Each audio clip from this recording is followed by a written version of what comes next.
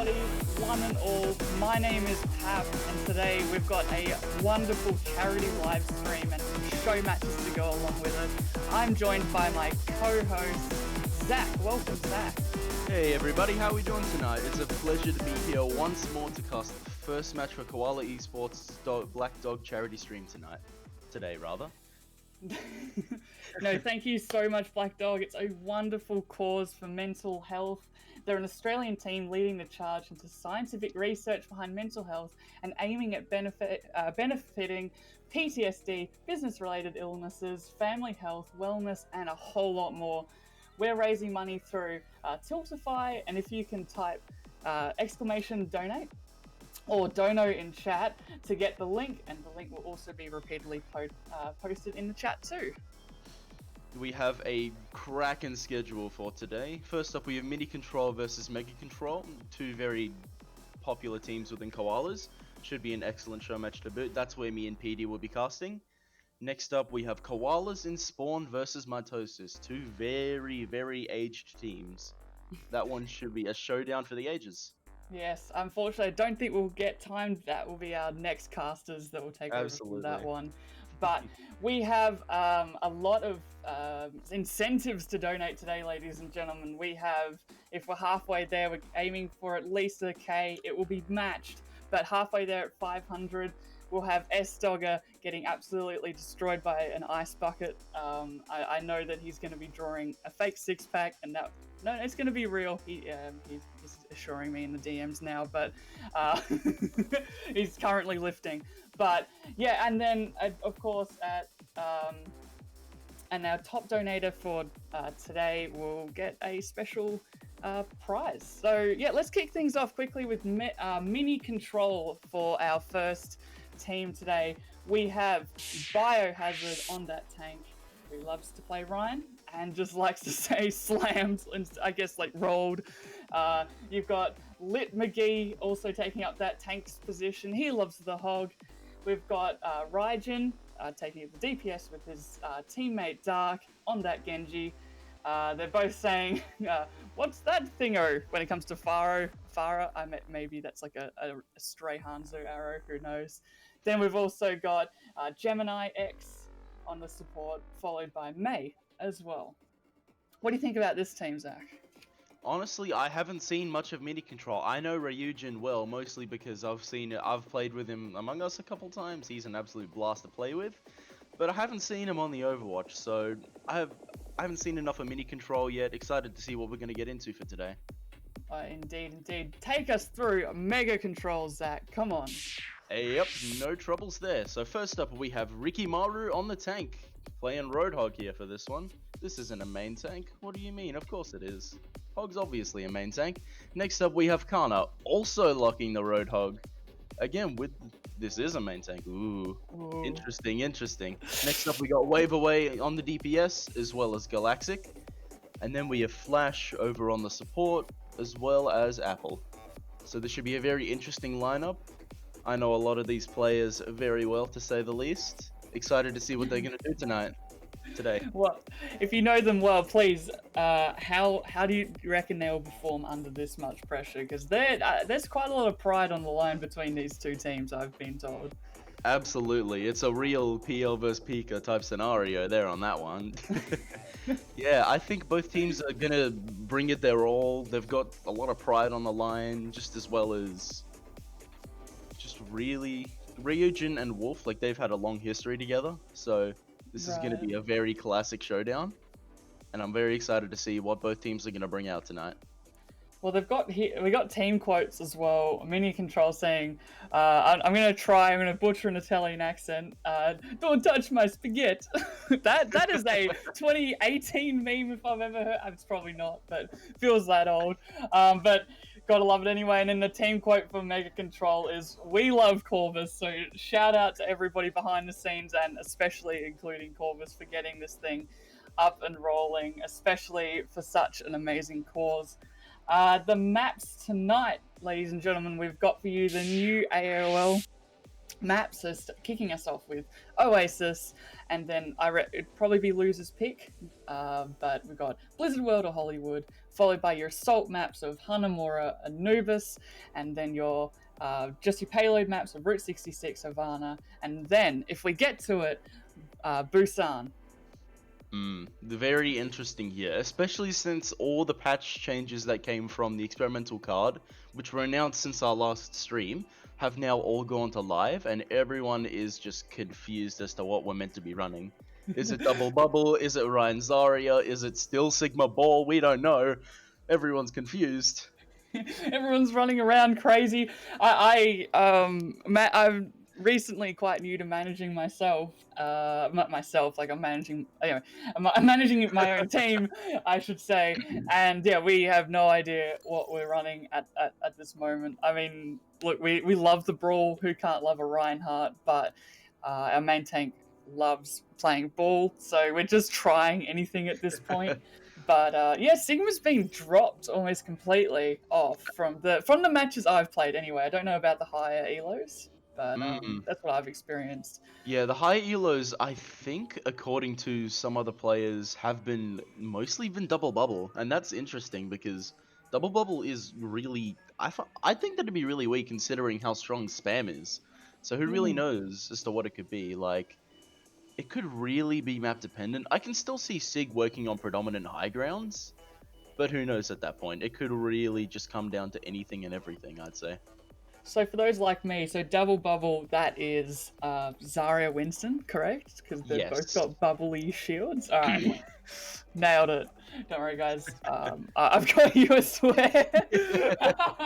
Probably should have mentioned that, but we all good. We all good. No, we got it. Absolutely. Hopefully we'll see the resurgence of Ana, perhaps. Maybe so. I don't know. Well, now that the Sig Shield won't be out so often, especially the Winston Ana have always been quite strong together, but I can still see Zen Brig. You know, Zen Brig go hard at the moment with that Discord orb. Zen Brig absolutely go hard, because Brig is just able to do so much while being an anti-dive enabler, in my opinion, is what she does best. Chuck out a couple packs on your Winston, on your Diva, you kind of set, and then you save one for your Zen for when he gets dived, and there's just nothing the enemy can do. Because Brig is just like that. Brig really do be though.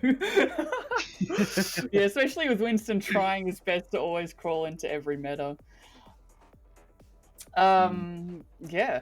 So the DPS at the moment, are you seeing much sort of Hanzo and a little bit less Ashe, or do you reckon Blizzard just, because there was a Hanzo event, just tried really hard for Hanzo to become a little bit more played, and that's not really backfired as such, but it just hasn't worked at all? Well, so far in the scrims that I have, we have mostly just been running, I've been either on the Hanzo or the Echo, and I think even a little bit of Ashe, but we're mostly still keeping the Tracer around. Yeah, everything is just, it's just chaos. I don't know what to tell you. Our first donor has come in. Thank you so much. Hang on, sorry, I can't see the name. My apologies. We've got Play to Learn with $55. Thank you so much for such an extremely kind donation, helping Black Dog in an amazing cause. We are now into our first map of this show match, Zach, and we are in Oasis. It's not University, is it? Gardens? No. Gardens? Gardens? Zach, please. Anyway, it's one of them. Look, we already have a Torb 1v1 being called in the chat. I don't know if that will come into fruition, but we can always pray to the Jeff Kaplan God. Those ones always are a cast, or it's a blaster cast, I should say.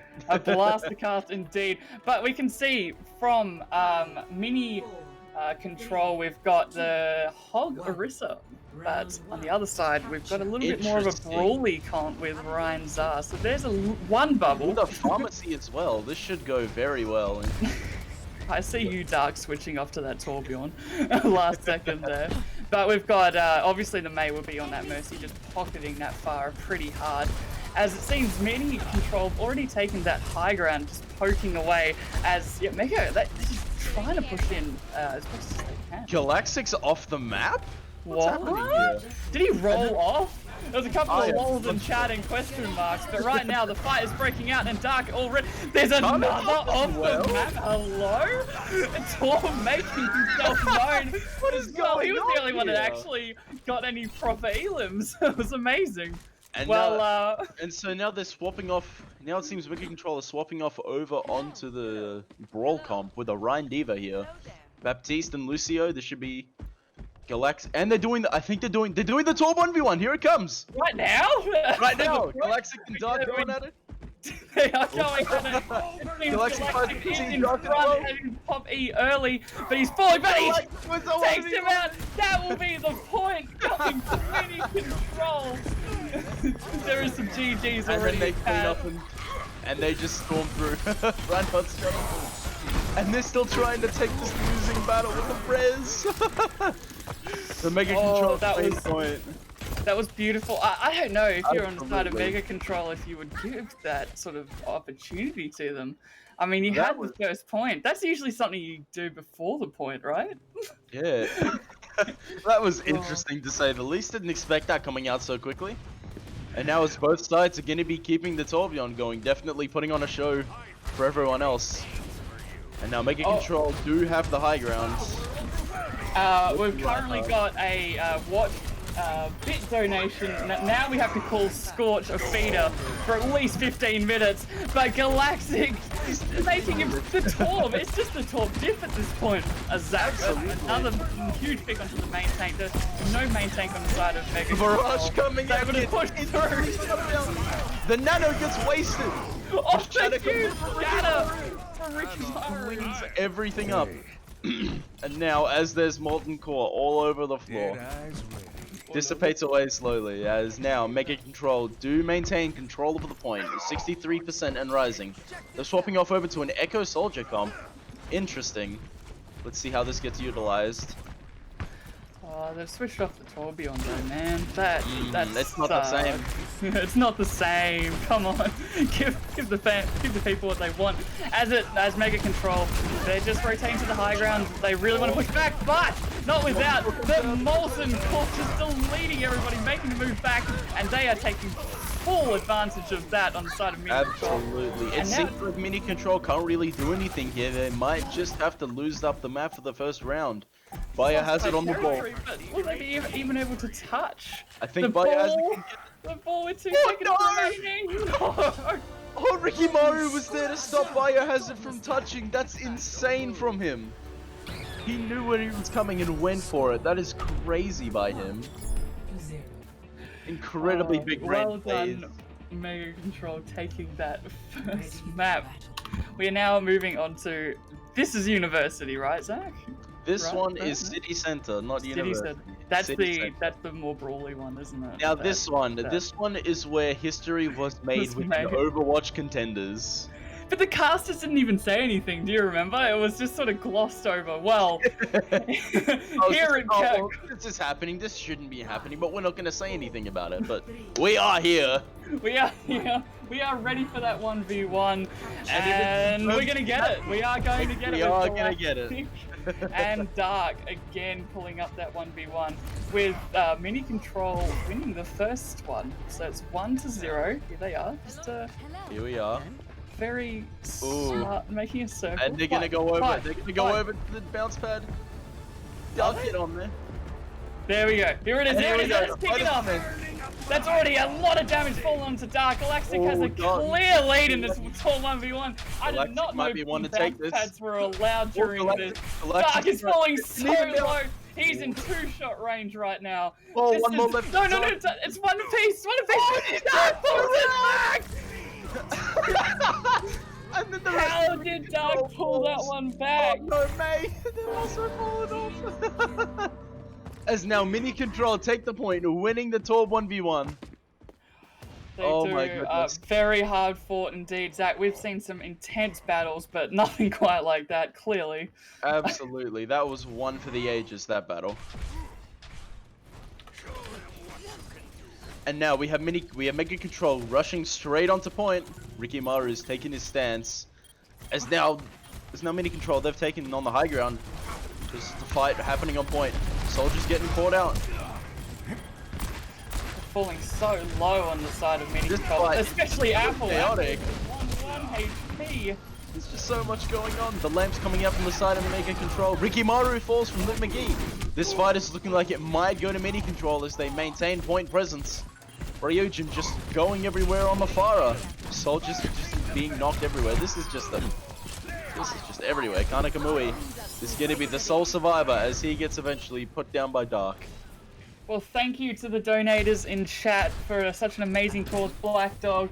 We've had Corvus donating $50. Thank you so much, man. We've had Tracy, please, absolute legend of a man. I know him.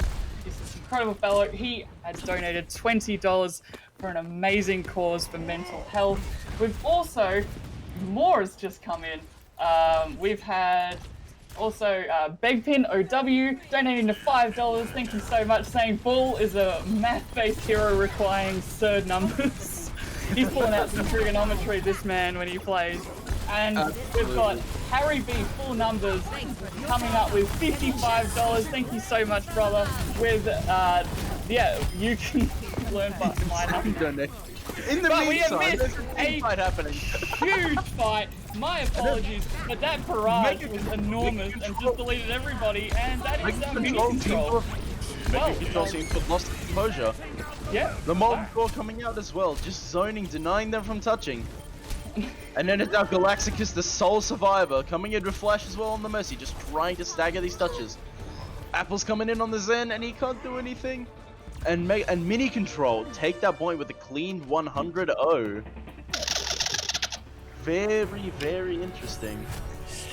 That was all down to the 1v1. As soon as Dark won it, they Yeah, just did not relinquish that lead that they sought after. So well done, Mini Control. You've evened it up for Oasis.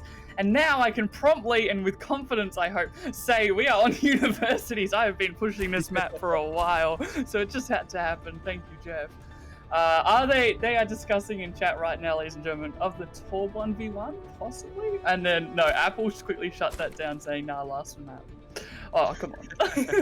Yeah, you got There's the pride on the line. They know they'll lose. Come on.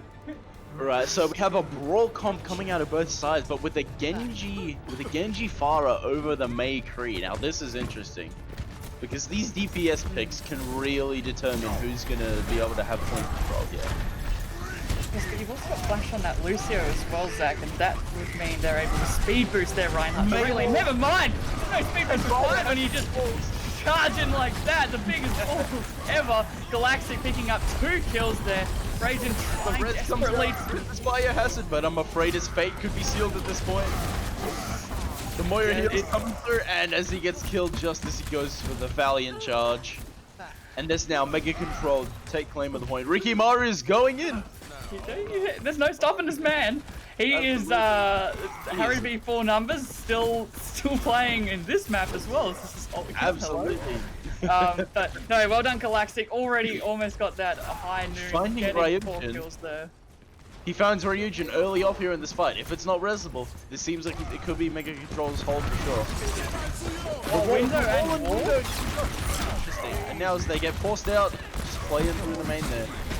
Biohazard shield's dropping. This fight is just still looking to be an early poke phase. Not much of anything's really going on. No, we have the Coalescence and Barrage. And Biohazard just falls like a fly. The lamp comes out from the side of Mega Control, allowing them to secure it. The res gets cancelled, and Mega Control appear to have taken this and are holding it securely. The wall was just too strong there, Zach. Spawn Doors challenge! Ricky Maru's done it! Oh my goodness. It's the kiss the spawn doors, and that they have. Ricky Maru. This man, there's no stopping him. That Lucio speed boost. So much. He's 2. He's waiting. Oh, he picks up 2. There's 3. Sorry, my apologies. And that is a 1 fight. That was a quick tweet to the fight. This is absolutely final fight territory. This is looking very scary for Mini Control if I were them. They have 5 ultimates to work with here, but they don't have any means of quickly touching the point. This could be a problem, especially since they're gonna they're gonna go for an early grab. The High Noon comes out of main. Grab finds 3. Perfect. Everyone is falling like flies. The 6-man shatter, but it was all for naught. As the beat comes out, the 5-man flashbang as well. So much CC Oh my coming. goodness, that actually picked up Ryujin 3. finds 3, but there's no one else. It's just 3 members of Mega Control are alive, and they take the first map in Oasis. Very chaotic, to say the least. Mega Control. It seems you can win without winning a single tour 1v1. and it was Apple hilariously on Mega Control that said no tour 1v1 because Mini they had the better tour, but not the better overall team for Oasis at least. As we see, Canna absolutely popping off on that. Zar there with an average energy of 54, which is not half bad. We've already raised $187 from 6 donations. That's absolutely insane. That is so amazing. Thank you guys so much. You will impact so many people Australia-wide. I've also had an experience like that with PTSD. I've had to manage that in my life. And yeah, it's amazing to see so much support coming through for something that is really, really tough to deal with. Next map, though, Mini Control, my apologies, have decided to go to Hollywood. And on defense, I know that Hollywood is pretty good for the Torbjorn. Absolutely. Oh, if they're going to do a 1v1, I am not sure. But the high ground are definitely just on the second point, is just the elevators. You can basically run anything and it works, because anything could just get high ground in an instant. So this is a very interesting map. I reckon on the top, sorry, on attack, I reckon you could run double bubble here and do a little bit more of an aggressive style dive, because you don't, unless I guess they really force the Sigma, but you don't have to worry about sort of taking that high ground, especially on the second point, and then you can go a lot more intense with that monkey. Absolutely. It just, yeah, Hollywood Q really can run anything and everything. What would you say with the supports that we just saw there? Do you reckon they'll still pull out that maybe the Zen? Would he still be meta despite Ash not really being played, same as Sigma? Yeah, that's a really interesting question, because depending on what the tank line is and how aggressive they can get, if they can collapse on the Zen, then there really isn't that much they can do, even if they have a Brig. Because if you have the bubble on the monkey, you're not going to be proccing Inspire. Yeah, true. It'd have to be really aggressive if you're talking Briggs then, right? Because you don't have that sustained healing that you get from an Ana or even a Moira. Yeah. Although Moira's not exactly played in that dive comp, but I guess if you do that dive brawl, when I stopped playing Overwatch as like a proper player, I remember the double bubble like sort of brawl dive hybrid was really strong then. So maybe we'll see that. Who knows? I can't wait for that. And as for one, I am ready to head into Hollywood and check out the sites that we have to see. Indeed. Very excited for it. Indubitably, it would be nice that a couple of people are saying we're ready. I think subs are in. Wolfie has subbed for Wave Away. It seems inside of Mega Control. Wolfie can play a pretty mean Genji, so maybe they're looking for the Ana Genji play. For sure, go for the Nano Blade. If Mini Control aren't prepared or ready for it, that it can just slice up an entire team, even if just 2 kills, especially if you're, attacking. 4 defenders against 2 attackers with spawn point advantage can be absolutely huge. It's one of those ultimates that is just universally a good ultimate. Like, the only thing I can say that strongly counters it would have to be beat, because it can just one-shot through trans if the Genji is skilled enough, and that's one of those things where Weak C can really just decide maps, fights, or even matches in general. What about does it stack with damage boost from a Mercy? It absolutely does. Oh my goodness! It's a one-shot from a singular swing. It's crazy. For a squishy target anyway. Yeah, of course. No, Orisa fortified. Of course, let's go, boys. How much? There's a limit, right? Like, how big could we get here? Could we get like Orisa Bongo? We're talking Mercy, Ana, Zen Discord. That would be impossible unless you had no limits, I suppose. But which we actually is there a limit? There is not a hard limit. I'm pretty sure if you get all those things combined with the strongest possible damage that you can get in a singular instance, which I believe is Widow Headshot, because you can actually have a amplification matrix through it. So if you have that, Discord on the enemy, Mercy Pocket, Nano Boost, and Supercharger, I believe it will one-shot a Primal Monkey. We gotta test it out. I can't. We're on a big pause. Let's go. We're leaving this. We gotta solve this. We have to figure this out using the power of Show matches can go to hell when we've got this to deal with.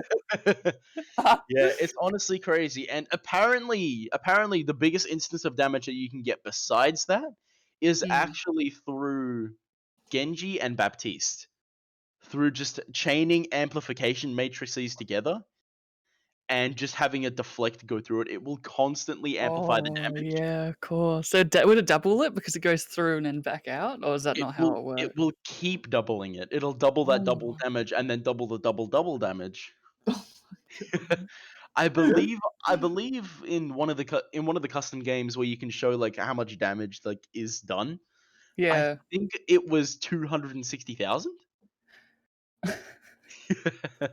Crazy. I love that. My gosh. Even if it is borderline impossible to pull off effectively, because you need six. Of course. You need basically 11 Baptistes. And then one get in, and then to like 11 Baptistes, and then 2 Genjis, so like 10 Baptistes, 2 Genjis. With 10 Baptistes, 2 Genjis. So yeah, basically impossible. And just deflect something and just. I would probably sacrifice a Baptiste for a Reinhardt, because then the fire strike would be absolutely enormous to keep deflecting. For sure. All right, we are finally back in action with 20 seconds remaining. Everyone's just sort of collecting themselves together team comp wise. Wolfie pulling out the Farah with Flash Mercy. Interesting. There we go. KE9 coming in, subbing in for, who was it? Biohazard. So he has departed, whether that be through a DC or his computer exploding. Could be anything. But now we have KE9 on the Orisa coming in with a Bastion on and Dark. the double shield. The double shield is still strong. No! They have a Symmetra as well. The Sim Bastion. Meanwhile, we have a Farah coming out on the defense. They try to TP on the high ground, but it gets destroyed. So now they're still staging. They're still waiting. Let's see what's gonna happen. They're waiting for the teleporter, and they're teleporting onto the high ground behind them. And only 2 get in. Oh, it's horrible for mini control. And trying desperately to get that Bastion, but unfortunately, they've just got the better defensive position here on the side of Galactic, able to pick off those crucial picks. The Ashe is looking to go in on our flank now, as mini control are forced to back out. Excuse me, to back out. The lamp on the side of mini control had been forced out, and now they're backing up and just looking to go into the next fight. Interesting. K9 on the Rhine, signature hero. Signature hero. They are looking for the press the W strat. Would you? I don't know. Would you cut right in and then go all the way around and try force them off the high ground here, or would you go to point and wait for them? I think honestly the best thing they can do is they appear to be going around left side, trying to take as little spam as possible. And now they're going in, everyone's being it's huge! That is 3-man barrage! Ryzen, hello? He's 1v nup. 1v nup, that's what he's doing, right? Ricky Maru, well done picking up. Dark is getting massively staggered. Flash putting him down, taking him out, setting him right back to spawn. And that's now mini controller looking for the regroup. Interesting here. They've got quite a bit of ults on the side of Mini, but not a lot on Mega. Or have I got the teams confused? Yeah, I think you have them mixed up. Yeah, so Mega have a lot of ults, not so much on the side of Mini, as they've had to switch around a couple of times. It's not mystery heroes yet, guys. That's a massive pick if it can't be rezzed. And Wolfie falls taking out Wolfie too.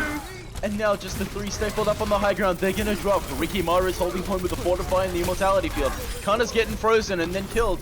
And now it appears that Mini Control are going to take this and move on to Streets phase, where we see the best stuff coming along. We got a Ricky's throwing coming out from Kana in chat.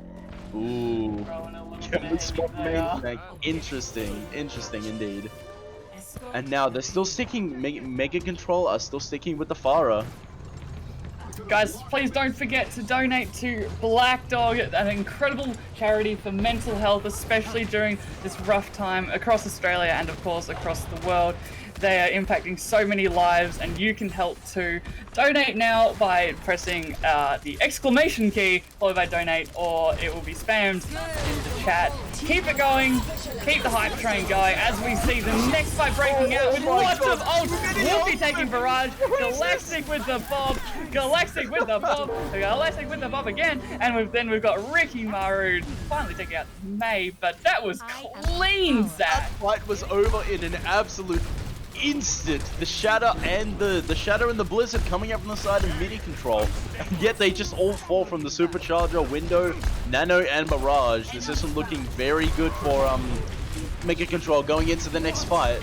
Flux coming out early. It's massive. The beat nullifies it. Everyone. Purple's big. The Valkyrie coming out, and Wolf is picking off 3.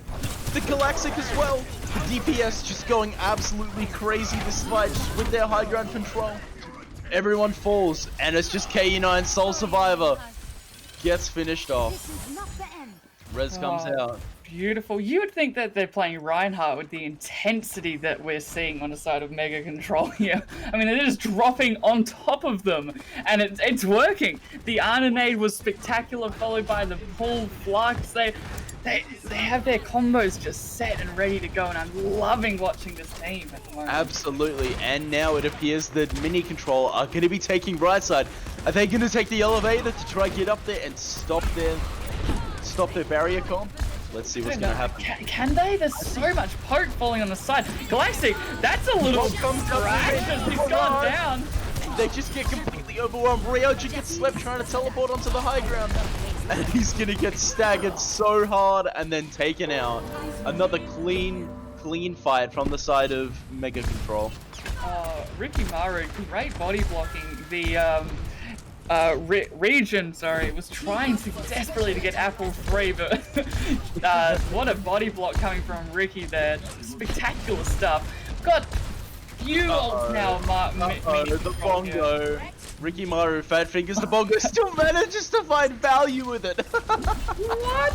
No res as well, so that's all pretty much a fight win at this rate. They have to wait for that McCree. That's a massive stagger of about like 20 seconds. And now, both teams are staging. The cart's moved so far back. Hynun coming out from main. Finds Apple. That could be a massive pick if they can't res it. And as now, Mini Controller looking to push card. They've just used the Coalescence. No one has ultimates here from the side of Mega Control. Apple is coming back with a nano, but he's coming back from spawn, and that's a long way. Counter falls to Ryujin. And now this is looking like this could be Mini Control's time to push the card. The nano onto the Pharah, the barrage. He didn't get anything. Stunned from Dark. And the May splash held right click and one against Flash. Let's go. But no, this is Minis to win here. Ricky Maru fighting back, finding Dark, and then Ryujin takes him out, as well as Galactic. Now this is looking like Ricky Mini Control are going to eventually have this. The Fox coming out from Kana, last ditch attempt. No! Nothing to be done. Unfortunate. No one could touch. Yeah, it looked like a C9, but I don't think anyone could C9. But that was good from Mega Control. Yes, they gave it up, but they depleted so much time as well. So very well played there. As Region is just picking up kills. He may only have shotguns, but he took out the Pharah. As they are pushing so aggressive with the goal. About to try and match the Graviton Surge as well. These Mini Control are just going all out aggressive here with their ultimates. Not even Mega Control haven't even had a time to look for a proper fight. The block from Kanakamui. And then Wolfie is fallen by Dark. They've turned this around. The aggression was completely nullified. How crazy. Yeah, I think they just backed up, let May use the coal, and then they pushed back in, and that was really well played there. They barely lost anyone on the side of Mega. And now they're just able to just hold them at this choke here as KE9's gone over to that Winston, possibly just to dive the back line. Supercharger coming out. It hasn't been destroyed. They're getting massive value from it. The pull into Rock. The beat almost getting cancelled. High Noon coming in from main. The Death Blossom's huge! Pixel! Ryujin going crazy! Whoa, massive. Where did that man just press W and do it, or did he come out of absolutely nowhere? I think he snuck in from left side completely undetected, and there's now final fight territory, overtime approaching. Kano with the flux coming out, finding one in the air. This fight's looking like chaos. Galactic finds Dark. Then Nano Genji coming out. Is he going to be able to get Blade in time? Wolfie's going crazy. He's getting kills. It's looking like this could be Mega Control's hold. Just the lone Zarya alive on point. The Genji coming out with the Blade. Just KE9 alive on the line with the Monkey. And that's it. They're going to hold them. Very close and intense fight coming out from both sides. This is very much a close battle. Indeed, indeed. Mega Control just able to stop it before third point. I am as hyped to see the attack coming out from Mega Control as I am Sdogga's fake abs. So we are we're getting close to that 500 mark to see that Ice Bucket challenge. So keep donating, guys, in the chat for Black Dog, the mental health charity. Great cause as we see the team comps lining up very soon.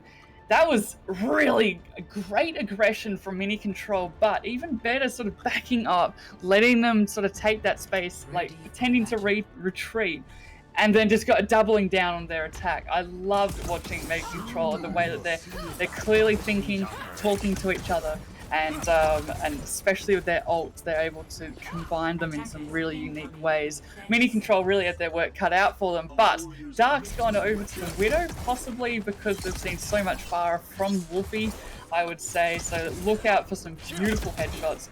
Then we've got Ryujin coming in with the Echo, who is still very, very strong at the moment. But Zach, most importantly, we have double bubble trouble on attack, like I said. Double bubble. The double bubble. Very interesting to see how it's gonna get utilized, because this comp revolves so much around working together and just chaining cooldowns. You get the Zarya bubble, then you have the Winston bubble, and hopefully by then, if Monkey hasn't exploded, he'll have done something useful. And the Hog as well would really stop Monkey. Oh, never mind. I've had to say really stop Monkey from diving in. That was a huge anti-nade. But Dark points Galactic. This is the Sig Hog coming out on the defense. This is very interesting. Galactic has fallen. Dark with the pick off. It seems that now Mega Control have been stopped. Ricky Maru very far in the back line. He's diving onto Dark's Widow. He's being uncontested up there. Kana, and now everyone over on main, over at Mega Control. They're now pushing in. Dark, Widow diffs Galactic. The amplification matrix comes out from Mini Control. Wolfie's on the Widow. And the Nano comes. The Nano comes to the Genji. Here comes the Nano Blade. It's a clean sweep. They're not able to do anything for Wolfie's Blade, and he just cleans up. You can see BotNix just up on the high ground, trying his best. Kind of just gives up towards the end as Wolfie just cleans up first point, and that is Mega Control with 2-ish pushes. I'd say about 1.5, right? Dark finds Wolfie right off the bat, and then Galactic finds him back. The Widow. An excellent trade here. Can't say the Widow diff, they're both doing so well as Galactic picks up the Baptiste and then the Zen. They are able to push so hard here on the side of Mega Control. At least they should be able to, with no supports to be seen, as they're just scrambling just to take any amount of space, but with no supports they should be able to just attack here, as we see the damage boosted Wolfie already picking up Dark, immediately dashing into KE9, having to drop desperately, but there's still no heals as Zen just starting to come back, but that's Zen heals for you. He's trying his best. BotNix though, making himself known, picks up Rick and Muru. Oh my goodness, my mouth. As casters keep moving forward, but not without Mini Control putting a stop to Mega Control's push. Absolutely. And now as they're looking to set up next fight, Ryujin, he has the duplicate. He can do a lot with this one. I reckon he's gonna go for a copy on a Rikimaru and then just get onto that Zenyatta. We almost have the Nanoblade as well. But yeah, both teams have so many ultimates to work with. This could really go any way. The monkey comes in, takes the high ground, and then Wolfie's now just on the back line, just trying to get damage in. Dark falls to Galaxix. And then Ryujin finds Rikimaru. This is looking like a hold on the side of Mini Control. What would you duplicate, would you say, next fight if you had to use dupe on Ryujin? As Dark picks up Flash, that will put a stop to that push. But yeah, what would you do monkey here, would you say, and then just dive back line a little bit more intensely? I would honestly go for the monkey copy, and then if possible go into the supports and just force them out, force cooldowns. Transceiver Nanoblade coming out. We're gonna see Transcendence and a copy and a flux and a whole hog and a graviton. That was all coming out at once. Oh my goodness. Well, there's the monkey that we predicted there, but I think it's Mini Control that are in control here. As the Mega Control, they're trying to make something of it, but there's just too much peel. And unfortunately, Rikimaru's trying his best with the monkey ult to bash Zen into a corner, but too much peel from May. And now, yeah, just die on cart. Dark, he's pulling out sights a little early here, despite the fight kind of being done. Absolutely. Ricky knows everyone's there. He's forced to back out, just barely escapes with his life. And now they have... Oh my goodness, crazy stuff. Wolfie's made that switch to Echo, possibly seeing the greatness that is Echo at the moment. Looking for the... Oh, look, yeah, dive. They are going a little bit more heavy on that dive. Rikimaru on the ball. Now on that ball. Possibly just forcing people off the high ground a little bit faster and more efficient than Winston can do. The Echo duels, from what I've seen, are the ones that allow fights to open up. Very interesting here. Wolfie's Echo is very credible. Especially these Widows, I mean, now it's just Dark, but the Widow's really making quick work of Mega Control here. But Wolfie making the diff known quick and fast as he takes out his competitor. And he's now got free reign of the sky as Galaxix, not wanting to be left out, takes out both supports and make that KE9. And that might be point cap 2, but I reckon they'll just get out there in time if they switch to like Ball or Tracer or something like that. See what they do. Now Wolfie just went over to Echo this fight and he's already got copy. What the hell is this man? Man's a monster. And he's copying the Sigma here. Galaxix finds Ryujin. The trance is forced out. This is great for Mega Control here. Especially Wolfie, who can now just lift everybody up and slam them down. The Immortality Field, little to no use here as everybody is so low on the side of Mini and they're just pushing through. K9 does pick up Wolfie, but that won't really matter in the long run here as that is a team-wide Mega as they're moving on to almost the final fight here if they play it well. Yeah, and this is very important as well because Mini Control need to be able to hold this in time because they don't get a second chance. This is their final fight. They have only tank ultimates and copy to work with. Maybe coming up on a window soon. True, but look how the strong ults from Mega Control here. We've got Zarya and Rikimaru's ults coming up, and this will be huge with the mines. Early, gets rezzed. The grab and mines coming out from the side of Mega Control. The Transcendence as well from Apple. Galaxix absolutely popping off my man here as this is it. This is 3 kills, make that 4 as they're trying desperately for Mini Control, but Mega. And that's it, Mega Control. Is it 2-0 now, I believe? It is 2-0 now, but it has been down to the wire every single time. I'm loving the different comps. It's not just your double shield, they switch it up every time they need to, counter. It's not just the one comp, thank God. Thank you, Jeff. But and it's a great Overwatch to see. The Death Blossom going insane, the massive play of the game from Ryujin, just showing the power of the Reaper, who you'd really think wouldn't work that well in today's meta, yet somehow managing to make it work effectively. Yeah, especially with Wolfie on that Farah during that play of the game as well. That was incredibly risky, but like great positioning. The surprise, of course, also helps a lot. You don't just press W and then hope for the best. You do have to sort of flank or at least get the high ground for Reaper's ult, so it's not completely obvious, especially for like when they had the Ana, they could just put him to sleep. So, well played, Mega Control. Don't forget, guys, donate to Black Dog, please. The donation is being spread all throughout the chat right now.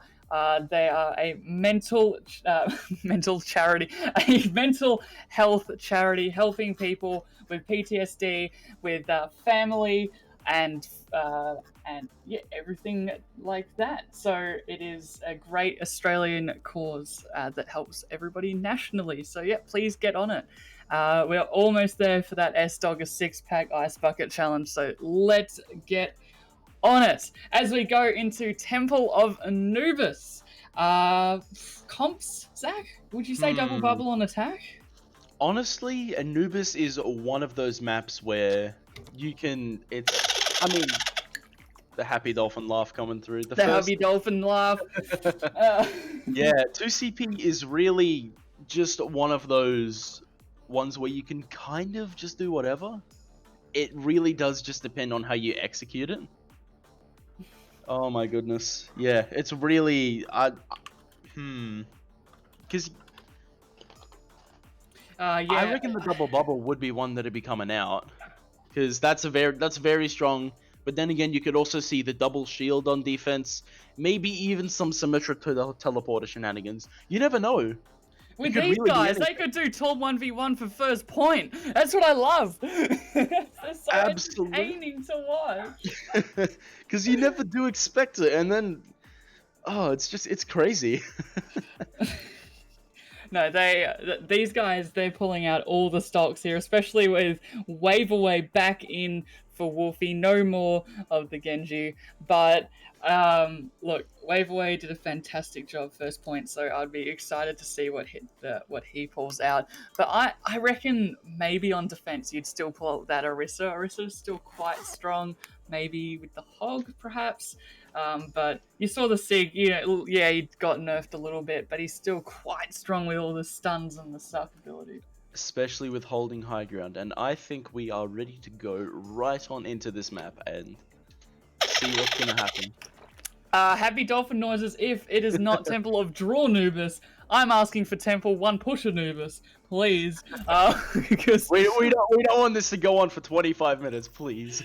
No, please. Now entering the temple. Although, look, if my mental sanity does break, I know exactly who to turn to. Our amazing friends and charity Black Dog. Please keep supporting them in the with the donation link in the chat.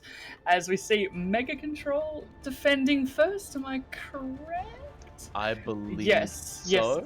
Yes, they are. They are pulling.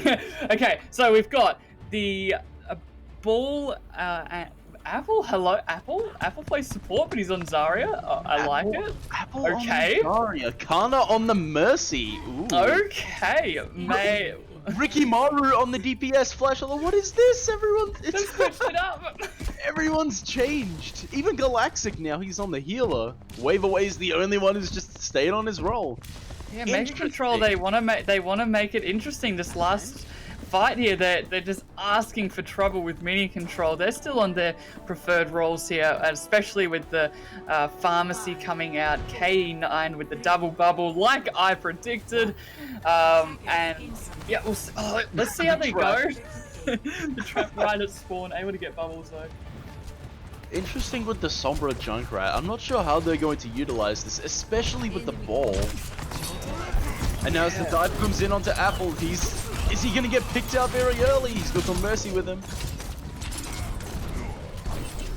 Now the Sombra's coming back in. Flash finds Dark. A very good pick for the defense. The Mercy's been hacked as well. She's going to be taken out right off the bat. Galactic finds Ryojin with the swift orb to the head. And as now Mega Control are pushing Mini Control out. Interesting.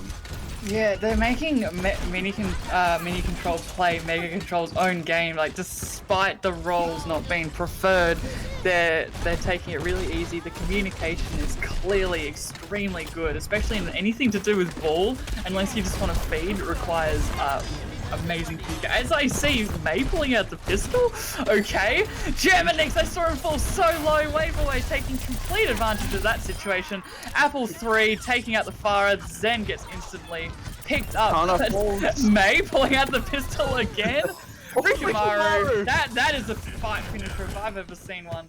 And look, the Mercy is gone, but we can already see Flash going back to maybe pick up that Mercy. Yeah, he falls as well. Guys, donate now in the chat box. The donation for Black Dog. Let's get it up to 500 by the end of this map. Come on, peoples. As we see the poke coming through now from Mega Control, quite a number of ults from both sides, with the Sombra EMP so close. Transforce now very early here, just by a single amount too. At least that secures the fight. The Primal coming out from KE9. He's gonna get discorded. And he finds Galactic. This could be a big opener, especially with Dark finding Rikimaru. And the grab. Hello, grab? Grab. Grab was going to space. The EMP, the Nano Blade, the mines, all the stops are being I mean, you have to throw everything at this, don't you, Zach? I mean, it's almost, if they fail this, then they're at ult disadvantage to infinity at that point. Tire as well. Could this be the turnaround that they need? I wouldn't say so, but Dark does fall. Interesting.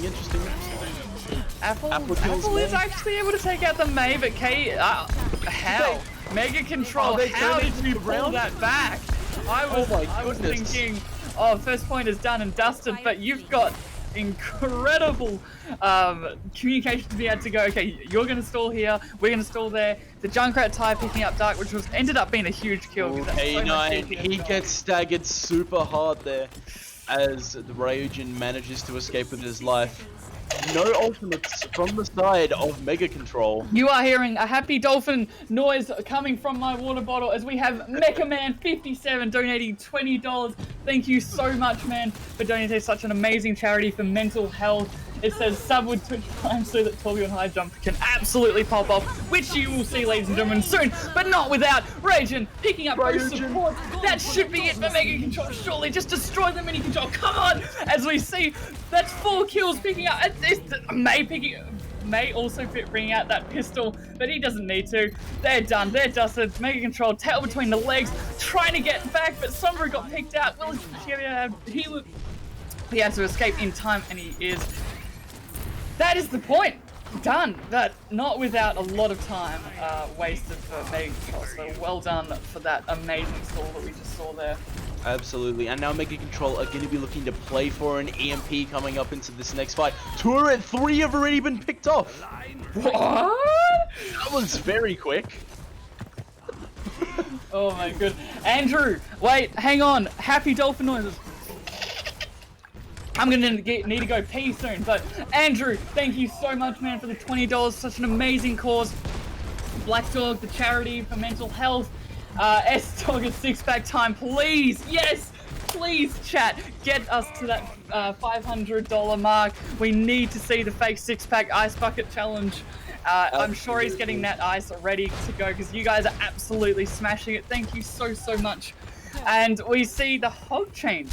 Flash is now going on the hog instead of the Winston, possibly for even more poke. The Farah from the sky! Huge EMP into the back.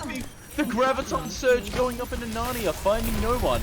But that doesn't matter. Mega Control appear to have just taken over everything. KE9 falls to the turret. And now that's going to be a very quick regroup. Dark's the only one alive. He's backing off very quickly, able to get back with his team. And now looking in the next fight, Mega Control only have the Valkyrie and the Molten Core to work with. Zach, there's a crucial thing as well is that, again, Galactic was forced to trance, so there's nothing to stop the barrages, the bombs, the hammer kill from May. The hammer kill, the disrespect, Torbjorn. Thank you very much for coming, but you can just get melted now. But you see, yes, they're losing here, but if they can just get their team together again, they have what 4 ults, almost 5 ults coming now with that res. If they can play their cards right, they could do this extremely effectively. But Flash and Apple still absolutely incredibly popping off here, as that is a fight win. Monkey's just trying to get out there with Primal. Well, he gets out with his life, but barely gets out while so being low, hacked. 1 HP. That's one less ultimate to work with on the side of Mini Control. These stagger picks coming in from Mega Control are absolutely insane, working well for them. And now they're onto the Hog pick. He gets hooked in. And Ryujin is going on the flank. Maybe so. But now that they're pretty much even now with the ultimate economy. Mini Control, they had their opportunity, but unfortunately, I mean, credit to Mega Control where credit's due, but they just kept picking off the little guys. And now, you know, Galactic have their ults. Bob, I mean, it could do something, but it got hacked immediately and it's down.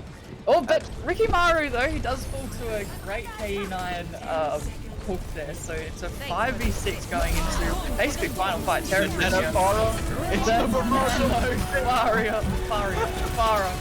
All the stops are being pulled out once more in this crazy final fight. Kana Kamui finds Ryujin, Flash finding Mei. And this is looking like Mega Control are going to hold on second point without any percentage being given up from their end. Now this is where we're not seeing a 26-minute long map.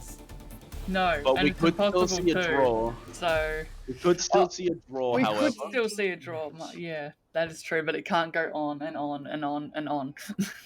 Unlike the commitment to mental health that Black Dog have, please consider donating with the chat. The donate link is in the chat being spammed, or you can just press ! and then the DON. Don't ATE. I know how to spell. So, please, guys, great cause. We're Sdogga getting that ice out of his freezer. He's been preparing for this for a long time. I mean, he's psyching himself up with the little ball shorts. The $20. Corvus is a very cute uwu. I'm gonna have to agree with you on that one. Thank you very much for the donation to Black Dog. Happy dolphin noises. Happy Thank dolphin you so noises. much, Pika. Happy dolphin noises from the drink bottle and everybody here. Right, the double sniper. Am I correct? No. We got Rikimaru is on that Widow, but KE9 has his work cut out for him with a little bit less range. KE9 Ash. Interesting. So it seems that they're gonna be swapping things up now as well. May on the Sigma. This is quite interesting to say the least. They have the Doomfist here. How are they going to make it work, I wonder? This is a very interesting map for Doomfist. KE9 Rikimaru right off the bat. And that is there's what you need. on the ball coming behind. That is what you need. You need that really quick start as KE9 picks up wave away, and for someone that has to defend point 1 just to point A for such a long time, you need those little hits. So well done. This is your first huge battle here with no ults. It's just full-on brawl as we see KE9 picking up Rikimaru again, making himself known as the sniper for this map. As Winston's trying his absolute best, does get bubbled here, but he's on 1 HP. Can he get out? He can, but not without KE9 falling. KE9 falling Canna. Absolute legend, but Flash, look how low that man is. He's having to back right the hell out here, but Calix? Hello? Picking up a huge pick onto that Lucio there, so that's no speed boost out from that Winston jumping in, and Galactic is picking up KE9, does get res, but not with the damage has been done as Flash has been able to pick up LTM McGee as the Trans gets picked, so they're really wanting point A, and they will get it. Bastion on the high ground. And the grab as well. Securing this point, it would seem very interesting to see the Bastion coming out. And now Lit McGee on the Junkrat. What is that? Oh, Save it, man! Save it, McGee! maybe we see He's him got go a switch. He's got to switch. Surely. No, he's not. No way, he doesn't That's swap. a huge mistake then. That Lucio is just having to run away on the side of mini control. Look at him go. He was all the way back there, and now Maru sneaking into the enemy backline. Mini control have 5 minutes to defend this point. This is going to be really tough here. As both support ults do get popped here. There's only one tick needed. Flash just on his lonesome as K9's Bob actually does do something indeed. It does a lot. K9 not wanting his butler to do everything, does get a pick off onto Flash and onto Waveaway. So K9 doing an incredible job at holding them back here, as the first minute, I would say, does get taken away. Interesting here, because Mega Control have so much time to play with to just build ultimates and just go mayhem. They don't really need to do anything, especially since they have 4 minutes on the clock. Minefield are coming out, Trance being forced out as well. Fox coming out from the side of Mini Control. Picking up 2 in the air. The Primal Rage coming out from Flash. The Blade as well, being damage boosted. This is huge from Waveaway. That is 2 picks coming out the side. Make that 3, make that 4 with Flash's help. Flash! Amazing Incredible fella. Now it's 6v1 with Lucio trying desperately to keep his team alive. There's no time to even think about stalling here, as Gemini does make it back to the point, but that is a Junkrat falling to a mercy. Dark does instantly res as well, so back to that 6v, whatever it might be, for the Mini Control desperate attempt to claw it back. KE9 is able to do just that. Everyone's trading picks. Meanwhile, Geminix is just vibing. He's getting the mad stalls going in. Dark is also alive now, back on the point, just trying to use Geminix just to stall. Grab as well, and that's going to be it. Finished off Mini Control, and that is Mega Control taking the 3 maps 3 to 0, should I say. So GG Mega Control. Thank you for the incredibly amazing comps that we saw today, and special thanks to Black Dog for doing such an amazing job to help with the fight against mental illness and to promote mental health, especially with PTSD and within families. So please consider donating right now in the chat, guys. We are ever so closer to Sdogga. We don't want that ice melting. We want it as cold and as harsh as we could get on Sdogga. Come on, guys, release your inner. I don't know if anyone could be angry with this man, but release your inner anger on Sdogga. Don't know what he's done, but if there's anything, the time is now to get back. But Mega versus Mini, Zach. That was incredible plays. My pick would be, I love Ricky Maru. The tanks that he pulled out were insane. I mean, look, everybody played a vital role, but I loved the Apple. He did an incredible job on the supports. Got to give my support bros some love. They do an incredible job. K9's Ashe, though, on Temple of Anubis, yes, they lost, but actually popping off. He would have golds across both teams there alone, so that was well done. Unexpected, to say the least. His Ashe is pretty nutty from when I've versed him and ranked a couple times. He's pretty good at that hero, I must say. And now, interesting, as we see in the chat, we think that we're gonna get maybe a goats map coming in. If we're going for it, if we have the time for it. Please, I beg you for the Kings Row Goats. Kings Row Goats. Guys, in chat, Kings Row Goats. Let's get some chanting going. We want some chanting for Kings Row Goats, but also some chanting for Black Dog. Come on, guys, get those donations in so you can hear the happy dolphin noises and me having a desperate pee break while Zach is pretty much the one-man caster. Not right now. I'm doing pretty well, but the more water I intake, the closer we're getting to to me running to the toilet. The more dolphin noises, the closer. The more dolphin noises, the more my kidney works. So what can I say? I'd really like to see a goats map, honestly, because Please. We're getting the goats map, We and are getting a we are getting a ghost map as we see Kingsrow in the lobby. Yes. Oh, Kingsrow. I am so ready for this. I am prepared to cast a goats map. I'm just gonna get my voice going like absolute mad, calling 12 ultimates at once with no one dying. This should be great.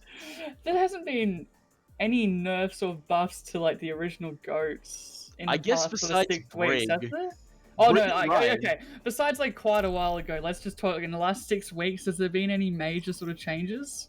There's been Reinhardt with his damage buffs. That one. True! That could really change things up with the Ryan v Ryan matchups that we will see here. Absolutely. I don't think any others have been... I don't think any other heroes really have been tweaked too much. Yeah, everything's been the same, right? mostly. The Ryan buffs, though, it means we're going to see shatters so much more often. We're even going to see a bit of support ults coming out often because Ryan just has that much little extra health. You don't really realize just how impactful a health change can be, because it basically changes ult economy. Yeah, especially I mean, I've noticed it in a lot, especially with McCree. Playing Ana and trying to take out the 200 HP and then realizing you've got another, like 20 HP to take out, just allows that McCree to escape under fire. So the little health changes, and especially the big ones like the Reinhardt change, was pretty I would love to say enormous, but let's be honest, Ryan's still, I mean, look, you can play him, it's map dependent, but he's never going to be the Sigma of tanks that we've seen. Yeah, for sure. And here we go. We see, yeah, of course, we've got the echoed comps. I wouldn't expect anything less, but played a little bit differently. How did that Lucio die so fast?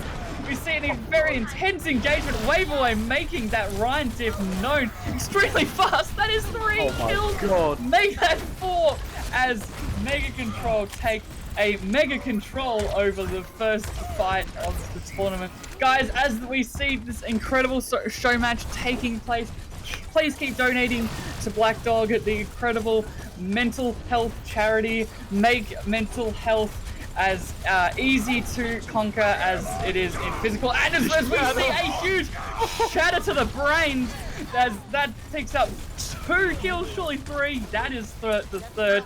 Everybody running for their absolute lives on the side of Mini. I mean, what can you do when you are face to face with the Reinhardt with blood in his eyes?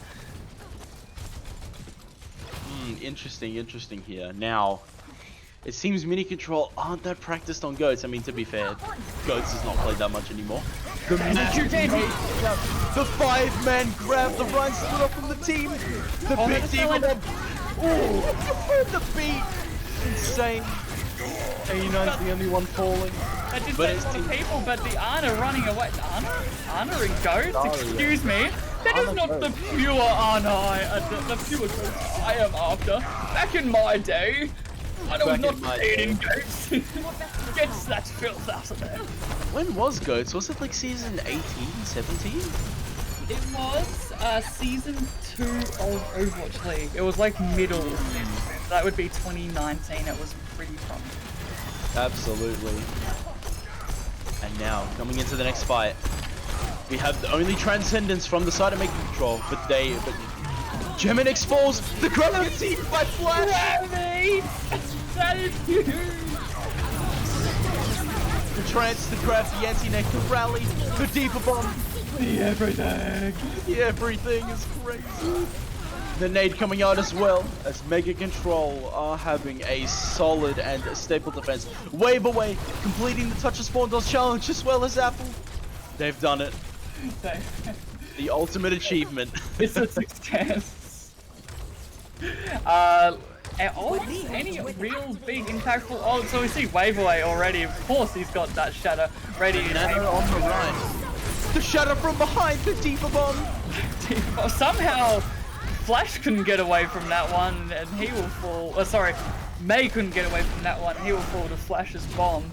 and also picking up quite a number of kills here.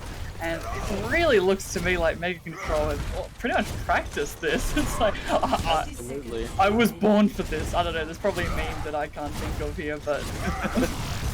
I'm pretty sure Mini Control are relatively new of a team, all things considered, so that's fair that they haven't practiced. Mega Control have been around for quite a long time. Right, So that is fair enough that they would have had practice on this. And now, interesting. The absolutely enormous grab, but doesn't force anybody. There it is, 6 ults, no one's fallen yet. Absolutely. 3-man shadow. And it looks like it's trying to count as we see Trance, everything going into this, but I think Mini Control finally have this after committing every ult, I'd like to say. Almost. K9 still got that. Does still have that grab, but it won't be needed here as finally Mini balls have got. Are they looking to contest this? I think they are. But Region, what is he doing all the way in the back? What can you do all the way? That is I'm in full support of that grab, as they're gonna have to back out. Can they touch? Yes, they can't. Oh, yes, they can't. If you're on the side of Mini Control here, I'm as hyped as Chef Beef OW, who just donated $5. Thank you so much. He's just gone, let's go! And I totally agree, as we're not just going to see first point of Kings Row. We are pushing forward. I did try a dolphin noise, but unfortunately it was a massive grab. I'm saying unfortunately like it was a hindrance to me, but it really wasn't. It was not a hindrance to Mini Control. As that's a tremendous left and a bomb back line. That was huge. Finds K9. All the ultimates are just being forced out here. The Baptiste Goats, definitely interesting, because I think Baptiste is a great addition to Goats, honestly. Considering he wasn't even out there at the time. Would you... I don't don't know, look, I wouldn't consider you shouldn't be allowed to do it, but that's just me. I think you should stick to what it was before. I'm sorry guys, I'm probably gonna get flamed, cancelled on Twitter and everything, but I just don't understand. There's Anna behind getting a the beat, the grab coming out. You know, that was the crucial thing why he was so far behind. And that is 5 kills. Make that a team kill. 1 minute remaining. This is it. This is the last time you're going to be able to push here if you're Mini Control. No ults. Hello, Ricky Murray. Look at this man. This man is... He is just looking for that anti-nade. No, he gets it! That is 3 antis. Behind, and the grab as well coming out from Apple. They're just playing with their food at this point. Wait, Zach, did they not... Did Apple not just get a grab last fight, or was that me taking the crazy pills? I think he did. Oh, they're touching the other spawn door now, not to be outdone by the first one. Oh, they're touching the second one now. Oh, Ricky Mara is going to be granted with a rude awakening to find the Tear winner on the other side. Wave away coming in with the charge. The amplification matrix coming out. Both rallies. This is crazy. Wave away is down with the shadow. They've got a rally here. They don't have much support, especially without the Reinhardt. But the bomb in the back, will that the shadow, oh my goodness, everything. All the stops are being pulled out once more. The nano boost onto the Zenyatta. We are let's go the bot nano, and it kind of makes it count, but not really, as they see Mini Control putting their all into this. They need to win this C9 over time, and they almost C9'd it. There was an Overwatch League C9 on Kings Row, and I'm trying to remember it because I watched a YouTube video on like the biggest C9s in Overwatch League history. It was a really big one. I think Spitfire. It was either Spitfire or Dragons, one of those two. It was enormous. Oh, the Diva Bomb coming out early. Anybody up? Wave away's down on the floor. The lamp coming out. The shadow finds no one. Oh, the massive 5-man shadow. The grab as well coming out. This seems like it's going to swing and make Control's favor. Both rallies coming out at the same time. Mini Control, I think, are going to take this and they're going to push it through. No, they will be able to now. Flash desperately trying, but hang on. The Hang on. relaxing. Trends have just not been there to keep the team alive. The window as well, just to secure it. The garage door, I should say. Oh, Geminix a little deep, but making it work nevertheless, taking that vital space that you need, especially for third point. And Zach, I think they're an overtime team. Absolutely, they must be an overtime team. But they're best. Watch for where it is. The Coalescence gets cancelled. Mini Control are pushing them through. Flash gets demeched. And now they appear to be backing out. Wave Away finds Lit McGee. KE9's fast flash. Wave Away finding Geminix. They're turning this around. Apple, oh my goodness. What a crazy turn of events. Dark Falls as well, and it's just May getting out. Oh, but he gets demeched. That's a massive stagger. Geminix finds an overextending Rikimaru as well. Are they going to be pushing this through? They're down their Moira. What's going to happen here? This could go either way. It really could, especially with so many ults again. Of course, it's GOAT, so there's so many ults all the time, but so many ults coming out the side. And GV Newman, hang on, quickly. Happy Dolphin, that is $20. Thank you so. I'm dying so much, and that is a huge grab. Transform in the back. Will it get anybody? No, it won't. But Apple will The ultimate coming out. So many. A two-man deep bomb. And as now it's overtime, it's looking like they're going to be able to hold this. Mega Control are gonna hold. The amplification, last ditch effort coming out, and that's going to be it. How many ultimates do we see used there? From Mini Control, 13. we had, I swear to God, we had the grab, the window, the shatter, the trance, the beat, the bomb. I think from both ends, we've seen at least 8 ultimates in that last 30 seconds. No, there was a lot of ults on the side, and it was always going to be a frantic push for Q. Let's be honest. Oh my goodness, this is getting crazy. After this, I might need to go grab some happy dolphin noises myself. Yes, I will finish up GV Newman's $20 Happy Dolphin noise. Hang on a second. And there it is. And there it is, ladies and gentlemen, the Happy Dolphin noise.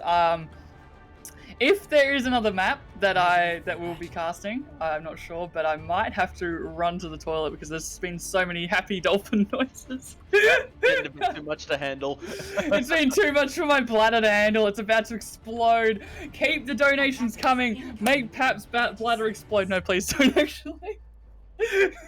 I will take it for mental health though. I'll take one for the team. Interesting. This is really... Why is it interesting, Zach? Tell me now. The Hog Zarya, Baptiste, Lucio, Anna, Rhine. Very, very interesting. While making people going for traditional goats. Hog goats. I mean, it does make sense from an ultimate standpoint. The whole Hog can completely shut down their aggression from a beat or a speed boost. See the attack coming now. They're just, I mean, goats, right? You're just gonna hold W. That's a nice anti-nade onto Galax. He's gonna fall really early here. Wave Away does take out Dark. He will have to come back. It's working. No mercy. It's still working somehow for the side of Mega Control despite losing so many members early. We'll see, but no, it won't. As Lit McGee does take out Wave Away, and that will be a great first defense. I mean, they do lose a couple, but not without an incredible last pick onto Galax, and that will obviously be an incredible stagger here. As the Reinhardt is back, but not without losing quite a bit ultimate charge compared to Wave Away. He'll know this. He'll be able to get those high reads. The bubbles out from both barriers already, and that is a huge shadow. Wave Away instantly taking the aggressive approach because he knew he couldn't be shattered as well. As this Apple and Wave Away, that is the tanks that you see on your kill feed. Cannon, he wants to make himself known as well, does take out the Hulk, but the incredible aggression that we're seeing is something to behold. What is this? The Ana is coming behind them. The grab, the charge. They are just claiming these guys early. Rikimaru gets picked off from behind, trying to look for a nade. Meanwhile, someone's on point. Rotating touches on point. Trying to get the team back together in time, but it looks like it could be all for naught. Didn't even move. Flash, that was mean, Apple. Wow, they are still committing up the front. We cannot forget about the front battle, despite the cart not even moving. His Flash is just kind of chilling here. The Nano Baptiste. What is this? This is. It didn't get anything funky. though. Why would you nano the Bap? Nano Urian. Help him out a little bit. He's not surviving as long as he really should be, as that is just a swarm on lit. What? That is a charge into a grab, a very early grab. That is a grab coming out beat though. Nothing much will happen because so many people are down. Apple 3 must have about 300 charges. I mean, you gotta do it if you need that ult, I suppose. But everyone was dead on the side of Mini. The space that these 4 are holding against these 6 is insane. We see a ball coming out, instantly gets charged. That is just rude. There. Classic E9. Oh my goodness! And now this is absolutely insane. The fact that Mega Control have been able to hold them at 3rd, basically. BotNix finds Rikimaru, the amplification fire strike. That's where it's the strongest. Bomb coming out through main. Finds Hog, the lamp being forced out as well. And now the Transcendence coming in. K9's coming in, slamming down main, but it appears it's all for naught as Mega Control look like they're going to take 2nd and complete streets and move on to factory phase here. This is the last one. They have to defend it for 5 minutes, and that's some deja vu if I've ever seen it. They had to defend Temple of Anubis as well. We see a slight change. Double shield ball. The double shit. They've gone 4 tanks? Yeah, 4 tanks. 5 tanks. That's 5 tanks. Is this breaking the rules? I don't care, but ladies and gentlemen, this is the most entertaining fight we're about to see with 4 tanks. I don't think it matters though. There's not going to be enough health for poor May to deal with it. And that's going to solidify it. Your map for goats. Mega Control taking the goats map. Is that a 4-0? Do we count that as a 4-0? I don't know. If you haven't practiced it, it's hardly fair to really count it against them. But I mean, we saw some clear Ryan diff, some Harry B 8-number plays, especially on the time that Nikki and I found the Harry B 4 numbers, and that was in King's Row. So living the dream from the side of Wave Away. Legend. Absolutely. Shame we didn't get to see the Harry B goats, because that would have been a one for the ages. But you might see it later, ladies and gentlemen, because next, not us, but you got the Mitosis versus Koalas and Spawn. You've got the Harry B 4 numbers coming out at you, and look, you never know. We might see another goats. I'd love to watch it, especially with Harry B 16 numbers. Always popping off on that Reinhardt, like we're saying. Anyway, we're not concentrating on that. We're concentrating on Mega Control. Mega Control, they really showed up tonight. I mean, today, I always cast, no, this is different. This afternoon, how about that? Wonderful job from both sides. I think this is one of the most entertaining casts I've at least watched from the side of just all the crazy plays and the comps that they ran. I mean, we had a Bastion on high ground for some weird reason at some points. We had, obviously you still had your Ashe and your Widows, but you still had all the weird tank combos that you like to see with the Zar Hog. The Sig still got to be played, even though he got nerfed a little bit. So I had fun. That was amazing. Same here. That was honestly really great for a second cast, I must say. I'm having a lot of fun doing this. Looking forward to seeing everyone out on stream in the future. Very happy. Yeah, indeed. Thank you so much for everything today. Guys, thank you so much for joining Pap and Zach. We've got our little thing has ended, but the stream has not. You have so many more matches coming your way, flying at you 5 different directions. But please do not forget what we are doing this for. All the show matches, all the people that have turned up today has been for mental health. Black Dog doing an incredible job helping people Australia-wide deal with everything that goes on, especially after such an amazing year that was 2020. That was sarcasm. It was pretty terrible. So we now more than ever, we need help, and Black Dog is there to provide it. So yeah, thank you, ladies and gentlemen, so much. My bladder is about to explode because of so many happy dolphin noises. Thank you all for donating, keeping the stream alive, keeping the chat alive, and we will see you guys in the next one. Stay hydrated. Thank you, guys. Have a good one.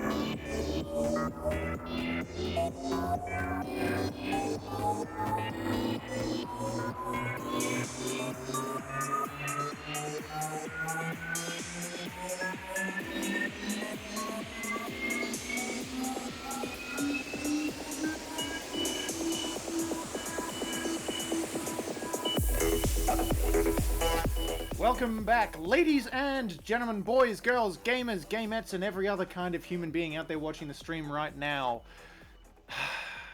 We're doing well. We're doing really well. I'm looking at the donations in the background. We're doing really well. But before we talk about those, my name is Sdogga Man, and sitting here next to me, virtually on the virtual casting virtual desk, virtually talking to me through a virtual Discord call, is BotNix. Hey, that's how's me. it going?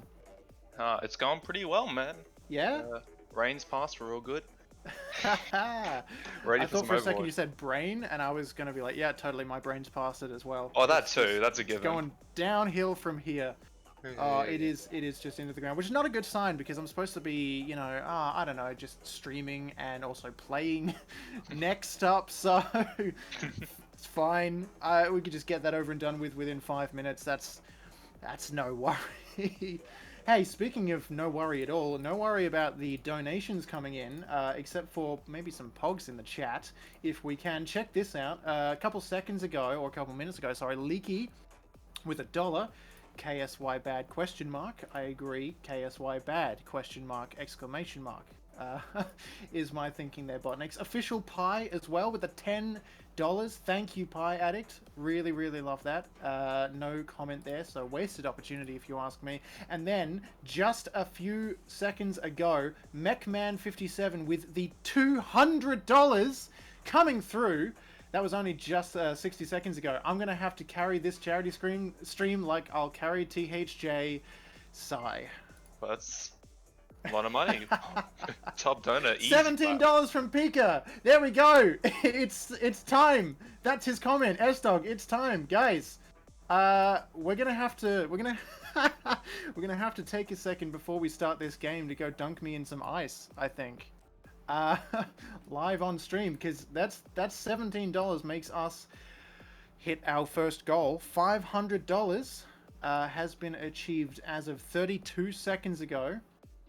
We're halfway towards our goal, and our 50% goal for today's stream, which is for Black Dog Institute, is for me to get ice water poured all over my head. I'm alone, so I'm going to have to do it myself, so I don't know. BotNix, do you want to take us away with a little bit of commentary?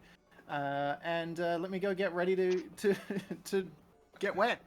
Alrighty. So, teams playing in here. We got Koalas and Spawn against Mitosis. Mitosis coming in with a couple of subs, namely Smashy on the off tank and G Thief on the DPS. Koalas and Spawn coming in, very much keen on the KSY bad meme. All 6 of them, very committed. We got Link Lunk, Light, 12E, Panzer Acno, a bunch of people. I don't know.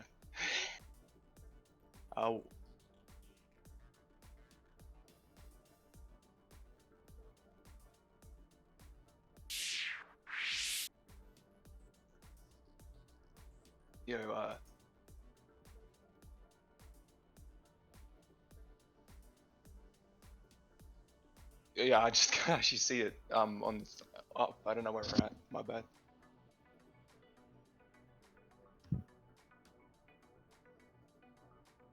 Sorry guys, a big little hiccup here.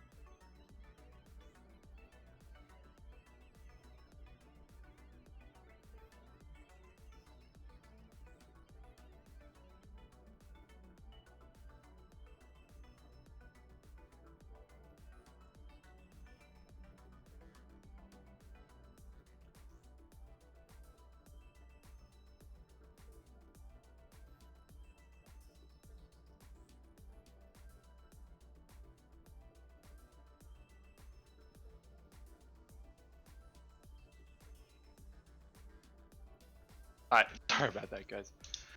So we got Link Light, Linky 12E, Affinity, Panzer, Acno on Koalas and Spawn. Highlight Heroes, Bench Warmer for Link. Interesting choice. Light's got here Lucio. Malphite, wrong game for Leaky. 12E feeding as usual. Sigma.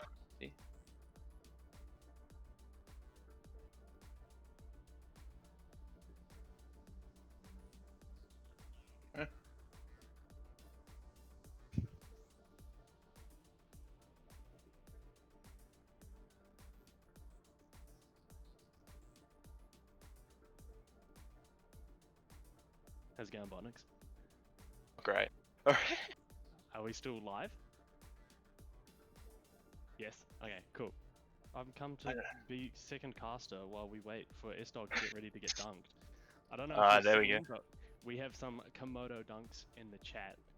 Yeah. Everyone's getting a little bit hyped for this. I don't think we were quite ready for this, so... No, I was definitely not ready for this, man. No one was ready. McMahon just came in with a absolutely massive donation. Yeah. Like... Hold up. Where's the link? Yeah, I'm not prepared for this either, but it's better than having you solo sit here. Yeah, man. I've only got one Okay, sheet yeah. of stuff to read off. It's not enough to fill this time. Alright. Okay, so Sdogga's ready, and Wait. we're gonna go and we're gonna slide across. We'll be able to see his sexy drawn-on abs as he dunks himself in an ice bath. It's gonna be good.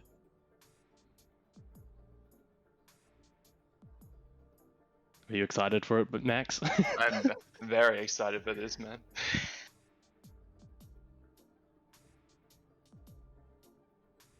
So, yeah.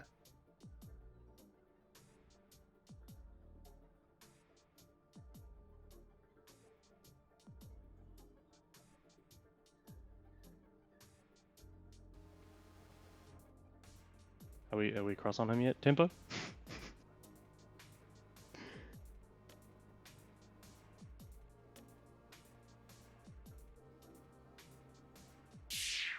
It's Oh, I'm not partly actually watching your melted. stream. I should watch that, eh?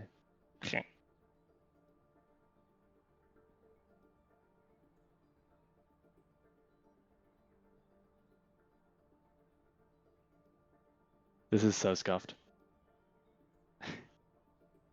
Oh, I'm not loud enough. You might need to turn me up, apparently.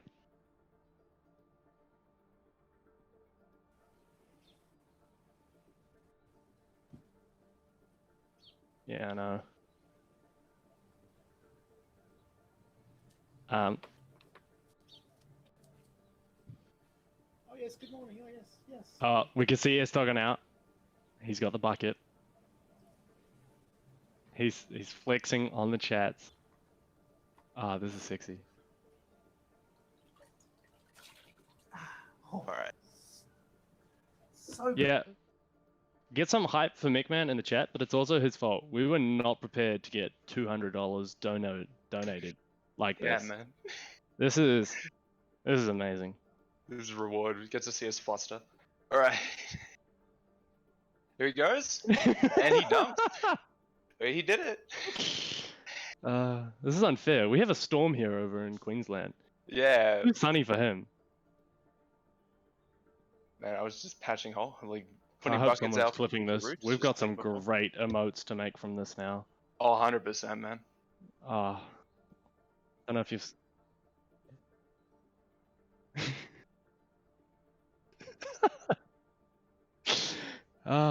Scuffed as ever. Yeah. Thank you to everyone who has donated so far as well. We have a little bit of a thing we're supposed to reveal that we might as well reveal it now, but actually our highest donator is going to be able to decide what icon, koala themed of course, but which icon we're going to be rocking across all of our socials and discords and everything. So currently McMahon, I hope you've got some koala pictures ready, because yeah, you're going to be having the face of koalas decided by you. Oh no, it's scuffed. Yeah. Since we're waiting for Sdogga to dry himself off. Tell us about your team here, Andy, Corvus. We're a little bit scuffed right now. We got 2 teams here. So we got my team. Tell us Mitosis, about and we've inside got info Koalas. for Mitosis. There's not much inside info at the moment. We actually have 2 subs because one of our players has a 4-year-old's birthday to attend to, and the other is at the beach. So Fair some enough. very important life advice, things going on for them, which is good. So we have Smashy and Jeff Beef subbing in, or as I believe he likes to be called, Jeff Beff. Yeah. So if we can get some Jeff Beff hype in the chat, I'm sure he'd love that.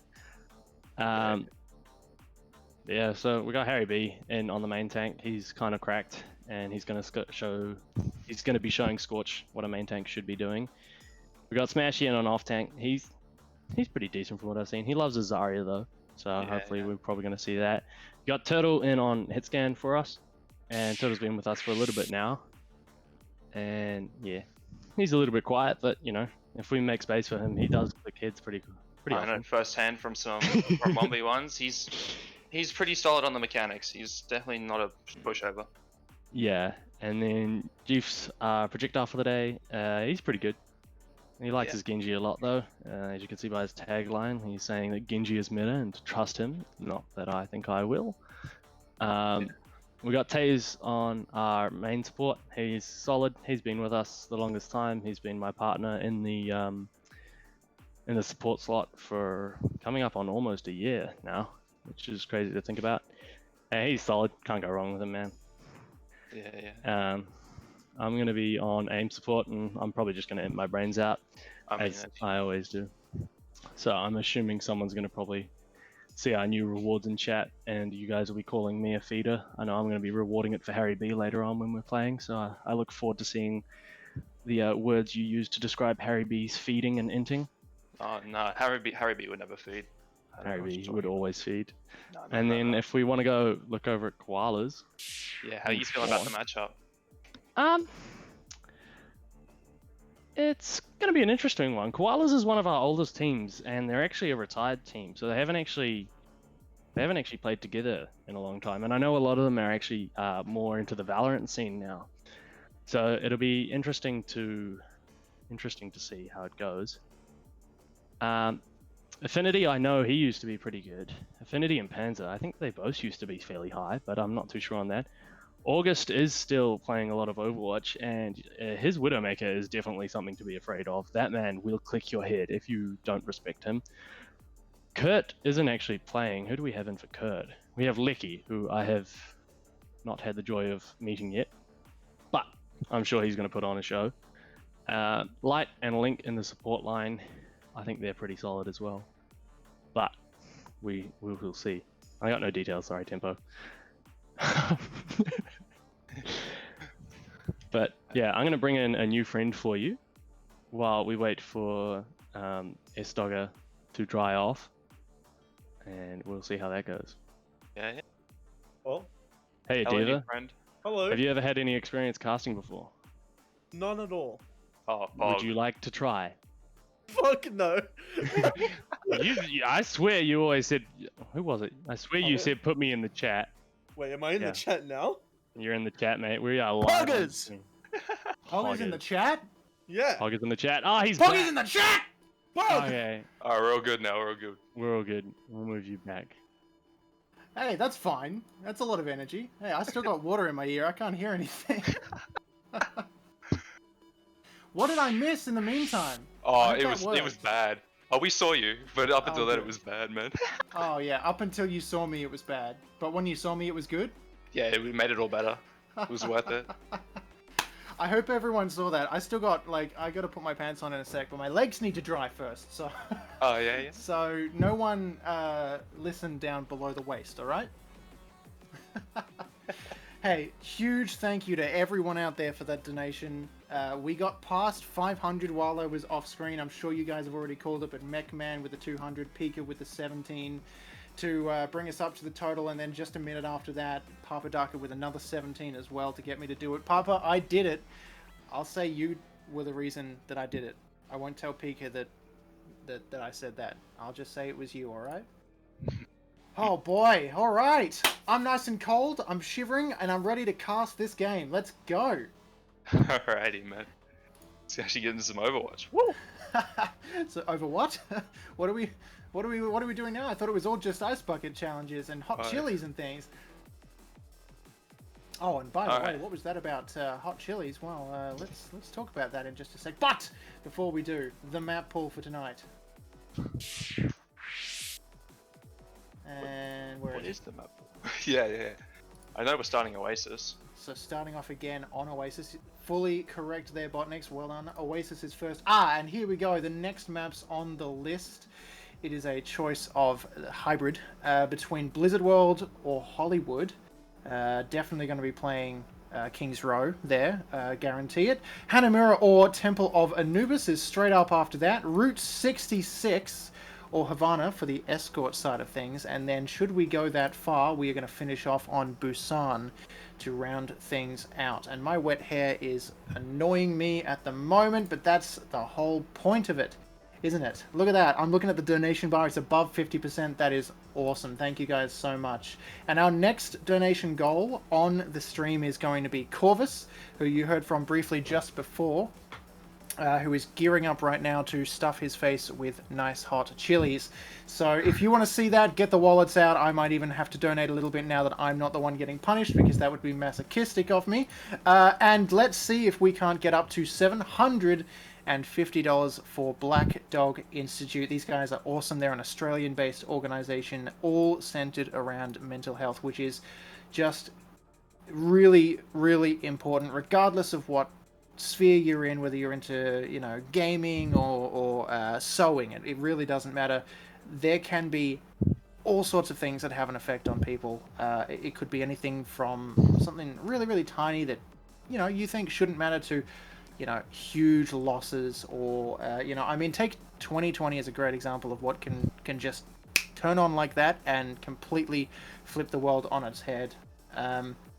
It's not a joke, and it certainly is a serious topic, and I'm really glad that more people are bringing attention to things like Black Dog and to mental health as a whole. So I'm really, really proud to be supporting them, and I'm really, really proud of you guys for helping us make a difference.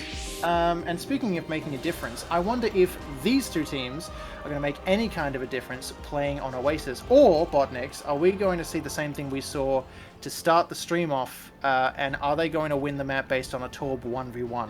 Please say no. Please say no. Yeah. We'll see how it goes. I really doubt that they're gonna see another one, but I'm curious to see if they're gonna come up with their own idea of their variation of the Torb 1v1 for first point. Definitely. A lot of teams just would rather skip Oasis, so let's see how they're gonna skip it. Yeah, exactly. Hopefully, with any luck, the Torb 1v1 will be missing from this particular side of things, but I don't know. Interesting. 12 rocking out on the Bastion. Oh, we're seeing a double shield Bastion sim comp running in. Classic. Who forgot to go Torbjorn? Who forgot to go Torbjorn? Come on, make it work. Alright, well, wait for this then. So Koala's coming in on a double shield composition and using... Yeah. But they've got TP'd out with Sim and swapped Echo to follow in. So I assume they're going for the jump pad here to try and take a high I really ground like play. this idea, actually, BotNix. Yeah. Oh, we lost Harry. Oh, no. Okay, that's... We can't lose Harry now. We need him for the rest of the stream. On the other side, I think they were going for a dive composition, dive/rush, but instead of running a Reaper, they're running a Tracer and Zarya instead of the old Sombra Reaper composition, which I think might actually be a pretty good matchup for Mitosis. Yeah, I think that might work as well. I'm really favoring the teleport here and then the switch to Echo. I like that idea a lot. But I've got a bit of a top-down view on the game right now, and it actually looks like like both teams have pretty much gone the same distance towards attacking here. So provided we don't reset, this map is actually still pretty fair, considering that we didn't even bother to teleport on the side of Mitosis. Yeah, it is interesting. I guess they could have quite easily just TP'd out with the and then the Tracer swapped of Chase. But I guess absolutely. I guess they're just fine with the speed boost. They're just cocky, I guess. It's not, Yeah, they don't need the extra time. All they need is the Lucio amp. Let's see how well that works for them, because if they've done that teleport forwards, that this is for the side of Koalas and Spawn, of course, then they may still have speed boost operational, and that might be the deciding factor here between using speed boost out of the gate and using it to engage onto the point and onto your opponent. So Yeah. Mitosis might find themselves on the back foot, or it might play against Koalas and Spawn's advantage. Remember, they don't have Echo with them. She can move fast, but not as fast as the whole team speed boosting away after a teleport fast. Especially as a Bastion double shield composition, you really want to take the space while it's uncontested, so then you can just hold it and then roll the enemy team when they can't take the space you've just gotten for free. Yep, So- yep. No, that's exactly right. It will be interesting how they break it. I think whether or not Mitosis is going to focus on the Bastion pick or try and work around it. If they're focusing on it, they might try and get a hack in and then dive on top with See, a that's a bubble good monkey. point. Yes, they could well do that, and that might work out for them if they can utilize that hack to their advantage. Remember, the side of Koalas and Spawn appears to be running a Bastion Sigma, so if they can't stop Sombra from hacking, it's going to completely, or at least severely, disable a lot of the utility of those heroes.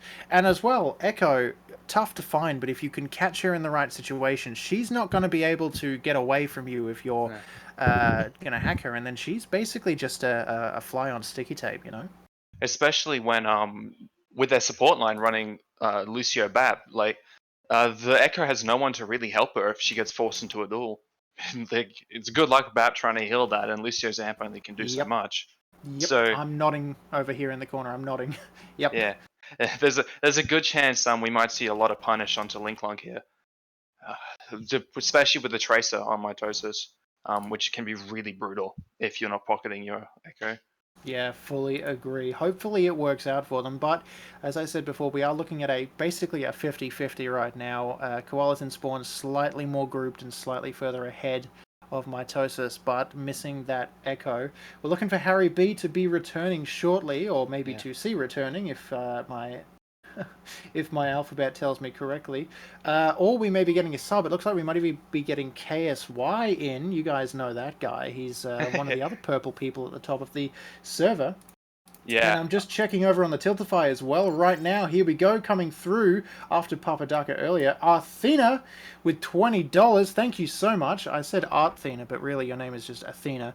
I know that for a fact, but I'm too stupid to work that out without reading it out first. Thank you for the $20 forwarded on directly to Black Dog through Tiltify. Thank you so much to those guys for running this. And thank you to Athena for the donation.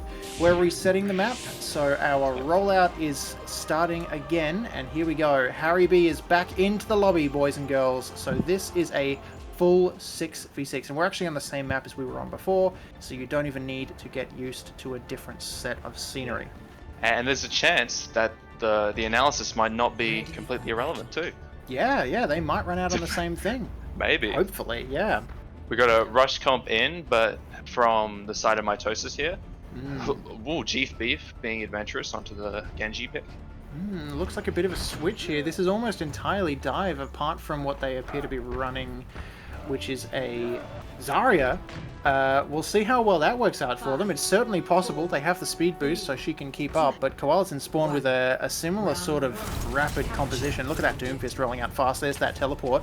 They're going to roll out to the high ground on the jump pad. Panzer jumping up now on a Wrecking Ball, looking for some early damage. Takes the early damage, though. GP dropping down to about half.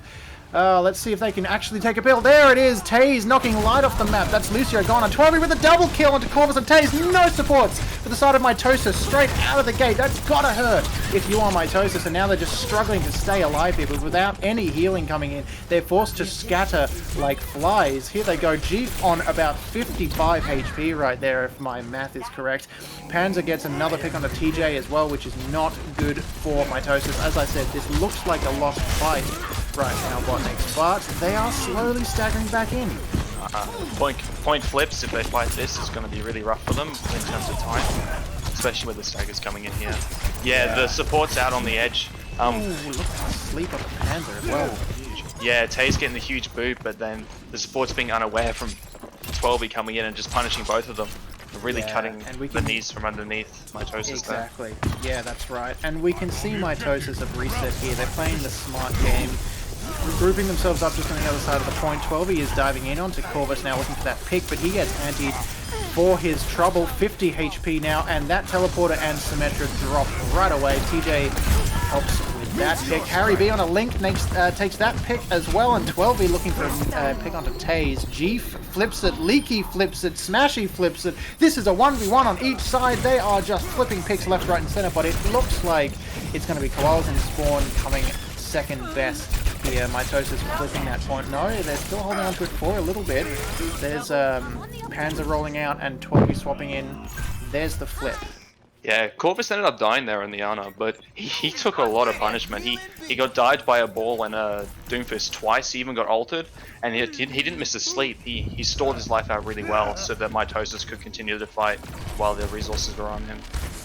Yeah, they did a great job to hold it out as long as they could there. Unfortunately, they couldn't hold it as long as, 85 or 90%, so this is not as easy as the final fight. There's that Nanoblade. Leaky using the ultimate to get the hell out of dodge there. Light drops real low, but that fight is going on far outside the point, so this is still Mitosis with a couple players down on the point. They don't mind, actually, because all of Koalas and Spawn is fighting off the point. Leaky still using that ultimate. There's the grab catcher. 3 catches 4. Graviton used, but not really abused. Double kill there. Harry jumps in onto 12e, and there's the third and fourth kill. Chief cleaning it up, and Harry with a third. Mitosis getting a little bit greedy.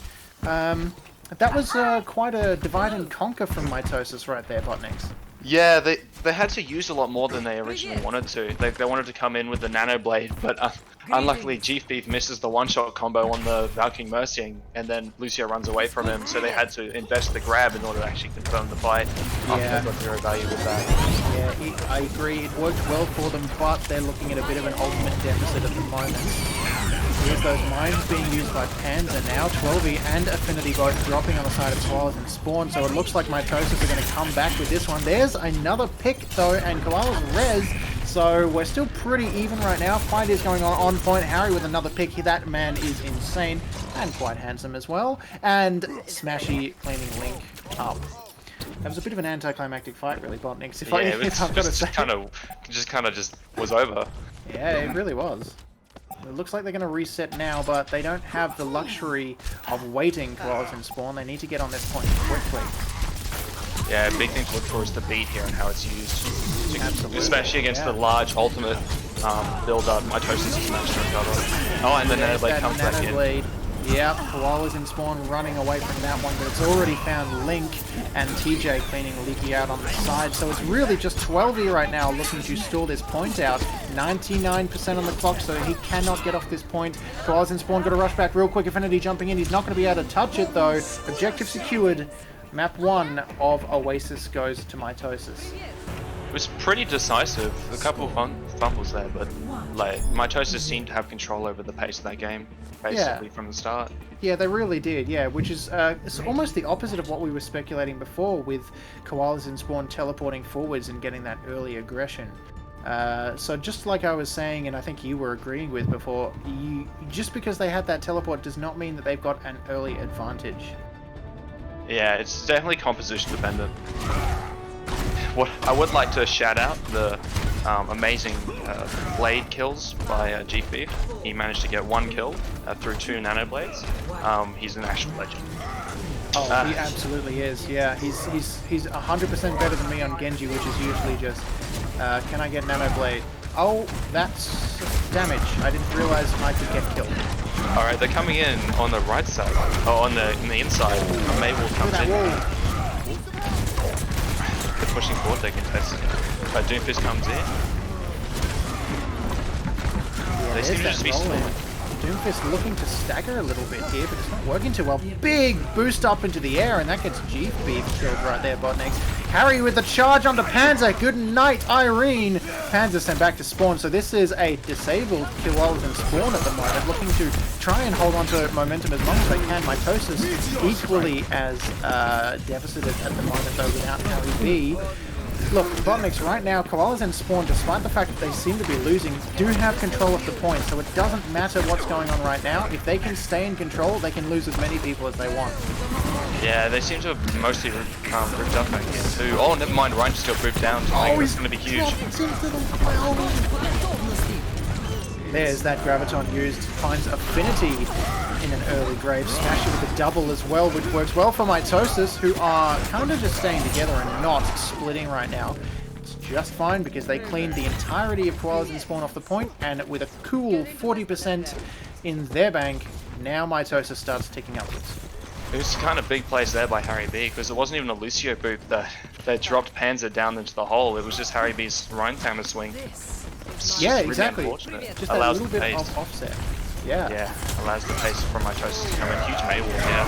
There's the Shatter. BotNix finds 3 and Graviton to keep them all in place as well. Corvus just gets out by the skin of his chin right there with that fade. Now they're chasing with a vengeance through that freezing cold aura. I know what that's like to be in. I'm pretty chilly myself right now. And they're chasing all the way to spawn right here, BotNix. Look at this. At the spawn doors. Guys, this isn't an Overwatch race. You don't need to touch the spawn door to prove that you've made it all the way there. Koalas and Spawn rolling back Harry. out, but Harry! Oh my god, 2 off the map! Light just survives there. He gets back up, but that was a boop off the map for 2 from Taze. And that might flip it for Mitosis, or keep control, sorry, for Mitosis. Yeah, Koalas and Spawn cannot control that anymore. Wow! I thought they were going to take that. Yeah. Yeah, I did too, but the huge peel coming in from the Coalescence, and then followed up by Corvus touching the spawn door and dying.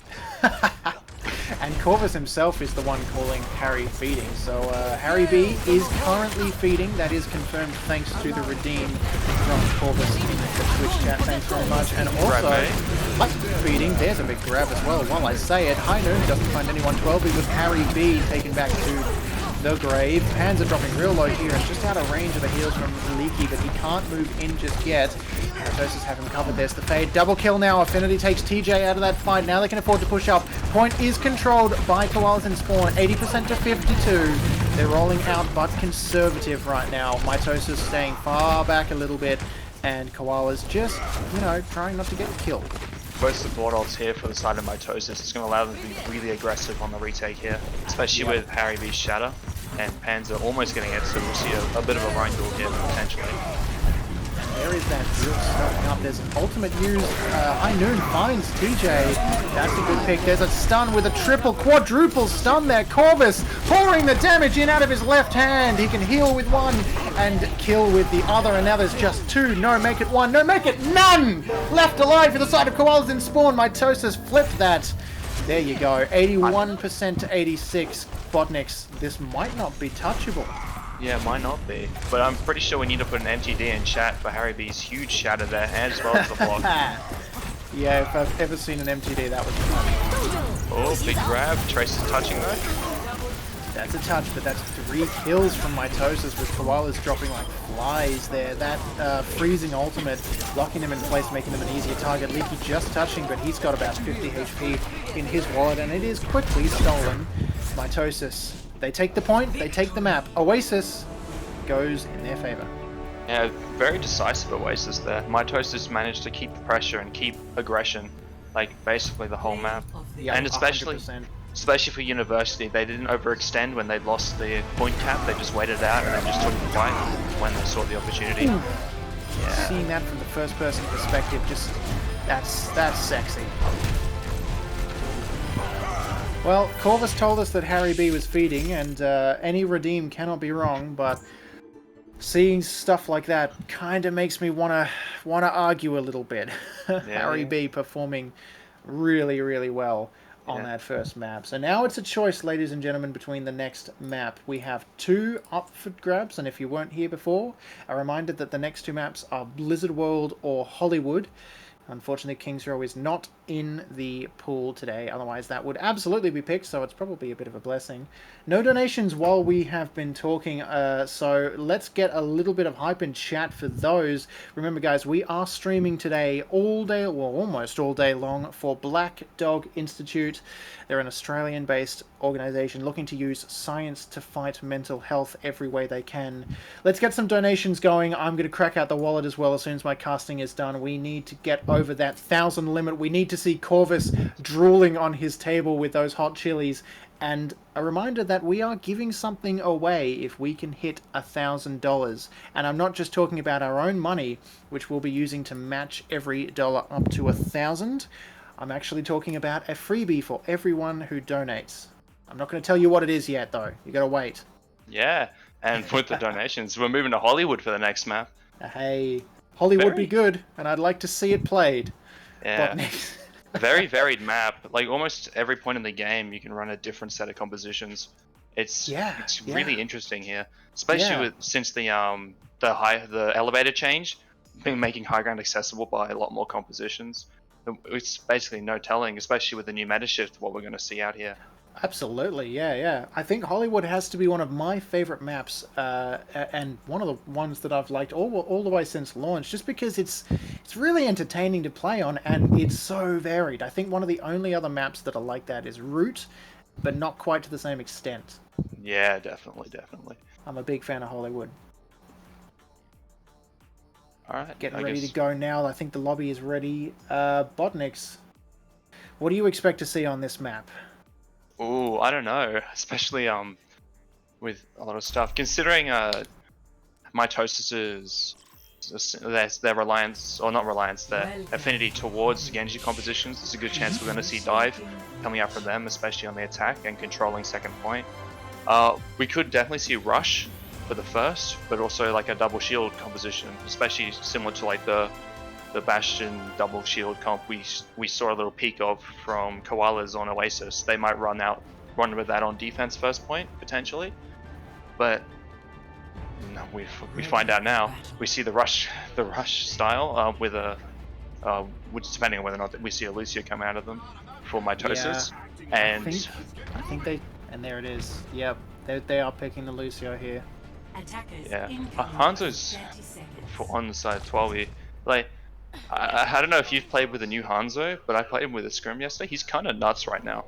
Yeah? Okay.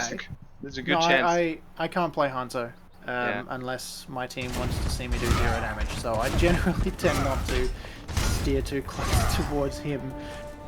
He's much more skilled than I am. But if we see 12... Oh, well, he switched off now. But if we see 12e run that Hanzo, I'd be very interested to learn a few tips from him. No teleport from Koalas in spawn here, BotNix, so they are rolling out the slow way, but remember they have a lot of damage behind their belt, and Mitosis are a little bit more squishy here, but a little bit more mobile. Let's see what they do.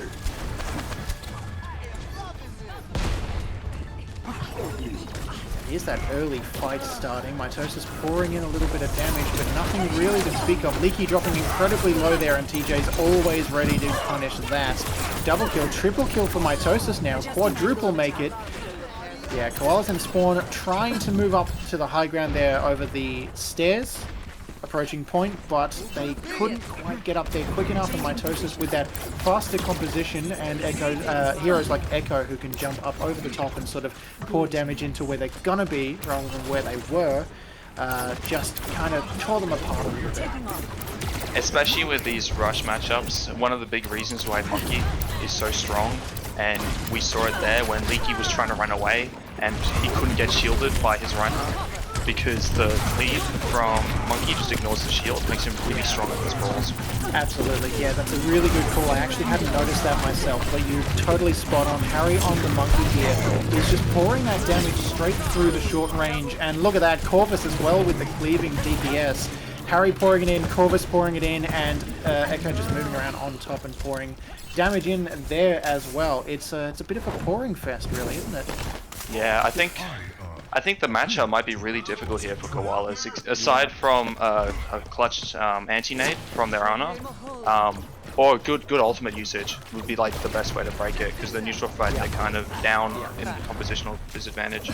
Definitely, yeah, I fully agree. But let me direct you to the top of your screen here. Check this out, 2 ultimates used, 3 now Koalas and Spawn. I was about to say they've got plenty online.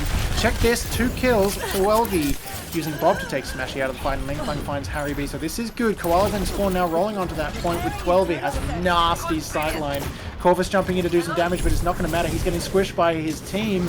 Corvus with barely any health left, and there's 12e with the finisher. Mitosis getting torn apart a little bit.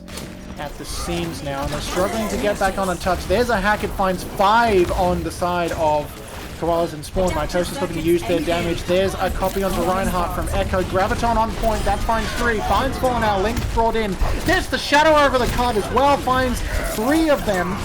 Shadow returned by Panzer.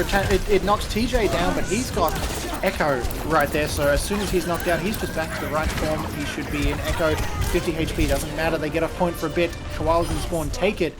Mitosis now splitting up and forced to regroup. TJ just looking to get out of this alive. It's not going to happen.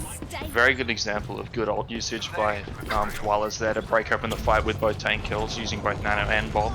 Yeah. The stall fight was a bit ugly, but Mitosis has now invested a lot, and they're close to a coalescence, but their only ultimate right now is their beat. Agree. Whereas Yeah. Nano and Grav coming out for Koalas here soon. Yeah, well done for spotting that too, because if you look at the top of your screen, guys, it may look like Mitosis have an advantage, but check out how many ultimates are almost ready for Koalas in Spawn compared to Mitosis. This is looking like Koalas might have a good chance to roll all the way through the map here. And as I say that, donation from Mocha, $50 coming through just a few seconds ago. Converting from American money is hard, Mocha. Thank you so much for donating from America and from American dollars into into AUD for the cause of Black Dog. We really appreciate it. Thank you so much. And that's all going, as I said, directly to Black Dog. You're doing it tough over there as well, so every dollar counts. Thank you. And Yeah, speaking of what counts, BotNix, Link knocking Corvus out of that fight while I speak.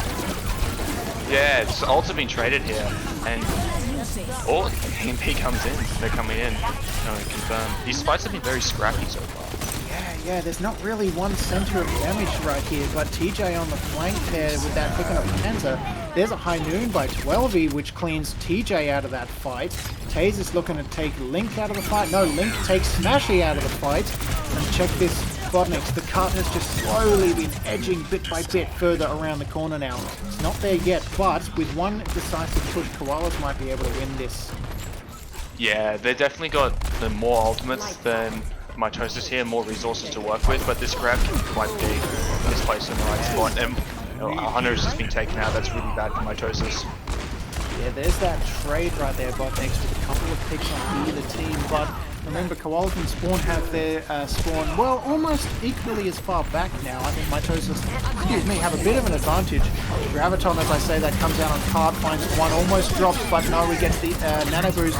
There's the beat as well, invested into Affinity, so he's got a lot of help on his side, and it works! They're able to push the card around the corner now. It's just a meter and a bit away from winning this point. There's the beat used by Mitosis now on this side of things. There's a drop from Mitosis. Koalas and Spawn with 5. Mitosis with 4. 12 with a double, with a triple. Make it a quadruple with Affinity coming in on the side. Picking Sombra out. Koalas and Spawn, they win the point. We're onto onto point 3 on Hollywood.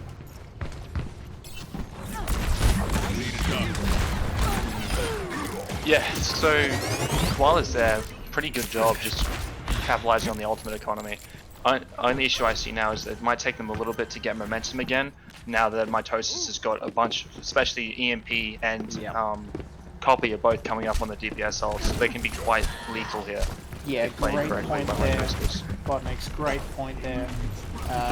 Looking at those ultimates, and you can see now, guys, there's 3 online for Mitosis, but because they haven't been able to use them to initiate this fight or to retaliate to Koala's initiation, they're now struggling to regroup here and to control this fight before they all drop. There's another pick. Taze dropped here. Koalas and Spawn, the entirety of the team is hacked. Doesn't matter, they're still able to find 2. Mitosis finding 2 more. Affinity and TJ trading. Each team losing members. There's the ultimate used by TJ, who's copied Roadhog now. The meat bag from the machine. And Mitosis do win that, but they had to use almost everything to do it. Yeah, it was a very good initiation with the grab by Koalas, forced a lot of resources out from Mitosis. Now they got a good chance of completing the map here if they take their fight smart. Absolutely, yeah. They're rolling back in real quick here. That was barely enough time for them to get reset. Entire team's grab. There's the anti!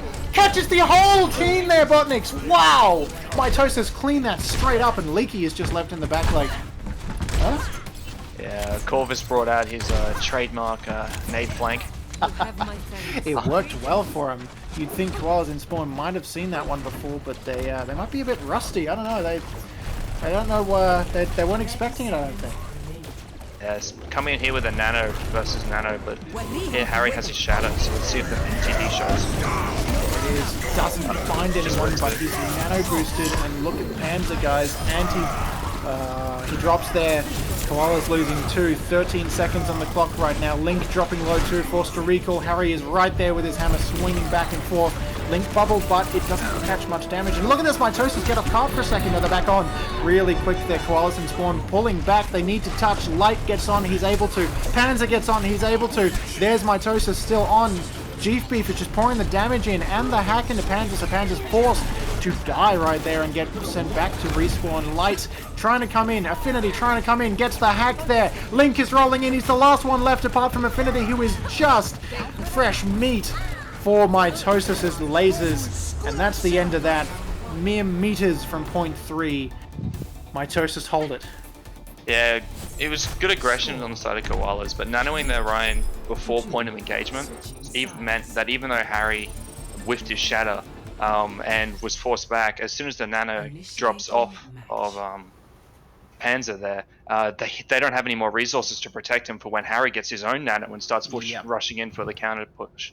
Exactly. That was a great example of exactly what you're talking about right there, where those abilities were used to win the fight, and they were definitely winnable, but then they were countered by the same ability on the other side. So really, really tough to be able to foresee what's going to be used when, and that's why good alt tracking is always recommended when you play in teams. Of course, Koalas and Spawn haven't been a full-on team for a while now. They're one of our oldest teams, and they actually just hang around and play some games together, and occasionally they jump in tournaments and so on, or sign up for things. We put them on show matches whenever they're keen, but they're not actively learning, working, practicing like Mitosis are. Yeah, and it's another example, especially with support ults. You always want to be like the person who ults second. With the team that ults second is almost always at an advantage, because the support ult effect is going to last longer than the other one, and Exactly. while both are up, pushing is really hard. So nano is just another example in the Rhine duel. The second nano was much more important than the first one. That's exactly right. BotNix, check this out. Look at the high ground over first point here. Check out that just locked in bunker. Link pouring the damage in. 12e ready with those shotguns to delete anyone who comes up. They're actually splitting a bit now. 12e ready to knock anyone out from behind. Here they come. There's that roll. Graviton pulls them all in. Real close. 12e with the immortality. It's forced to be taken down by Smashy, but 12e does get out of that fight. There's actually a trade right now. Mitosis with a pick and Koalas with a pick. Koalas, of course, have spawned way further back than Mitosis do, so that's not good for them. Light dropping really low, forced to back up here. Brigitte cannot back up. She doesn't get any heals if that happens. One tick going to Mitosis. Now they're rolling over this point. It's going to work for him. Harry B with that hammer, incessantly swinging. It's 2, it's 3. 12e's the last one on point right now. Link is rolling back in, but he can't do anything in the face of Smashy. And that is Mitosis' point through and through. Yeah, I'm very interested by the choice of the Reaper on that defense. It initially doesn't seem to synergize that well with the double shield comp they were running, but my only guess is that they wanted to be able to force off any push onto the double shield, but then they kind of then ruined that by having the aggression come in, meaning that Reaper wasn't with the main group when Mitosis rushed in. Yep, exactly. That thing I was saying over the top where he was ready to delete anyone who rolled onto the comp, well, as soon as he left, well, wasn't there to delete when they rolled onto the comp. And speaking of deletion, Smash is looking to do the same thing with Goldie right now. You wouldn't think an off-tank could usually pick off a Widowmaker, but it works out for him. There's a big Graviton too. Look at how far forward they are, BotNix. Check that. There's Graviton finding 2 and 3. A great utilization of Zarya's ability to take high ground by Smashy. It makes just a Zarya above you is like 10 times scarier than a Zarya in front of you. Too true. Yeah, you can see exactly what they're aiming to do here. Look at this card just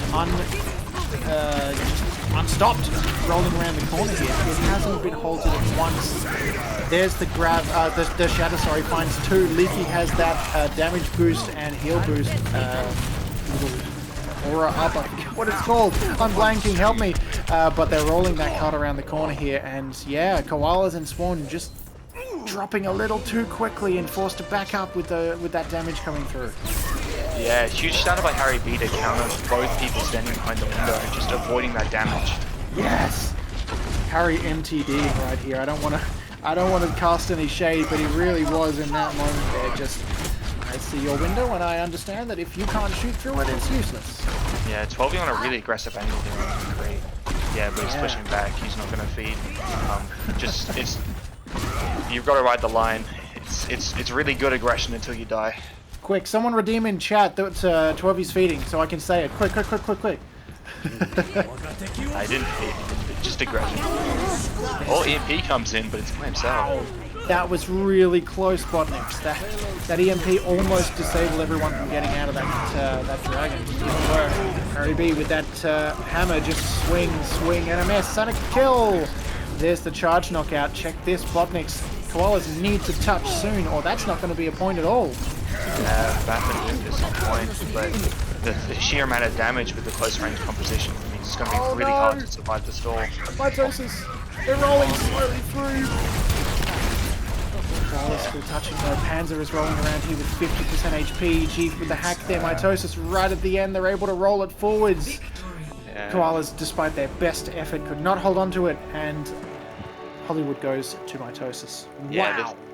Yeah, the Sombra being taken out while casting EMP is really unfortunate, but the Mitosis just instantly rushing in as soon as that EMP goes off, still confirmed it in like 2 kills, and then they could then push that into straight aggression. Yeah, smashing coming in here. Yeah, look at that play right there with that Graviton and the Anti-Nade. That's what it's called. Yeah. Getting thrown in by Corvus over the top. Wow. Well done, Mitosis. And as I say it, I made a baby donating in the chat to the Tiltify link. Mitosis cells together strong.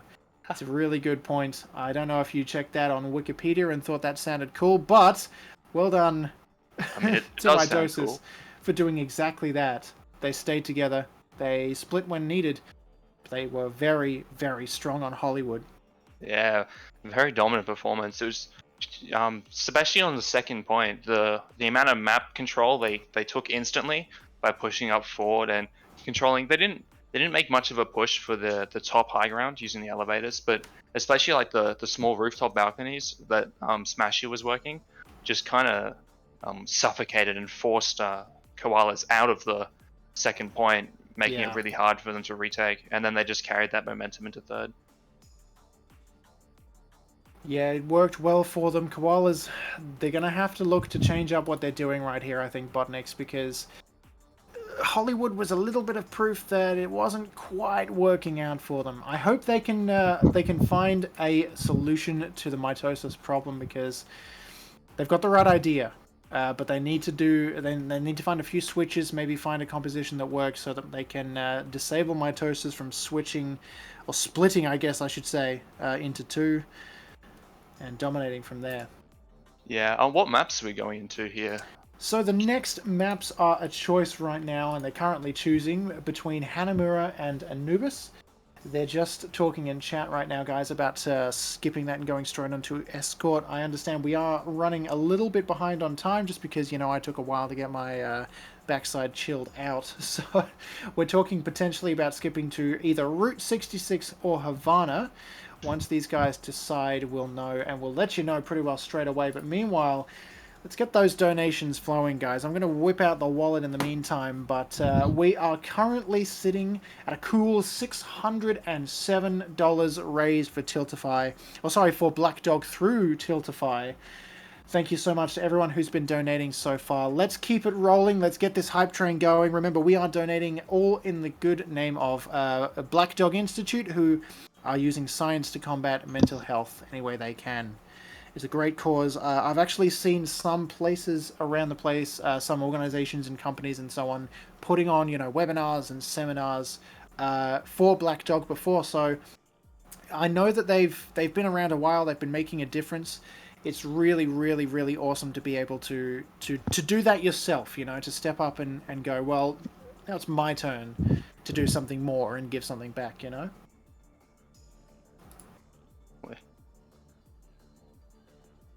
So That choice is just currently being made in chat. Come on, guys, hurry it up! I want to know what we're playing! yeah, man. So I think They may or may not be picking Anubis. They're picking Anubis. We're going to 2CP, guys. Here it Alright. is. Anubis it is. So we are staying on the chosen map pool, which is good because that's the way we said it should be. yeah. Kanamura, yes, we have Kana in the game. All right. Now they're saying Hanamura. Please just stick to one. Hanamura Winter is getting loaded up. Maybe we're going to stick on that. Yes, we are. Looks like it. Game is getting ready to start. Hanamura, we're ready. Let's do it. Yeah. Mitosis on one side. Koalas and Spawn on the other. Let's see who can win this. Mitosis up 2-0 right now, guys. But it's not over yet. This is a best of 5 match. All in the name of Black Dog Charity. So Koalas and Spawn could flip this around 3-0, and that would be a really entertaining match to see considering how well Mitosis have done against them so far. What do you think they need to do this? And we're back on Anubis. Yeah, we got baited. No, they actually know- meant Anubis. Guys, I'm just not going to tell you what map we're going to. You can work it out once we switch to it. All right?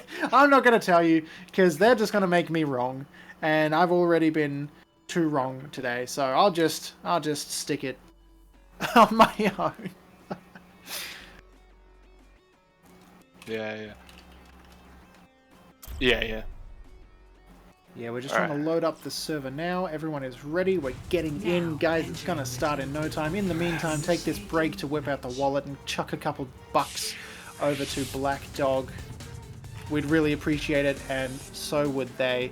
They've been making a huge difference in the community already. In fact, this time last year, when we were setting up for the charity stream for the Koala Hospital, Black Dog was one of the other institutes that we thought would be a really, really good one to go with, just because they're looking at mental health from the point of view of the surroundings.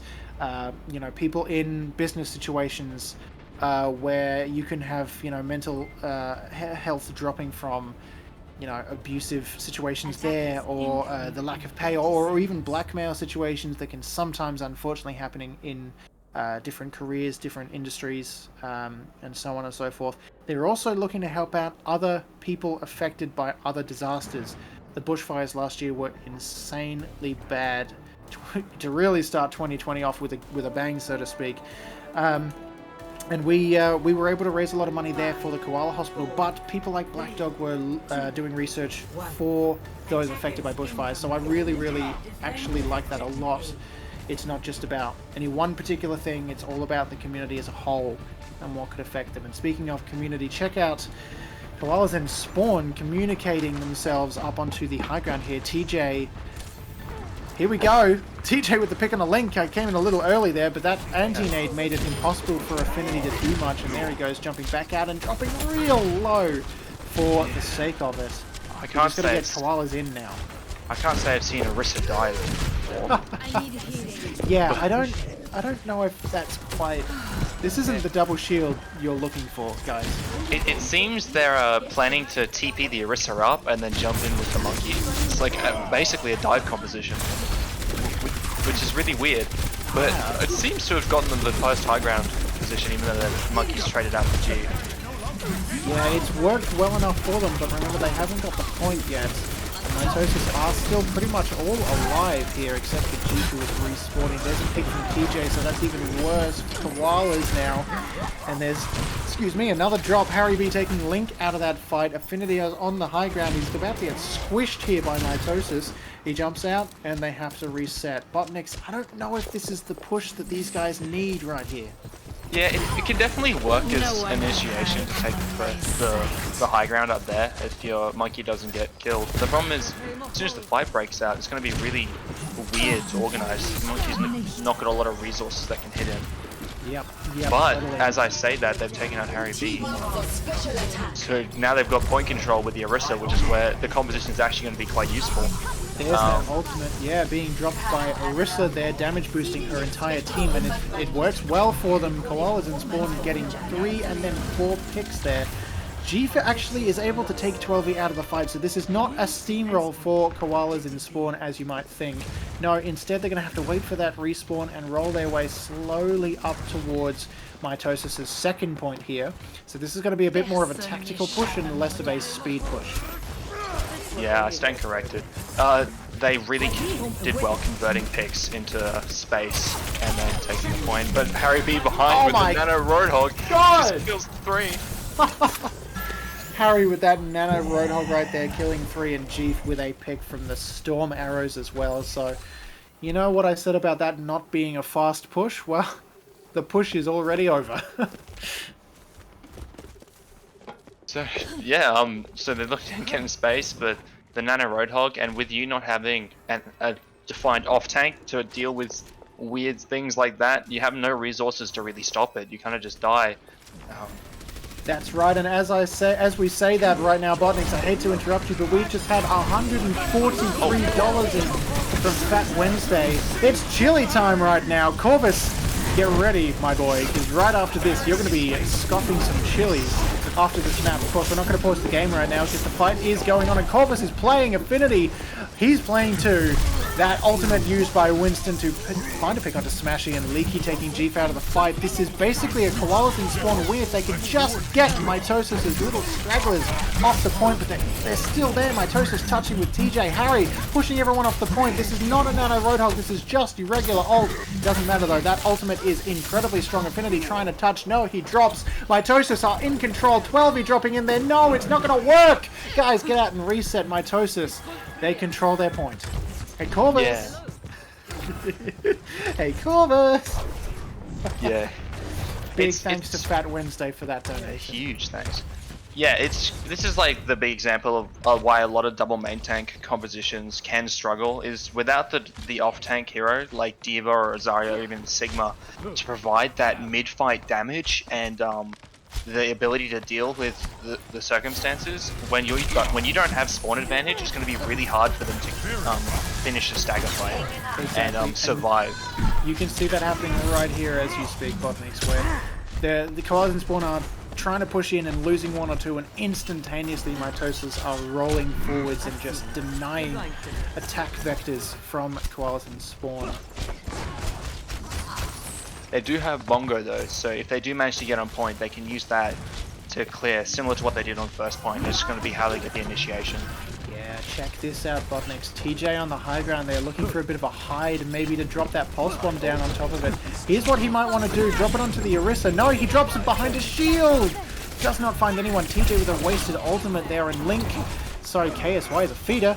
And Jeef is looking to take that pick on a Link. That's what I was trying to call there, Jeef with a headshot. Harry chasing outside. No, it doesn't work, but Affinity's on his own, getting chased by high damage Zarya. Panzer left straggling, just trying to get out of the damage line there with the golden Orisa. Shield is up, double shield. There's the ultimate from Link. 12 drops before he can ult.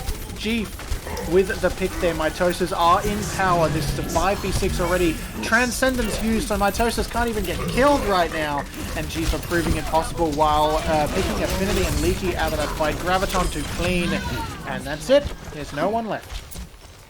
Yeah, it's just going to be really interesting to see how they go. They still have Bongo, so it's going to take one good initiation and a good Bongo placement for Koalas to take this. That's probably their best chance of winning this this attacking side. Yeah. But yeah, the double off tank versus, oh no, they swapped to Roadhog. This is going to be a big swap here by Koalas. Yeah, maybe this will work out for them. Yeah, BotNix, look, they're still running the Panzer on Orisa. Yeah, I think the Bongo is worth it to keep the Orisa here. Like, it's just gonna. Oh, Lincoln gets taken out by Smashy. Yeah, there's that double dragon, and I don't know if you saw this, but in the background, Leaky, was actually just 1v1ing a Tracer and winning. Mitosis with the win again. Come on, guys. 30 seconds on the clock. This is not what you want to be happening. Koalas are resetting again, and Harry with a little BM. Don't show that on camera. Quick, get off that. Harry is being toxic. He's teabagging. Yeah. Koalas are gonna have to win now. And a whole hog on the side of Mitosis. This is going to be really hard to push in, and they still haven't used this Bongo, which is at this point is becoming a real detriment that having the Orisa pick for this long. Yeah, they're going to have to drop it early here, or else there's not going to be a chance for them to deal damage. Who are they going to get to touch here? Look, no one's really there. Affinity on the outside. There's the Bongos dropped in. Leaky dropping real low. Bongos also dropping. TJ with the pick onto Light, and it takes the Bongos out as well. Affinity also slamming his big meat down on Jeef, and Smashy is finding a pick here. Mitosis are going to flip this around. Look, Koalas and Spawn split up all over the place, bleeding out on the floor. Leaky's the last one left, and he can't get past Smashy's massive laser. He's unable to touch the point. Round 1, Mitosis control second. Yeah. Second point of Anubis is really hard to push into, so we got a good chance of seeing a good hold on the side of Koalas for first. But yeah, the getting picked combined with the double main tank Kong for so long and holding the Orisa makes it really hard for him to push in there. Yeah, it's really unfortunate that Koalas and Spawn couldn't switch up earlier, because I think that would have worked for him, BotNix. I mean, I'm no really smart Overwatch play guy, but I have a feeling that not running that Orisa, maybe running something faster, or a bit of a pick comp, maybe have a Widowmaker Hanzo, something like that, something they could use to pour in damage and find some picks would have worked. But that they stuck with the wrong tank composition, I think. Yeah, they wanted to have a big advantage coming into the fight with a lot of space taken, but when you're against a double off tank composition, they don't care too much about the space they hold. They just want to stay alive, expose you to as many opportunities to get picked as possible, and this is exactly what Mitosis did. Their tanks just floated around, and then whenever a kill was handed to them, they'd just take it. And because of the survivability of the off tanks, it's really hard. You have to play really well to break that kind of composition. Yeah, that's right. It was really tough. Unfortunately, or maybe fortunately, we can actually see them running it again here, BotNix. Koalas and Spawn are kind of doubling down on this composition. One main difference though, Link on that Torbjorn. This could help or hinder them. Smashy early pick onto 12e. It's definitely not going to help. The pulled pork suffers with the Orisa nerfs, with the shield just gets rolled straight through, and then anyone trusting it behind can be taken out by random spam. Yeah, check this out right now, guys. They're actually rotating around the position of Koalas and Spawn, and there's the pick from TJ onto Panzer and Jeep, and TJ with another pick onto Affinity, and Corvus knocks the turret out for good measure. Oh boy, this is not what I wanted to see, but it looks like Mitosis are going to disable all of Koalas and Spawn's defense before it even gets a chance to do anything. There's no one left. It's over. Mitosis take the first point. Yeah, it's really rough looking at the time of pulled pork has definitely passed now, especially with the double off tank coming in. The ability just to walk around it, you need to be really smart with constantly rotating in response. And if you can't keep that up, if they were to combine the hold hooks here, they could prevent Mitosis having the numbers to push in, but they just lost Mercy to the Widow pick, which is really huge by TJ here. Again, yeah, TJ is working well with that Widow. There it is onto 12e as well. But he has traded out, which is actually kind of good for the defense if we can get the spawns in. Call coming through now, BotNix, but the Transcendence is there to keep Mitosis alive through it. Molten Core can actually DPS through it, but not when you've got something like the Nano Boosted Blade, or sorry, the regular Blade from Jeef Beef. Mitosis are able to delete the competition on that point, and there you go. There's the win for Mitosis, taking Temple of Anubis home. 3-0. Yeah, that was definitely the most dominant map we saw, and I think it purely comes down to compositional choice. Temple of Anubis has changed as a map with the meta's gone and like how to play it, and yeah, it's just playing the scrappy fraggy, just trying to live and get kills that Mitosis played. It's just, you can't really fight that with a standard like Orisa composition. You need to be bringing your own level of aggression. Yeah, look, I think it might have been a bit of outdated knowledge from the side of Koalas and Spawn there. Well played, and they tried really well. We almost saw it work out, but just sticking to the outdated composition was their downfall. Well done to Mitosis for taking that home 3-0. And speaking of well done to everyone out there at home who is watching, because we have managed to raise $750 for Black Dog. It's up there. You know what's coming up next? Corvus is getting his chilies ready to go, guys. So stay tuned. We're going to be going over to that very, very shortly between these matches. But until he's ready, let's have a bit of a chat about what we're doing next. It looks like a King's Row map to buy a little bit of the rest of the time we've got here between Mitosis and Koalas. I wonder if we're going to mess things up a little bit. Maybe go goats. Yeah, I don't know. I think we might. Are we taking a break? We've taken a while, haven't we? We're going to take a little bit of a break here, yes, just while we get those chilies set up and get ready to go over to Corvus's feed.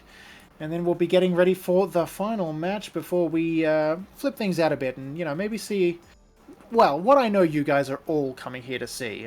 Let's just say it's coming up next, and you won't want to miss it. Guys, this is the charity stream for Black Dog. Don't go anywhere. We'll be right back.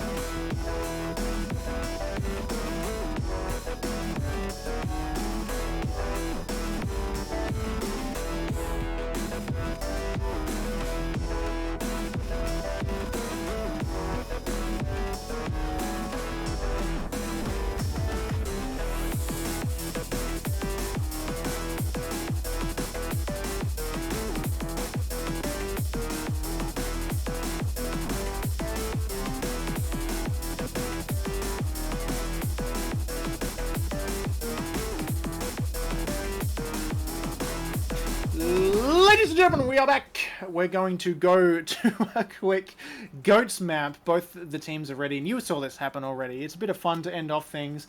Corvus is out getting himself psyched up and ready to go with these chilies.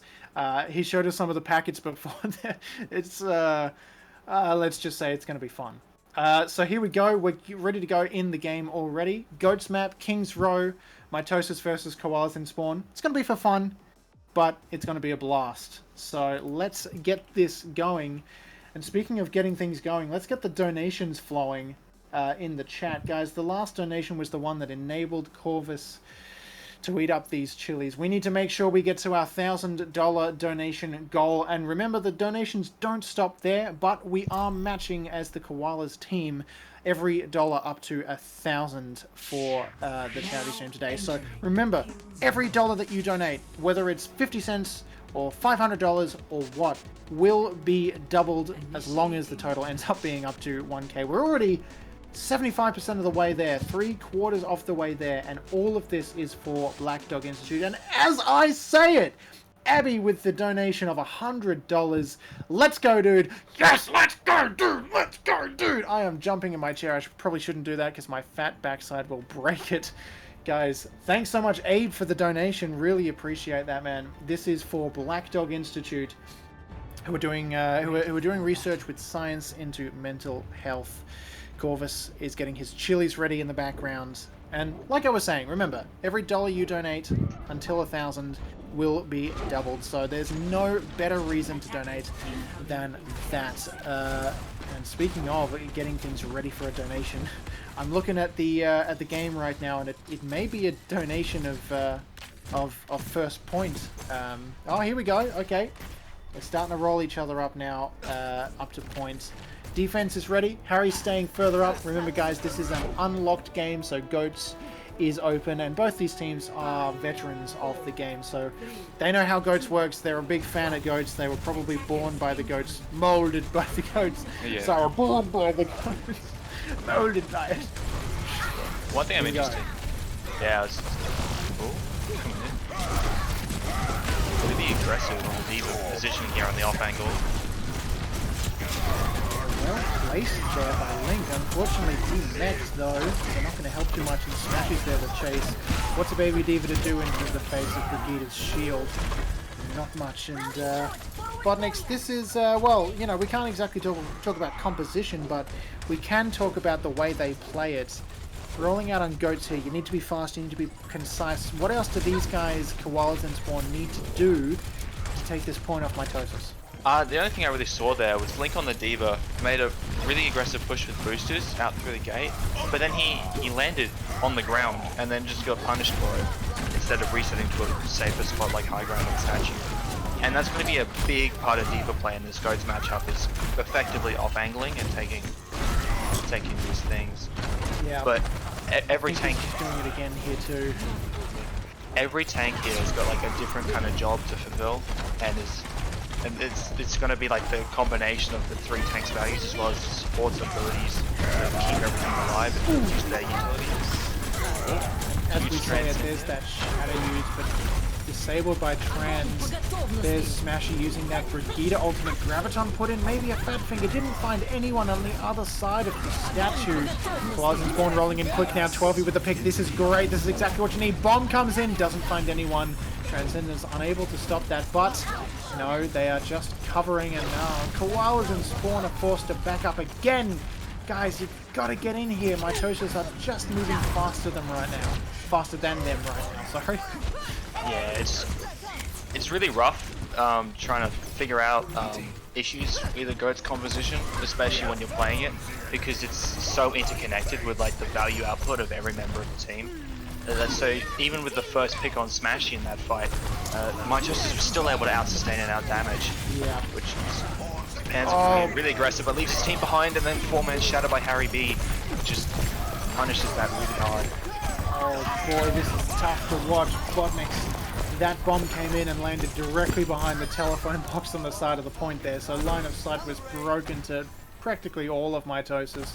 And immediately after that, beat dropped and they just rolled over Koalas and Spawn. Yeah. we're going to see a lot of ultimate usage here too, especially with the Ryan's new hammer change. So he's going to be farming Shadow really quickly. And really curious to see how the new D.Va armor change has also gone through. Huge E by TJ. Oh, he ate it! I didn't even hear it! Oh, he ate it! No! Oh my god, no, sorry, TJ eating Koalas and Spawn's Graviton there. So even though we heard the voice line, Koalas and Spawn were held in place while Mitosis were free to roam. And roam all over Koalas and Spawn's dead bodies is what they did. Oh boy, that's tough. I was talking to Corvus before. I think he was interested with trying out some of the new tanks and supports in the Ghost composition. I wonder if he's going to be bold enough to do that. Huge shatter by Harry B on the flank. Whoop, here comes that bomb. Dropped in, doesn't find anyone. Mitosis with 2 picks though. Yeah. The new shatter change on Reinhardt is really rough, meaning you can't get the team wipes, but in a Ghost situation, just stalling the team on the floor for the brief moment it does is often enough just to set back the team and win the fight. Harry B on the hard flank. I don't know what his plan is, what he's gonna do, but he's been scouted. Link touches, 4 seconds on the clock, and Link goes over the top. He's touching. TJ's back with him now, side by side. They're rolling on point. There's the beat drop, keeping everyone alive. BotNix, could this be it for Koalas and Spawn? Can they win this? They are looking like they're capable of winning it. Mitosis Rally comes in. Just holding Reinhardt's still up on the side of Mitosis. Reinhardt comes back for Koalas. Oh, Infinity Huge shatter. Corvus out. Big shatter as well. Who's it gonna find? Oh, Mitosis dropped 2. Koalas and Spawn might take this right at the end there. TJ's the last one on point. Taze is in the back. Jeef is in the back. It's gonna work. 12 absolutely doing damage. Mitosis are off the point. Overtime entirely is how Koalas and Spawn win the first of King's Row, and it is not going to be over right now. Oh my god, I nearly choked. I wasn't expecting that to happen. That was really well played on the side of the Koalas, but did you see, I don't know if you were watching Harry B when he got stuck behind the enemy team because he missed his charge, but G-Thief actually came in behind to help him and solo grabbed 12 on the Zenyatta, and then both of them fell on top of him and then converted that. But another flank shatter by Harry B, but Trance comes in to protect them. There's that bomb dropped in the background again, not finding anyone, finding it really tough to actually combine this bomb with anything. Another bomb used, this one by Mitosis, blocked. No! TJ takes Affinity out of the fight. Shadow used by Panzer, rolling in, taking Harry out of that fight. Harry be feeding right now by the looks of it, and look at what's going on in the background here. See, everyone's just rolling through in the old spawn for Mitosis before, and no, it's not going to work. Yeah, it was a huge trance by 12 there to essentially keep his team alive through the shadow, but then he finished it by diving Corvus on the Zenyatta while Harry B was standing next to him, and he feeds his brains out. Oh. Speaking of feeding brains out, Corvus gets knocked out the side there. Sorry to rat on you, buddy, but you were the first one in the kill feed.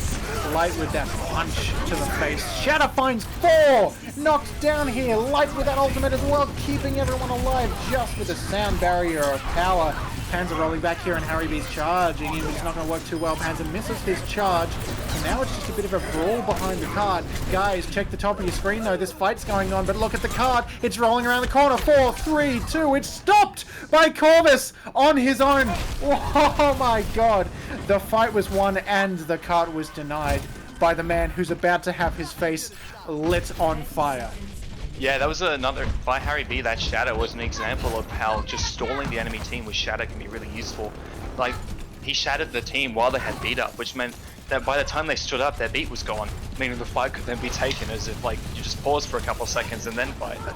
Yeah, exactly, yeah. No, they had the right idea of winning that one like that. There's that transcendence by Corvus rolling through. 12 thrown right in the back. Is that bomb going to find him? It does! Finds 2 with the shadow as well! Mitosis with the quadruple! Make it a quintuple! Sextuple now as Link is knocked out of the fight. It's untouchable by Koalas and Spawn. Round 1 complete. First point and a bunch of progress towards second point. That's it. BotNix, we flip sides now, and Mitosis are the ones who get to attack and push. Yeah, Mitosis seems very dominant here. TJ on the D.Va is looking really refined, really able to get those grabbies and get in positions and get a lot of value. G5 seems to be outputting heaps of damage that alleviates a lot of pressure off of his team, and then combined with Harry B just feeding his brains out, just the 3 points of aggression is just too much to deal with. So even though some of the plays might be questionable on the side of Mitosis, it ends out just with sheer aggression becoming too much to deal with. Exactly. This is one of those situations where just committing to doing something and doing it fast and efficiently just is the way you win. It's not a composition thing, it's not a switch thing, it's not finding the right person, it's just getting the job done quicker than the opponent.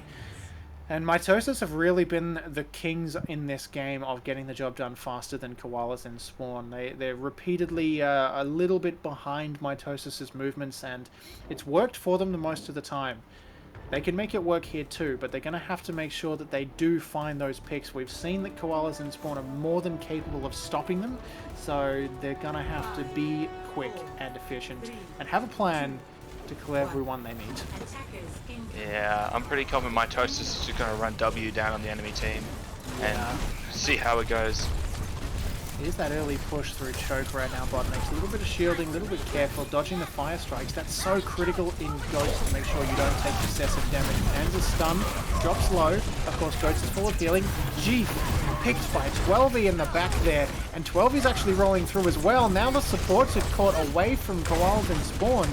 From Mitosis, and Koalas and Spawn are splitting them. Hey, this might actually work in favor of Mitosis though. They're getting Spawn camped, but Corvus is behind them. Koalas and Spawn are coming back though. I think they know that Corvus is still here. Yes, they found him. Corvus is forced to fight. Light is low. He finds the pick onto Light. Corvus dropping real low on point. He's actually ignored. There's the pick. Damn it. I was hoping that would work. Honestly, that trade out might be turned into a win here. It might, yeah. Mitosis with 5 versus 6. Oh, Affinity with a pick for G as well, so now 4v6. Hands are dropping real low, but the DPS just is not there for Mitosis. They're going to have to back up here, and with 2 minutes and 50 left back on the clock, we roll back. Yeah, Harry B and GP both off-roll and swaps, so it's really interesting. You see you potentially lose a lot on the Reinhardt, swapping off your Reinhardt player, but you also lose a lot swapping your off-tank off, because you lose that the damage output that's really consistent with the Zarya, as well as like the ability for your Rein to survive when that pressure isn't there. Well, that's right, exactly. Here comes that bomb flying in over the top. Corvus finds a pick in the 12e again. Bomb does nothing. Graviton used now on the corner of Panzer's shield. Ultimate in place. There's a pick case with a boop. Actually takes Light out of the fight. Corvus finds a pick as well, so Mitosis are going to trade this back around. 4 picks, make it 5. Link is dropping out of that mech. At 12 is already back in Spawn. Mitosis are going to cap the point. Here we go. This is going to be the part where they roll through to point 2. Yeah, I'm sorry, I got distracted there watching G flank through Hotel, shatter behind, and then charge, I think it was Zarya, into the trance. So he just spent a lot of time doing not a lot. It was really funny. Yeah, that was a little bit of a lapse in concentration for Koalas and Spawn, but we saw it was coming. Mitosis repeatedly able to roll faster than Koalas, so here we go, holding it choke now. Shields are up and smashing with that Brigida ultimate. It's used. Shatter gets used, doesn't find anyone. Stun onto 12e. Doesn't really do too much. There's Link getting demexed though. There's the Shatter, finds 3 on the cart. The cart actually protects most of them. B dropped on top, so it's keeping Mitosis alive. Koalas and Spawn with plenty of ultimates, but not really able to use any. There's a trade on each side. Jeef and 12e dead. Harry finds that pick. Mitosis is still able to roll this through. There's a grab, finds 2, finds 4 now, but they're held in place, and there's the Lucio shields used, keeping everyone alive. Corvus is rolling forward as well with the Transcendence, and someone is still on that cart, which is great. Mitosis win that with domination. And now look, Affinity is just left stuck on the high ground, sort of trying to keep out of it. I'm not sure if they realize he's back here, but does he have ultimate? No. Yeah, Zarya isn't what you usually think of as someone to get a pick from behind, so I'm pretty sure he's just going to feed here and get staggered out really hard, allowing Mitosis to push to the end of second. Yeah, we don't need a redeem in chat to tell you that Affinity fed a little bit there. Yeah. There's the roll Coming in. forwards now. Sorry, BotNix, go. Oh, I was just saying, the ultimate here, especially with the rallies together. What a shatter bomb put in! It finds Taze! Hands up with the Yeah. charge as well to smash the BotNix. This is not looking good for Mitosis.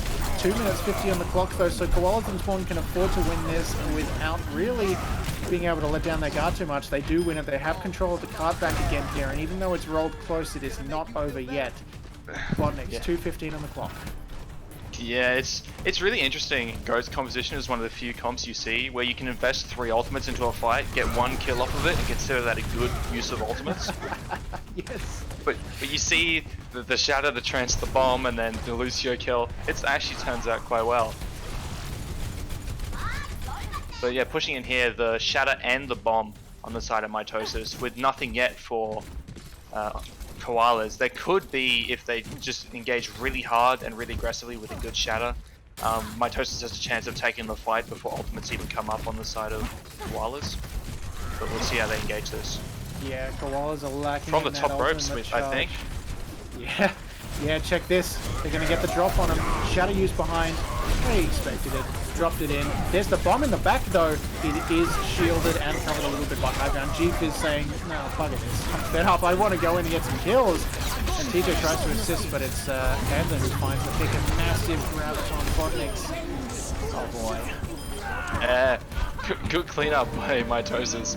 But Jeep, I've never seen a more telegraph Shatter in my life, to be fair, on the side of Jeep Beef. And then followed up with a feed charge. My man was trying to run over. going to ultimate now! Good to see Mitosis putting their top talent forward in their aggression here. And But here's huge that- grab here by Harry B. Yeah. With big ultimates on both Ryan and Zarya this game. You can see the excitement in the way that mouse moves as well. Just, what did I do? Oh my god! Oh, I think we got some donations here. Sdogga, man. You dropping 150 of your own. There it is. That's that might take us up pretty close to our total, I think, as a matter of fact. Big one. Khan the Mighty gives Corvus for hot chilies. S-Dog wins the 1v1. Alright, I'm gonna read it out for you because you're the one who donated it. The man knows his stuff. I guess we can't argue with it. It must be true because it was a donation.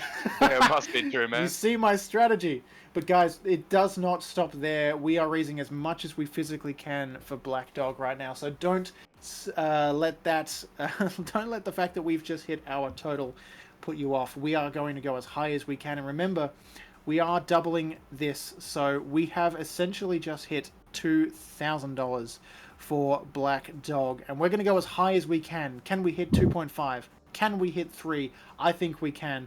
Speaking of hitting 3 though, while we wait, let's go over to Corvus, who's about to probably hit much higher than a 3 on the heat scale in a second. I think he's just about ready to shovel them in.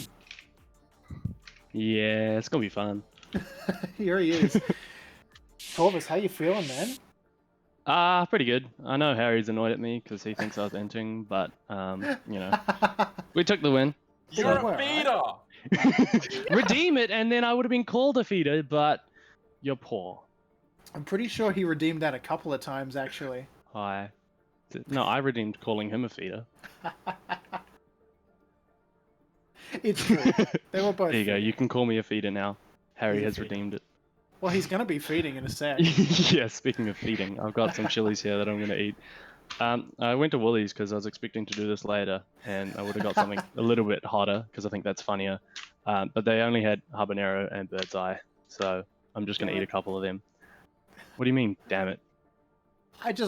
I'm like that. I just wanted to see you get completely tortured. I wanted I'm to see sorry. pain. Well, I have to. I need mean, to see it. if we hit... Oh, maybe. We'll see. Might do it anyway later. We'll upload it to our YouTube or some shit. Make a good Yes. video. After Oh, is it after stream commentary. Because it was raining and I had to quickly start this and then run out and then... Sorry, my flatmates just come to collect the clothes that were in my room that are his because it was stormy when we started stream. So... It's a shame it's not storming now. You could go outside and cool down the taste buds after this. Yeah, I definitely would run out because it's gonna be a bit hot. But this is terrible. This is the Alright, one, fuck guys. it. This is it. I'm just gonna start it. This is the $750. Oh, that's not too bad special. actually. Have another one. Corvus, I are know, you I a got bit a of a big hot one this man time. or I mean, I'm hot. If you ask. That's not what I meant, Corvus. If you ask Pika, I know Pika loves me. I'm I gonna didn't ask see that in the Pika right chat. now. Is Corvus Oh. hot? Oh, they said no. My goal Sorry, is just- sorry, Corvus. My goal is just not to breathe this in, to be honest. That's a I very, regret that already. That's a very good idea. Here we go. That And was this is ballsy. number 2, guys. It's going in all the way. Oh, fuck. Oh boy. It's all in. Oh yeah, I meant to get gloves. Oh, well. It's all in. Oh, and to make you feel a little better, Taze comes in with $20 saying Corvus is kinda nutty. Give you a bit of support. $20 says Corvus is kind of nutty. Corvus, how does that make you feel? Come on. Um, Good, right? I mean, You Taz feel is good my right now, homeboy. don't you? My mouth doesn't, but eh, it's fine. I'm sure Black God, Dog this is feel so a lot better than satisfying you after do. watching him int my game. I pain. Look Just at the give him warmth. pain. Look at the warmth in You those entered cheeks, just guys. as hard as me. Look how Ah. red you've turned red. What the Bro, it's hell? hot. It's a 3 on the hotness scale. What do you expect? Here's The number habanero 3. is much worse. I Ladies and really hope gentlemen. you just keep. I really hope you just keep munching these throughout our class. It's number 3, guys. I'm not. Here it goes. Ah, Here it I goes. think the habanero is worse. Yeah, so eat the habaneros. Oh no, I already had one of those. Oh, It's going I'm down. definitely starting to cry. There's the tears. Yeah, this is fine. It's I don't not. know what you guys were Why are you having a crying? problem You with. won. I know. And I'm just so happy that I won. Oh, shit. Oh, this is officially burning. Dude, I love watching the color just go Okay. from pure white to just full on red. This poor man turned He from looks, like, he a looks like an ghost English tourist who's to gone to the beach. Oh, dude, that helps for like 3 seconds and then it's back to burning so bad. Oh, Can we see number 4? Will it happen? I don't know if I Will want number to. 4 get popped in? Just for Mitosis did go 4-0 with Koalas and Spawn technically, so 1 for each point. I fucking hate you.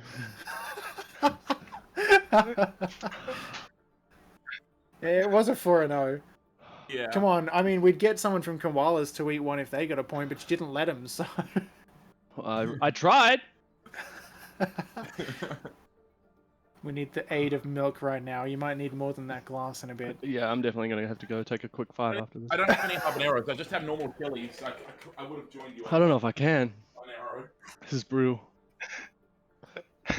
This is the type of thing that makes you eat olives afterwards and go, yeah, no, these are It's pathetic. fine. This is nothing. Oh, Oh, I see it. I see see it there. I see it fading into screen.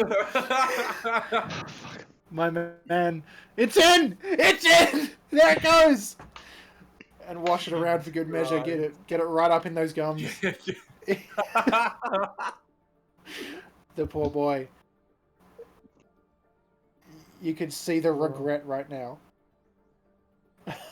Oh no. Oh. Oh no. To be fair, Harry. oh, fucking hell. Someone You know turned the nothing, lights on Gene. in Corvus's room. Why is the bulb in Corvus's room red? Oh wait. Oh wait. Jesus Christ, Corvus. Ladies and gentlemen, this Why is would you the- suggest this for this, yourself? this is the It was either this or going bald, and I didn't want to go $750. bald, so Yeah, it was this or shave the hair, guys. So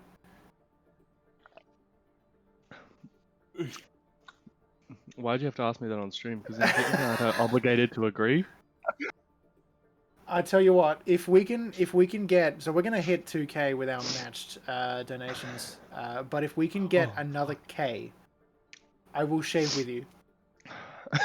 You were what? We will both We're we'll gonna shave shave each our other. How about that?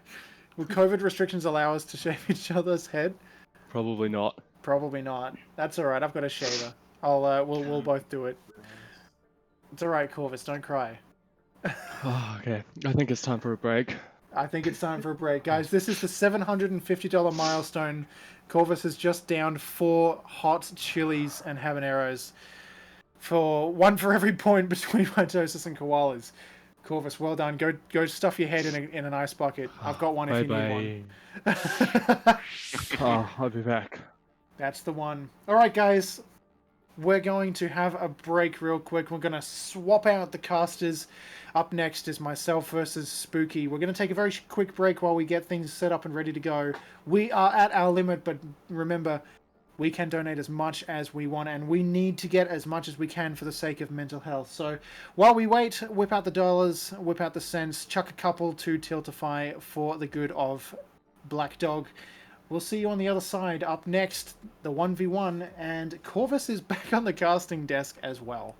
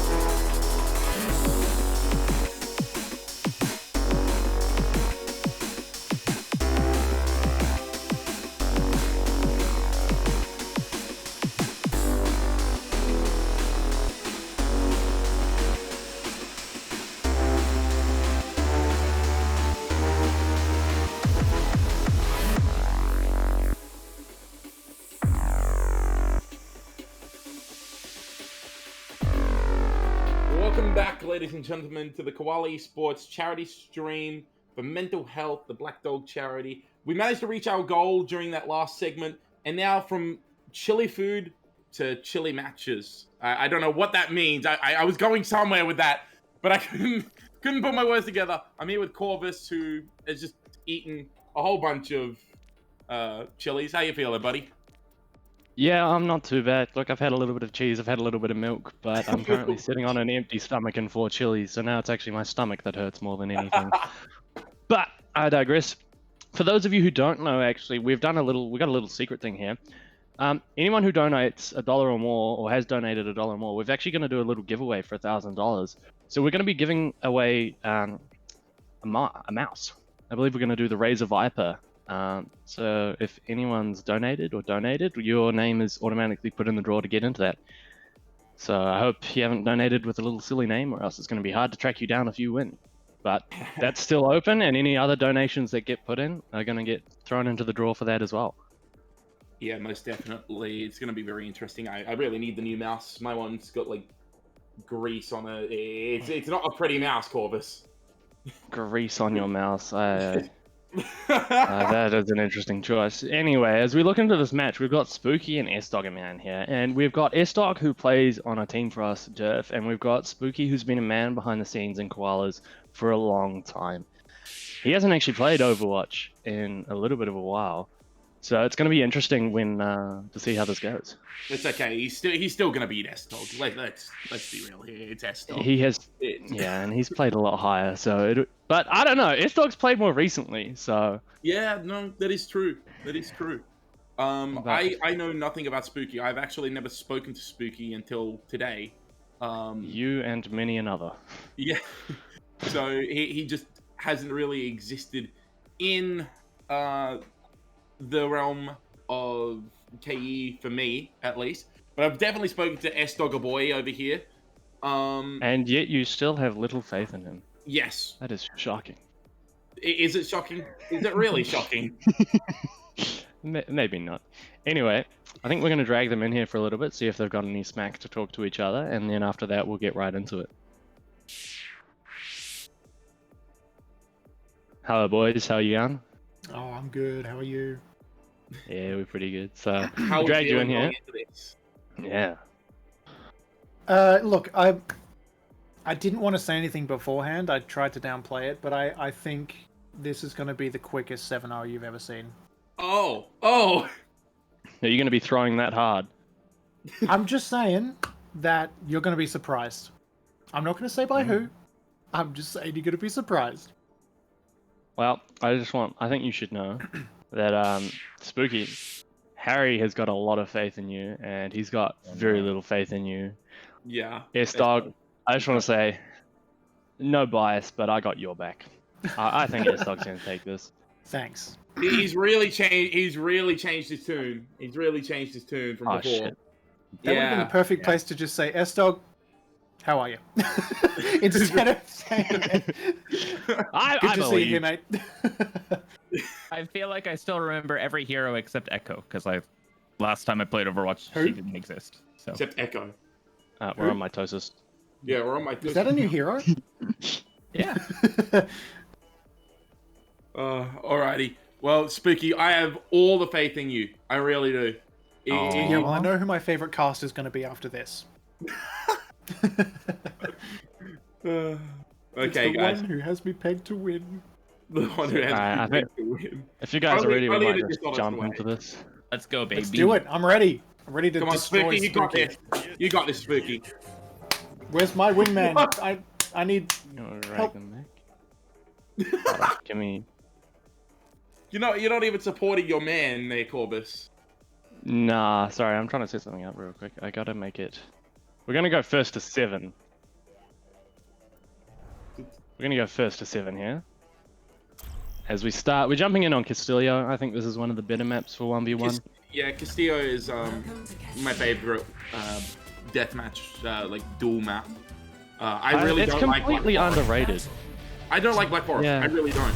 I think it's just silly. As we see the Junkrat coming out here, This is going to this be is exciting. really interesting about whose plays are smarter, as we just see a lot of long-range spam. But Spooky keeps the high ground advantage, and Sdogga's used both of his mines. Now, this is interesting. Sdogga is not playing this smart at all, but I didn't expect anything else from Sdogga, the boy. He does get a direct hit onto Spooky. He does get a direct hit onto Spooky, though. Oh no, Spooky, not like this. You can't do it like this, Spooky. Come on. You can't just get full health here. Nice, you get the mine onto him. That's great. Look at Spooky professionally maneuvering around the map, knowing that he has the health disadvantage, and still being an absolute Chad here. That I would not call any of this professional in the slightest. You have one who's yes, they are. Really? Oh, that was kind of clean though. Yeah. Alright, I've just eaten my words. You take back what you were saying about professionalism and Spooky. As we see Tracer. I'll eat my words. Hero. Yeah, eat that was humble clean. pie. Alrighty, as we see the Tracer coming out, this I actually have more faith in Sdogga in, just because Tracer's one of those heroes where timing is a lot more needed. But Spooky still has the upper hand. No recall used yet. Spooky's the first one to use recall. Sdogga uses it now, and now it's just a duel. But Spooky, Sdogga, what are you doing, mate? Sdogga whiffed the recall, and that's the reason he lost. He used it too late, and he didn't recall half of his health. Oh, I'm not surprised. Come on, Sdogga, man. I hyped you up for this. Come on, Spooky. As we see the soldier, this is just pure aim here, and also who can force the heal station first will have the best advantage. As we see Sdogga actually trying to get the sneak up on him, gets hit with a Helix Rocket, and immediately both players use their heal station, but Sdogga has the high ground. Spooky, really low on HP. He's just going for a jog now. He needs to run away. He needs to get out as fast as he can. He goes back to try and challenge it. Oh, let's go. Sdogga's just better. What did I tell you? And I've just seen Taze has donated $20. He says Corvus is kind of nutty. Yeah. Yeah, we also have we have Taze subscribing and Athena as well. Thank you very much for subscribing, guys. As we see Reaper as the next one. This will be about who fades first now. If you fade first and take that initial damage to start with, it's a lot harder for you to win. As Spooky goes on the low ground, a bit of an interesting choice, and Sdogga actually just keeps going. Did I just hear a fade? Sdogga's winning the health duel as well. He is. This is. Oh, Spooky's faded in. Goes straight in. He does take. Oh, Sdogga just outplayed him. Oh, Spooky. Spooky, not like this. This is not what you want to do. This one's going to be exciting. I think this will come down to who dashes first and gets their dashes to hit. Yeah, I definitely agree with you on that. It's this is very interesting to watch. Genji 1v1s are one of those things where it's just very slow. Sdogga actually gets some really nice chip. Great dash though from Spooky to try and get back and avoids Sdogga's dash as well. He's gonna have dash back up before Sdogga. If he gets just a little bit more poke damage on him, he can dash. Both dashes are now back up. Sdogga gets a dash. It's so low. Sdogga manages to kill Spooky, and that there is clean on the Genji. That purely is just due to Sdogga playing the game a bit more. Spooky was just lacking where it comes to the movement, and Genji's all about that movement as well. Yeah, now we have Mei. This is the Cryo Freeze Wars. Now, as we see Spooky actually taking the high ground, and Sdogga staying on the low ground this time. Now it's a different battle, as Sdogga's just hiding around the statue, trying to get that early poke damage, trying to force it. Gets a couple of shots onto Spooky. Spooky's still challenging this. He doesn't want to use his ice block early. He gets a shot onto Sdogga. He gets two shots into Sdogga. Sdogga's the first one to use the reload. Oh no! Sdogga was the first one who had to use his Cryo Freeze there, but no one can capitalize on it. Sdogga is actually half health. Sdogga is 1 HP. It's just one more Icicle Spear is all that's needed to get this ending. A great wall from Sdogga manages to get some separation, and now straight into the wall. Oh no, Spooky's camping it. Wall coming up.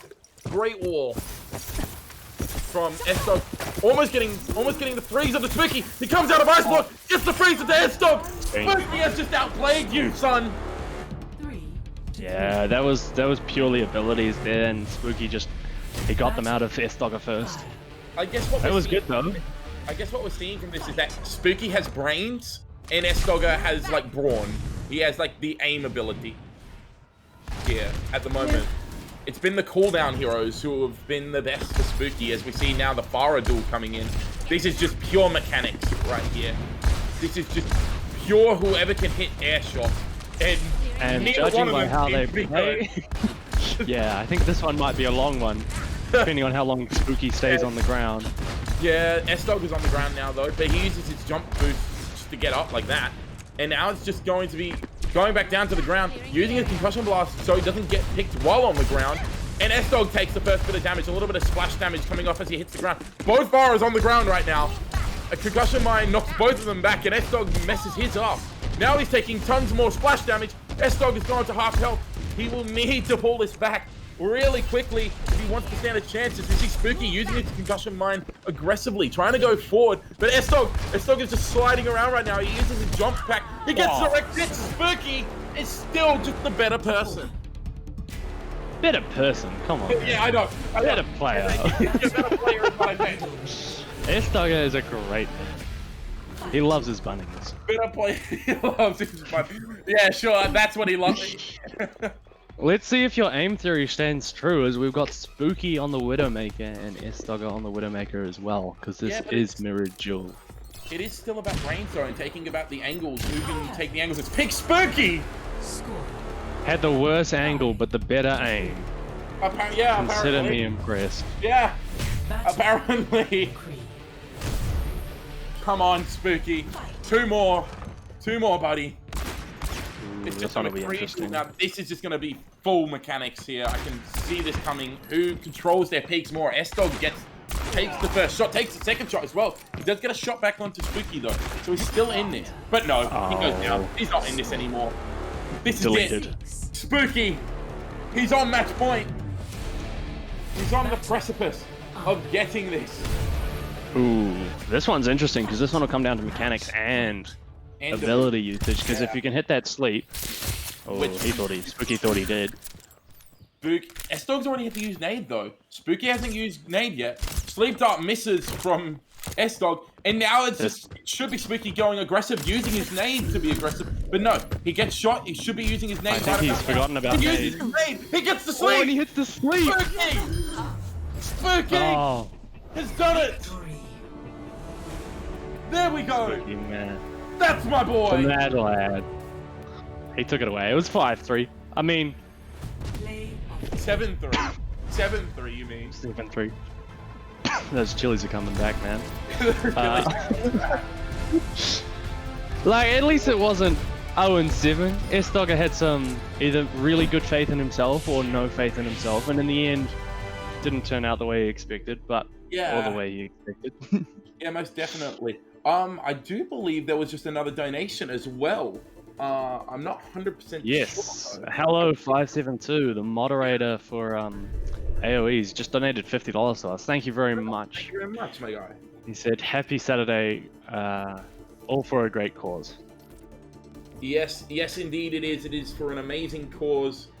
The Black Dog Institute, it uses science to assist with combating mental health issues, as well as a bunch of other things, including helping with the bushfires and dealing with domestically abused children and other people like that as well. I stumbled a bit on my words there. But yeah, it is definitely a great charity, so we're so glad to be helping them out here and helping out as many people as we can as well. I do believe we are going to pull the two combatants back in. Gonna do a post-match interview. Yes, See what we they are. have to say. Hello there. Hello. So, firstly, Sdogga, how you feeling, bud? I'm good. When you said it was going to be 0-7, did you have absolute faith in yourself or none? Yep, totally. That's a sound of absolute faith for a man who just got dominated. This here is just his mental has crumbled. All right. That's fine. Spooky has just pummeled him in the neutral. I was fine. Destroyed. More Look, like- I'm not gonna say it for real, like really, but I'm just gonna say, relax. Sorry, excuse me. Don't know what happened there. I was just It looked so good for you as well, Sdogga. You were coming back after losing the first two. You got in front for a little bit as well. You know, it almost brought some faith to me. It Well, almost good. brought some faith. I'm glad I was able to change your mind for 0.06 of a second. Yeah. Spooky, So, congratulations, my guy. Look, I just want to say that the whole match was over the second we rolled Mei because I spent so fucking long playing Mei. And if you think you can come into my house and like take my Chinese waifu and that you think I won't freeze your ass and put a full-on icicle through your skull, it's just not happening, my dude. Okay.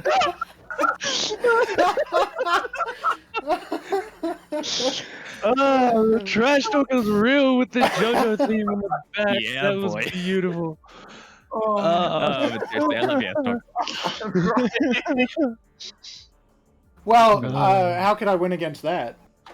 Yeah, Right, I'm sorry, you can't I'm beat sorry, JoJo. it's done from the start. It's done. You know, fair enough. Yeah, I could. Yeah, I can admit defeat on that one. Oh, that's terrific. Okay. So up next, we have a little bit of a break for our next match between Pink Lightning and Torb High Jump. So we're actually going to jump into some mini games with chat, but we're going to have a quick break before that. We've got to change over our streamers, so you might see a little bit of a blip in the stream. If that happens, just refresh and you'll be right back. So if you guys just want to put your battle tags in the chat, and then we can, we'll get you in for the games. So we'll just head for a quick break though. Catch you when we get back.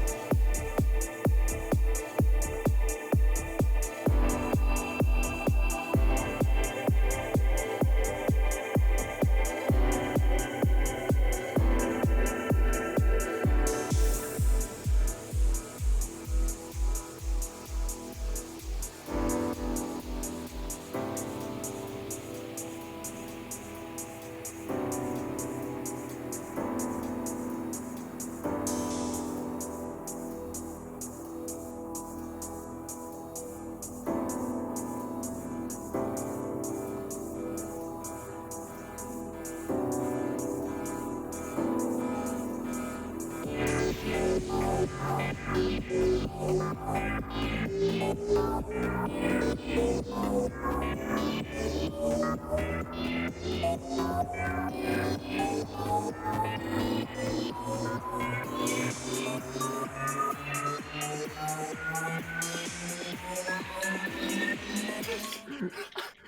back to Koalas Esports Black Dog Charity stream.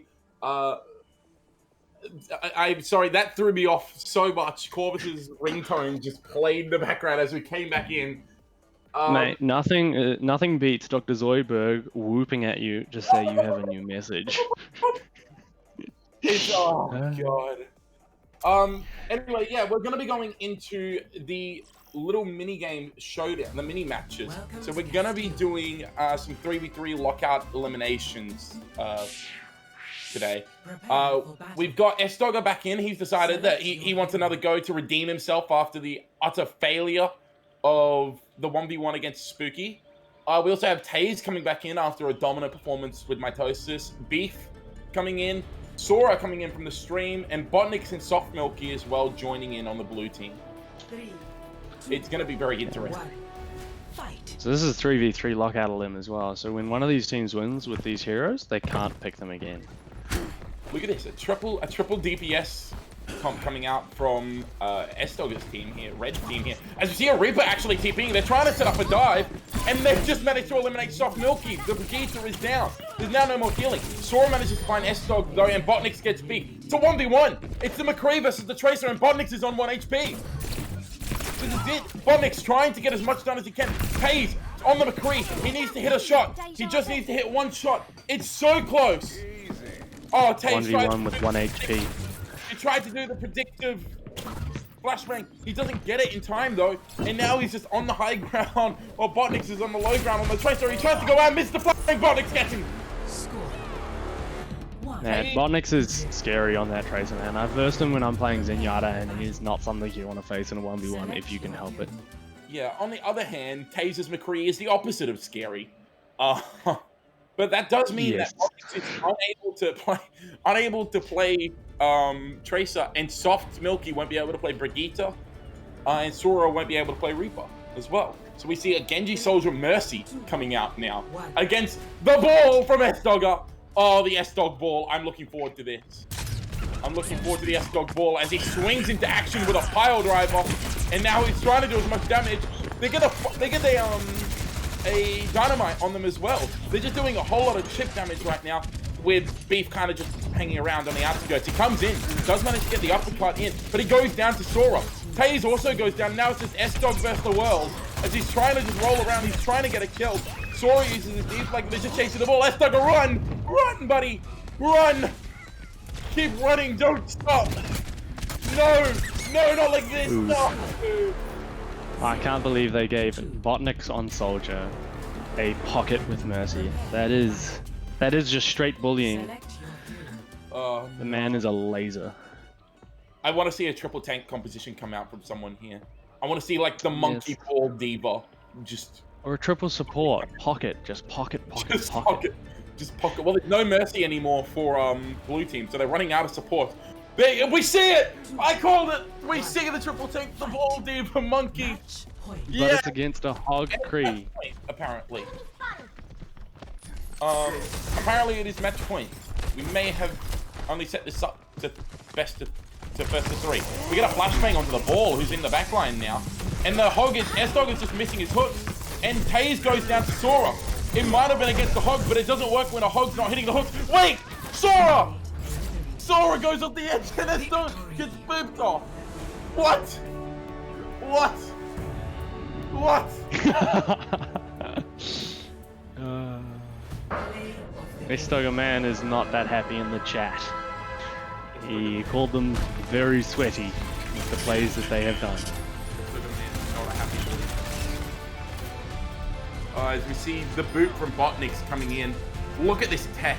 Look at the tech there from BotNix. Just using his basic ability to boop him off. Amazing. And Sdogga is 0 for 2 now. Yeah, Sdogga he can't catch a break, man. No, he cannot. Currently can't catch a break. Cannot catch a break. It's very interesting to see Sdogga playing sometimes. It really is. As we see maybe someone else coming in to play for another round, potentially. Yeah, we'll keep it going. We'll try and get some other people. If you want to join in, please put your name in the chat. We'll get you coming in, because at the moment it'll be rotating between the current people. So if you want a chance, we'll hype you up. Harry will be casting this pretty pog. So chuck it in. We'll get you in. Yeah, we will. At this point in time, it looks like Sdogga has had enough of losing. Sdogga has had enough of losing, and we also have a new donation as well. Thank you. Are you sure? Yeah. Is it hello again? Yeah. We've already said hello. We've already said hello. It's okay. It's okay. He's a good man. Yes, he is indeed. It's okay. We're just making sure he gets the recognition he deserves. That's what we're doing, right? Yes. Yeah. Hold on, I'm just changing map here. We're gonna go to Black Forest for this one, I think. Oh, not my favorite map, but I respect it. I think it'll be good. As we go back in, we've got a little bit of a change up in the teams as well. Now entering the Black Forest. Yeah, I tried to even things out a little bit. Should be interesting. We've got Echo Gobert, which is Zach the Cardor, Select your who hero. is he's a very good DPS player. So hopefully that'll even it out with BotNix being on the other team, who is also an extremely good DPS player. He definitely is. He's also a very good caster. Have you heard him casting in the first game? He is. Yes, he does have a great voice for it. Yeah, he does. He really does. As we now see the dive coming out from BotNix and Sora, Genji Tracer, and a Mercy Pocket. And we see Echo Gabura on his own DPS. So that's Not on Echo. But we see the break On the between. ball. So I give the advantage over towards the red team here. They have the stun, and we see the power drive now. They're trying to take out Sora, but you just see Soft Milky, going straight to Mercy, and she actually goes down, going too deep against the pocketed Genji and the Mercy, with Taze just kind of vibing on the Mercy. He's got to be taken down. Echo can't get him, and that's going to be blue team taking the first point, first round right there. So no Tracer, no Genji, no Mercy. Yeah, it's gonna be interesting to keep track of later as we get on, because hopefully other teams win, and then we're probably gonna end up forgetting which is banned. Yeah. I'm surprised we haven't seen a pharmacy yet, because generally that's a popular one, because you don't know, they might not run a hit scan, and it's very easy. It would be very easy just to pop off. Oh my god! Oh my god! What in the world? Soft Milky! What? That was some real K9 plays right there. Oh no, the sleep dart. Oh no. The missed hook though. And the hook onto Sora, but he doesn't get it. The BotNix was there. There goes B and Taze and Mahanzo. Kind of clapping. Taze collected all three of those Yulins, man. Just clicking the heads. Select your hero. Can you believe the K9 play that came out from Soft Milky there?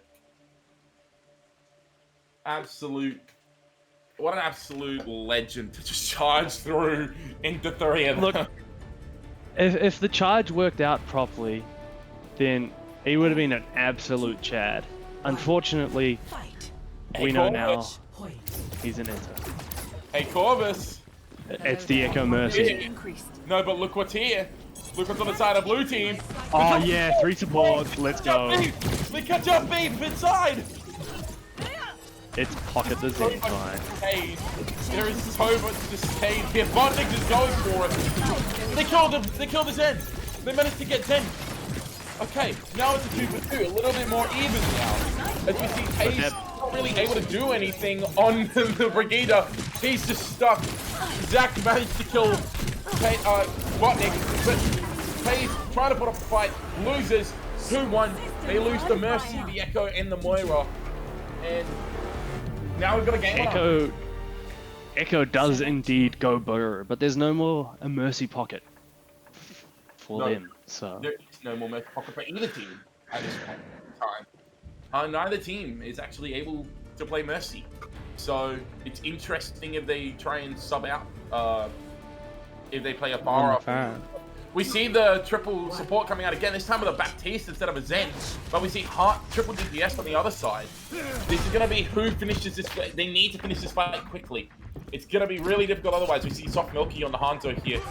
Trying to... Actually manages to find BotNix. Yeah, that's a really good flip there.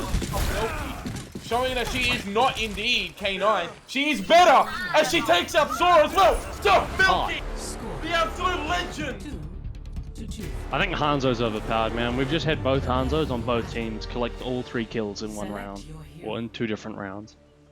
So I think it's good that Hanzo. Yeah. This is something's not right here. Support diff? Has 12e gotten on Soft Milky's account? And I don't know, but who would have got on Tay's account then? What happened if TJ got on there? Maybe. Yeah. As we see the Reinhardt coming out, oh, this makes me happy. Happy Harry noises. As we see him just run straight in. He actually freezes. They're gonna freeze Soft Milky. Oh no, Milky. Great immortality field from Echo goes Brewer there. Zach Pardor.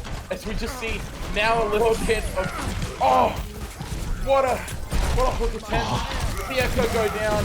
Milky gets frozen. Oh no. Not like this. Beef, run. This had the potential to be close. But in the end, the Mei is too strong. Run, you poor soul. Well, I mean, Beef still hasn't been hit yet. Oh, there we go. He's been hit. He uses his recall. And now he's stuck. He's just linked into a wall twice. And now he's been dinged. And now he's low again. This is not good for Beef. No, there's not a hell of a lot he can do here. Unfortunately, I think it's a... Oh God. He's waiting for his death. Run! Oh. Keep running! Oh my! And off the edge he goes.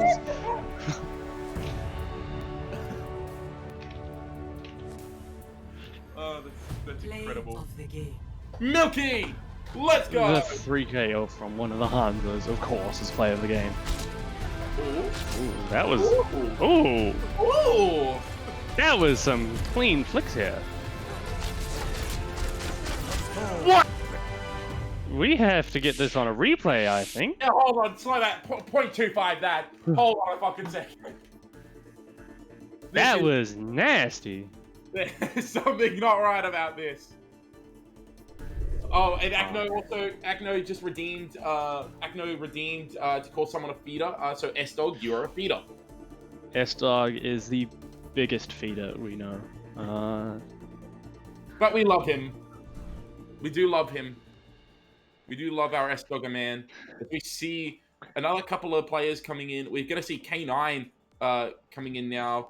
If someone could redeem the feeder, it would make me very happy. It would be very good. If someone can just redeem feeder for KE9, I would be eternally grateful. I really would. There's a very good meme we have for him inside Koalas that I will not say. Oh, Tem, thank you so much. K9 is a massive feeder. The worst main tank I've ever seen in my life. There we go. The man ints on cooldown. You would know about that.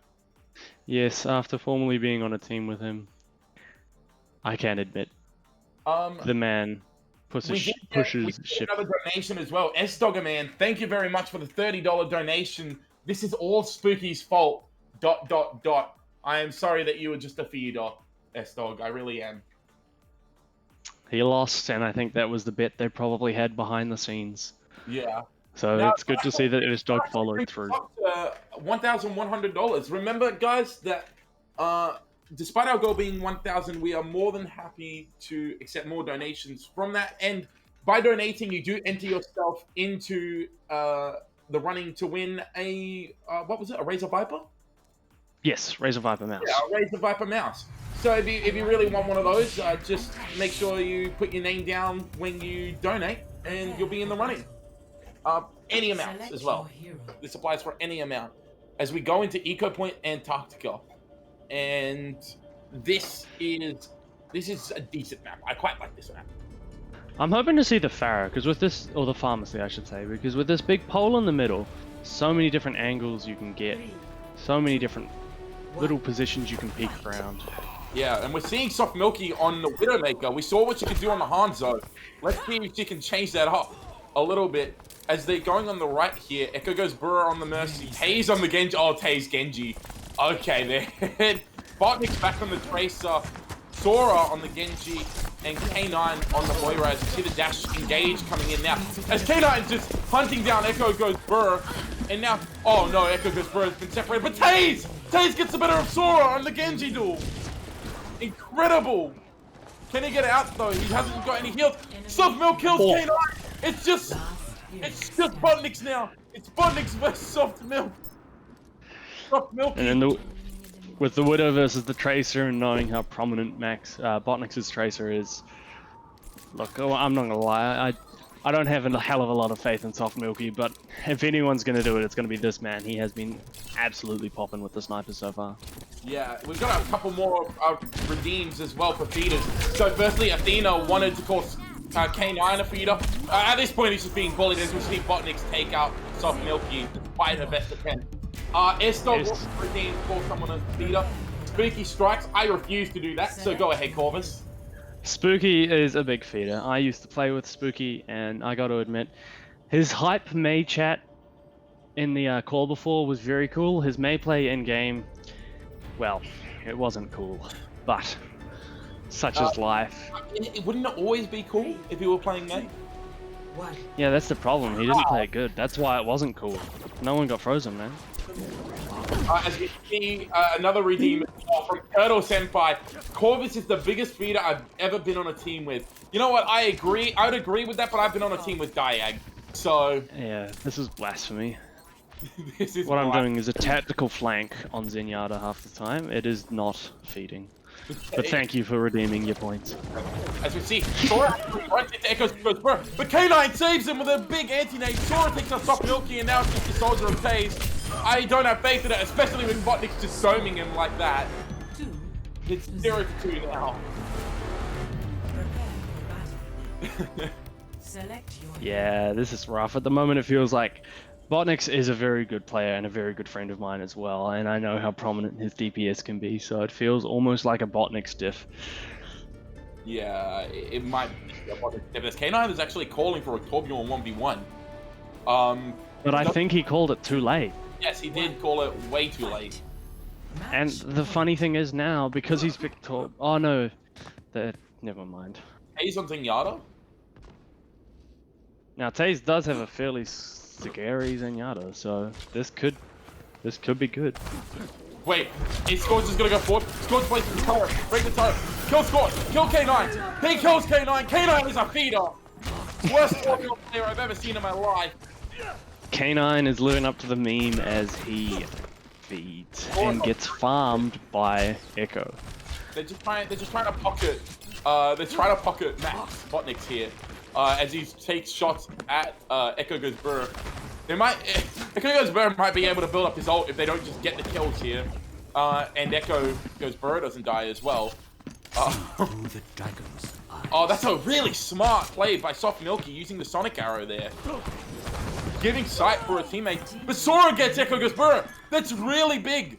That's really big for them. That's a fireball as well. We see back to back. We just see them like this. BotNix gets taken down to half health, but healed back up by Sora. Sora's on 1 HP, but the shields are what keeping Sora alive. Taze goes to the flank and gets the orbs onto him, and BotNix takes him out. It's a 1v1 against Soft Milky versus Soft Milky. Oh. What a shot from Soft Milky. Man, the Hanzo is good. That man, putting in work. I can't speak. They're putting it in the chat though, Harry. I think we're gonna see it. We're gonna see the Torb 1v1. Who's gonna be on each team though? I want it to be Taze versus K9. That's who I want it to be. It's gonna be Soft Milky versus K9. Alrighty, this is it. We're gonna see the ultimate duel of fates right here. Okay, as they get themselves ready. They're practicing their swinging arms. They're counting down. 3, 2, 1. They're going for it now. This is it. It's just a rotation now. It's like professional wrestling. They got to size up their opponents first. Who gets the first hit here? It's gonna be K9 gets the first hit. Both of them pick their ears at around the same time. K9 loses. K9 loses to Soft Milk. K9 is a feeder. The worst player I've ever seen in my life. Okay, now come on. He's not the worst player I've ever seen, but he feeds, and it's fun to meme about that. As we go in, this is actually 2 versus 2 now, so this final one will decide who actually takes away the gold this time. Will Max, BotNix keep his streak? K9 may have thrown this for his team. There is a chance. They could have just rolled out, they could have dominated, but no. No. It's K9's ego. We see the Hog coming up with both teams. Mercy, Match point. Echo. Ooh, this is interesting. Yeah, this is really interesting. This is actually fairly... Oh, no. Milky, no, don't go down there. Milky, no, it's a trap. Milky, no, run. He gets the first hook, but can he survive? Oh, the beam is too much. Oh, no. They need to kill the Mercy. Oh, what a hook from BotNix. Echo goes down, and now it's just Taze. Oh, by his lonesome. Can he take out Sora? He takes out Sora. Taze, he's a gunslinger. He really is the ultimate gunslinger. The hard part is going to be taking out BotNix here. And he's got to get the Mercy as well. He's got to get the Mercy first or else he can't win. Oh no! Taze! Oh! Taze, so close, but he just... And he still gets the Mercy! This is still winnable. It's going to be difficult, but... This is going to be... It's like... It's the impossible game. Right now, but Taze, he's trying so hard. He's just hiding. The hook is used by BotNix. So Taze now, he's just creeping out of his hiding spot. He's just holding there. Throw for the Fran. He misses hook. This is it for Taze. Taze can do this. No! He just loses in the end. That was just some amazing long-range hooks from BotNix there. Yeah.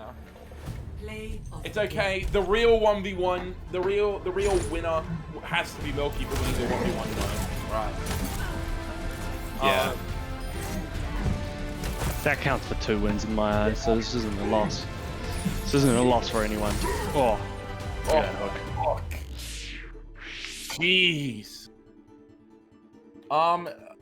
Yeah, I mean, BotNix keeps his streak alive by single-handedly carrying the feeder that is known as K9. Yeah. Feel free, guys. Like, I'm just having to change up who's in this lobby right now. I'm trying to make it balanced. But check your battle tag in the chats. We'll get some new, different people in if you want. Yeah. Yeah. Because I'm just doing the old dominoes, mix everything up. Hope that it's balanced. Yeah. We don't even know how many more we want to do yet. Yeah, well, we're going to go for a little bit longer for sure, because we want to give the other times... We've got to go... The next match is set for 40 minutes, so... Okay, I will play some mini games. Okay, I will add you, TJ. TN. I couldn't invite him because he's in a custom game. God damn it. How dare he not be ready to join our game immediately after saying he will join? Yes.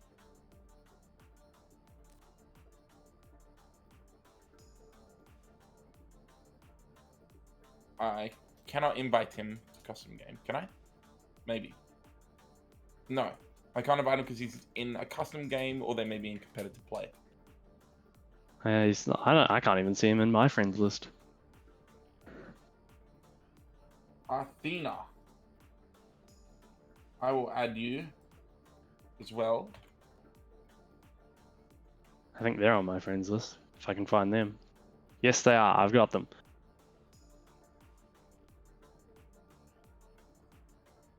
I'd be happy to call them a feeder. We need to...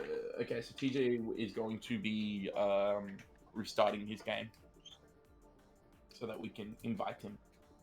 Oh, I just rewatched the hook back on the stream. Jesus. It's a definitely a max range hook. That was for sure. What an amazing hook. What map will we be playing next, do you think, Corvus? What map are you going to send us to? What part of the world? I'm not too sure what would be best, to be honest, because there's a few out there that actually would be good. So we can go to Ayutthaya, but I think that's a bit too big. What one, sorry? Ayutthaya. You don't know this map. Oh, is it's that the map? It's the where's it set? It's the Thailand map that was created for Capture the Flag when people thought that was going to be good. Ah. Oh, we got Necropolis still, actually. Let's go Necropolis. Yeah, let's go Necropolis. And Nick would like to play as well. Who? Nick. Nikki.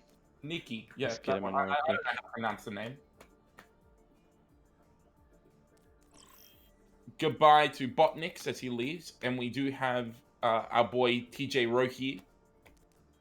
I refuse to call him Troy. That is not how his name's pronounced. I refuse to believe it. It's Troy.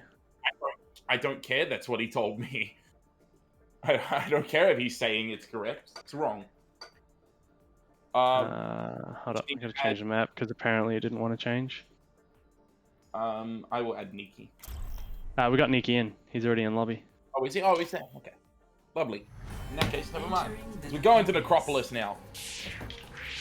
And Necropolis is one of those maps that's really, really open, but has some interesting cover in the form of like these random like boxes that just kind of exist on the map. So it's gonna be interesting. God, blue team has a lot of good sniper players here. I'm very intrigued as we see the K9 ball, the TJ Rohi Ana, and the Echo goes Burr Echo. As we see Athena on Echo, Nikki on Mercy, and Sora on Widowmaker. As we just see the starting engagement coming in, they're just trying to farm K9. Should be relatively easy. It is K9, but Athena goes down. Nikki trying to get the res just straight in the face, doesn't get it. Sora gets the headshot onto TJ Rohi, but gets sat on by K9. I just realized I might have made these teams accidentally a little bit uneven, as I know for a fact that Athena is definitely new to playing on PC. And on the other side, we have 3 members from our teams where you have Echo Gobert, who's on Pink Lightning, you have K9, who's on Tourbillon High Jump, and you have TJ, who's on Mitosis. So, scuffed host. The eye test was not with this one. As we see the same conversation down. Sora looking for a little peek there. As we see K9 on Winston. Oh, what a dishonest hero player here. See Athena just kind of scouting around, flying around, trying to get as much as she can. Throwing her sticky bombs kind of aimlessly there. TJ Rohi on the McCree. Sees Athena, tries to take her out, but she's doing a lot of damage. And now she's dead. And now Nikki has to run away. Run away, Nikki! Flee! Pocket Widowmaker, though. Yeah, pocket the Widowmaker. K9 is actually falling really, really low. He's just trying to play forward. Nikki goes down. Sora gets K9, no. The feeder that is K9 dying to the Widowmaker on Winston. I wouldn't expect anything less. I am bullying K9 slightly, so we'll bully someone else for a little bit. We'll bully Turtle for a little bit. We'll bully Troy. As we see... You mean T. Jirachi? T. Jirachi. Goes for onto the Widowmaker. Sora onto Tracer. Nikki onto Lucio. And the Ashe coming out. K9 goes onto Moira, the DPS. Moira here. And the Zenyatta from TJ as well.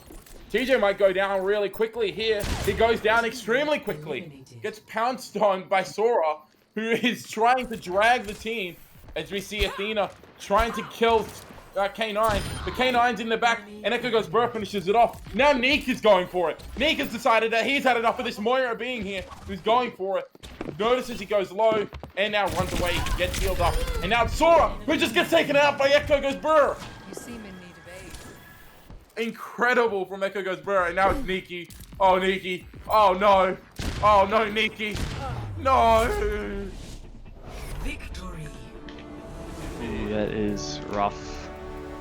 That's it. Over. Play of the game. Ooh, wouldn't make a play of the game though. Oh, You Sora. gotta love these. And it's Sora. Let's go. Oh, that's a body shot. Oh. Gets booped, and oh. That was dirty. That was very much dirty. Very good. That's a very good shot. Well done, Sora. Well done. And now let's even out the teams a little bit here. Yes, Jeez. I think That looks a little better. That looks a little better. Okay. let's throw to a map I don't think many people have actually played before. Nick, he's like, I wasn't warmed up. Ayutthaya. Okay. Now we're really bringing out the big guns. Okay. Okay, Nikki. Alrighty. Nikki's about to whip it out for the boys. I would be very impressed. You know what? If Nikki gets 3 kills in a round, I will donate another $50. There we go. Damn, let's go put that. We're gonna put that there. We're gonna put that there. I'm gonna tell him so that there's no pressure. That's what I was typing out. Okay. There you go. You can say no pressure.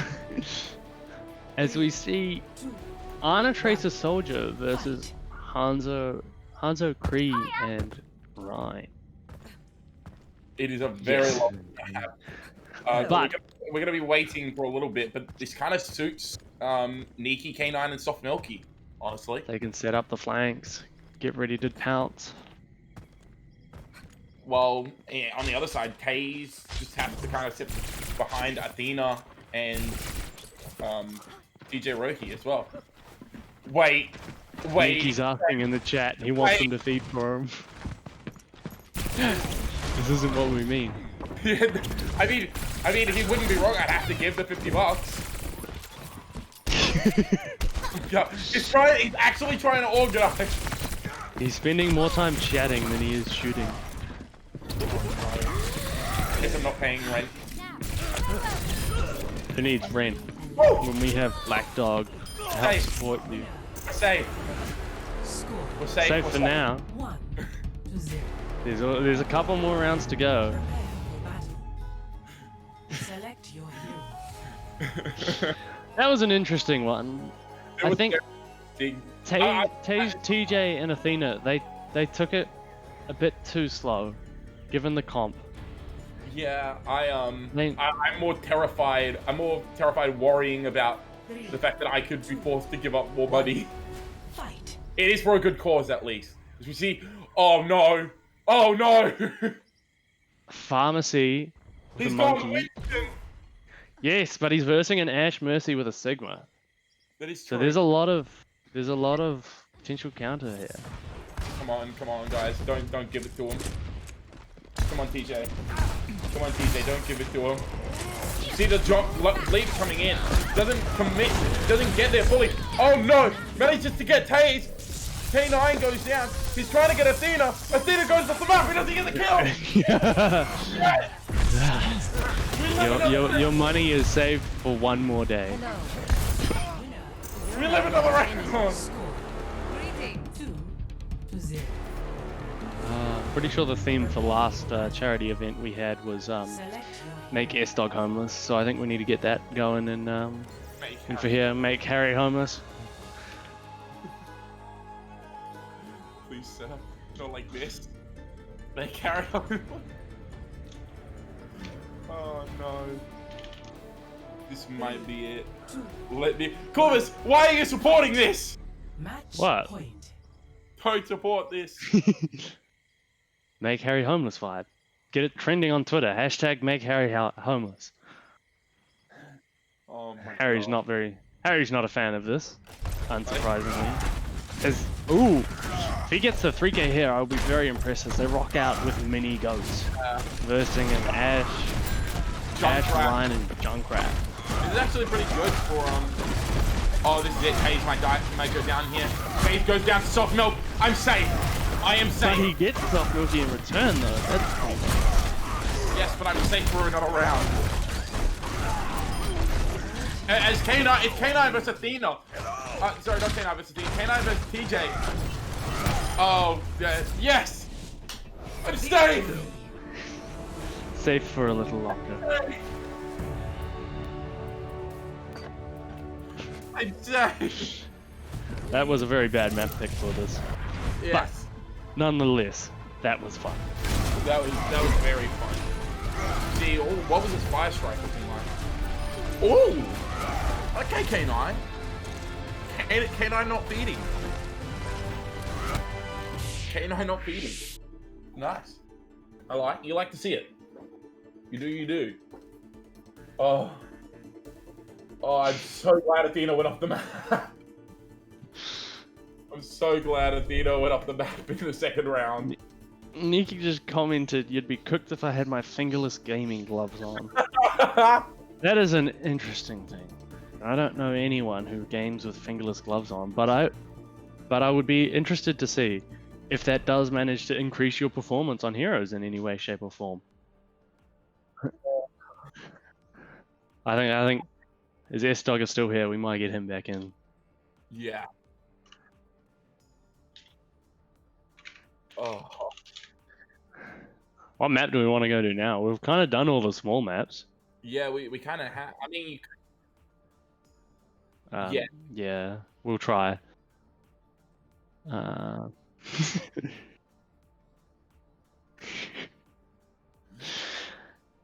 gonna go back to Castillo. Yeah, we finish it where we started it. I think that's a good way to do it. I'm gonna get Sdogga Man back if he's here. I don't know if he's here though. He was just typing in chat, so I think so. We'll swap him then. Who do we swap out? Soft and Milky's been here for a while. And we'll swap out Taze again, I think. Sure, you swap me in and I do some casting while playing. Nah, surely what we'll do, Harry, we'll get this done and then we'll have the Widow 1v1 between me and you. Because the Harry B Widowmaker is kind of nasty. But let's swap some things up here, I think. We got a donation. Let's see. I do not. Anonymous has just donated $20. Thank you for that. Thank you very much, Anonymous. You're not in the draw for the mouse because I don't know who Anonymous is. So that is unfortunate for you. Remember, guys, a donation not only assists the Black Dog mental health charity, but it also puts you in the running to win a Razer Viper mouse. So feel free to help out some people in the world and maybe give yourself a late Christmas present. Maybe it's your birthday coming up. Who knows? But any donation. Welcome to Castile. Make tempo moves. Prepare You love to see it. Select You do love to see it. As we go back to Castillo for the last 3v3 of today. Before I destroy Harry in a Widowmaker 1v1.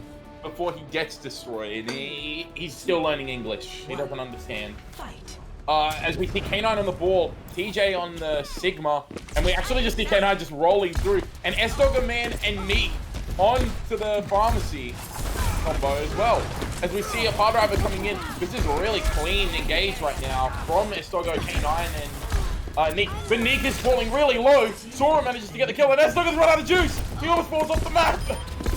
Sdogga finds Athena after deciding to come back onto the map eventually, but he goes down. Now it's just K9 versus TJ and Sora. It's a really difficult game for him right now, and he's just kind of rolled in, and I don't know what he's doing. He's just kind of rolling around, trying not to die the best he can. He's being chased down by Sora. Get him, boy! Good boy! Now, the org we're donating to is Black Dog. That doesn't mean Select your hero. that you have to call our players good boys. But I'm sure they will appreciate that. Harry be weird. As we go into this next one, I'm wondering what the pick. What do you think the best meta comp would be in this 3v3 eliminate here? Fight. That's an interesting question. I think the ball is great. Honestly, I think like a ball tracer Zen comp would honestly be really good if you just focus down a distorted target. You would almost definitely get the kill constantly, as we see Neek and Sdogga just go down to TJ immediately, and now it's just K9 on the ball again. Is TJ gonna get the 3k though? It's okay, it's not Neek. I don't care. Well done. Sora gets the last kill and K9 balls. Clutch your kick, boom. I don't know if you've seen this, but I think we have a new copy pasta getting ready for our match coming up, where it's Mori, he's so cute, he can give THJ the boot. Go Mori! That is a beautiful copy pasta. Thank you, BotNix. That's actually amazing. I love it. As we jump in, we got Moira, Doom, Echo versus Ryan, Ana, and Widow. I believe this is the Sdogga man is already dying. Oh no! K9! K9 from out of nowhere just decided, oh my god, TJ's just charging in. He gets the nade, but he can't finish anyone off. He's just a Reinhardt swinging around. Nika just decides to fade away. And now it's Sdogga, Neek, and K9 versus the Reinhardt. TJ with a massive fire strike though. And now this is gonna be it though. This might be it. He gets stuck on the back. He's low. K9 goes in and kills him to TJ. Neek screamed apparently. Select your hero. They definitely have some interesting hero picks. I'm surprised we haven't seen more, almost what I would consider meta things, where you have the one tank, one support, one DPS. There has been a lot of variance in here. And there hasn't been as much triple of one role that I thought you'd see either. Yeah, as we see the Ryan, Moira, McCree versus the Genji, Lucio, Tracer. This McCree needs to get a lot of value. That's all we can really say is TJ just holds kill. He's playing right now, guys. I'm doing it. I'm playing right. Oh my god, Neek, what the hell? Moira just collects the kill with the orb. You love to see it, unless you're versing it. I am once again. Oh my god, Sora! What was that? That was an insane flick. And this is it for Looks like a man continues. This is it for Sdogga, man. Goodbye, Sdogga. And Sdogga continues his losing streak. That is rough for his dog.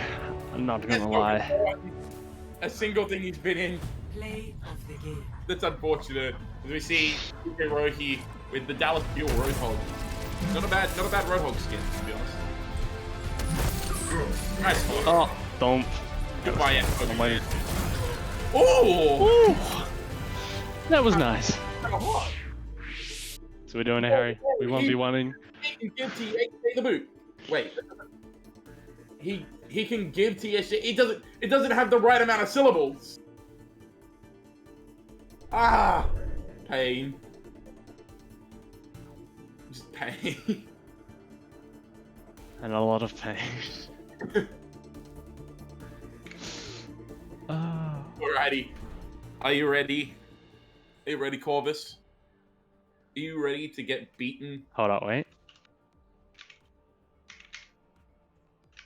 We might see if anyone in here wants to do a Widow 1v1.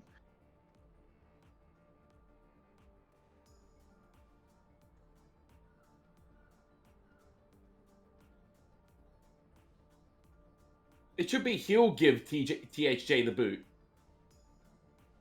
Mori, he's so cute. He'll give THJ.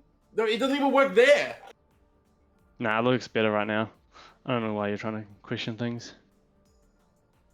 I don't have a code set up for Widow 1v1, so I'm setting up as random. Let's do it. Who's the best Widow on mitosis? Let's go! I mean, I kind of want to see what Sora can do against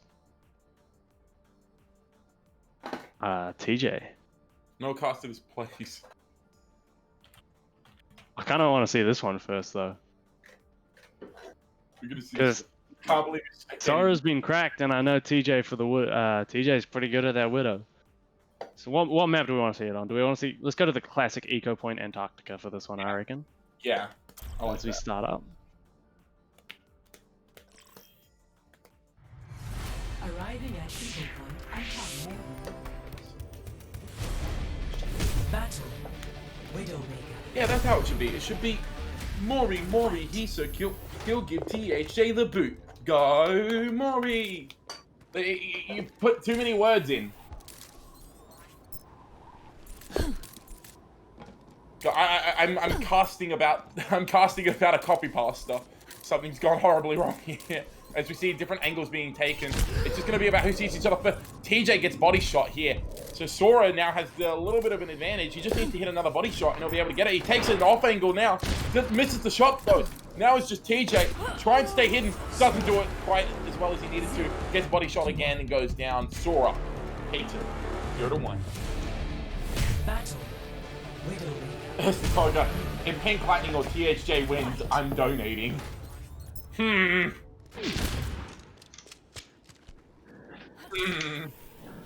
Ooh, Sora's taken an early lead with 1-0. He really has. He really has. As we see the angles being taken here, TJ's in a little bit of a rough spot. He doesn't have the high ground angle, and he's just kind of being pressured. Because Sora has the defensive angle. Now it's TJ who has the defensive angle. And he still gets taken out. Trying to change the angle. Sora just kept the peak going. As soon as he goes around the corner, he takes his head off. Battle. Widowmaker. 2-0 to Sora. Fight. And TJ, this is your Widow playing privileges on the line here. I want you to know that. Oh, for TJ. Yeah.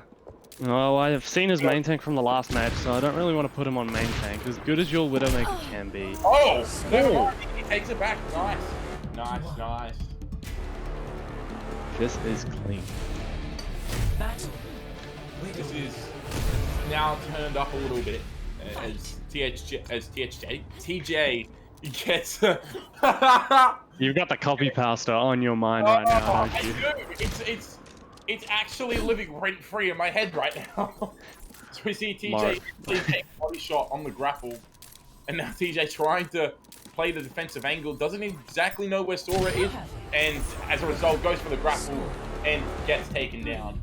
2-1. Battle. It's 3-1 right now in favor of Sora. Sora just takes the angle so quickly. Like, you can see TJ camps looking for that jump shot and then puts himself at a disadvantage where he now has to walk up to the high ground while Sora is just holding it. Takes the shot and misses as well. So now Sora knows exactly where he is. As we see both use the grapple. Sora, what a freak! Oh! Dinks him out of the air. That was kind of clean. TJ is not happy about that one. Pasta is what Sdogga is calling it. As we go to match point now, are we going to see TJ come back into this, or are we going to see Sora shut him out completely? Oh, gets the body shot onto him. Can he finish it off though? Can he? That is the question. Oof. No, he cannot. Oh. That's right. Good night. Easy win there for Sora, winning 5-1. That's clean. That's clean. I wonder which headshot this will be. Surely it's that jump shot. Surely we see the jump shot from before. It doesn't say sharpshooter, so I don't think so. Oof. Oh. Oh my god. Oh, this is the body shot one. My disappointment is massive and my day is ruined. I can't believe they didn't go for a headshot play.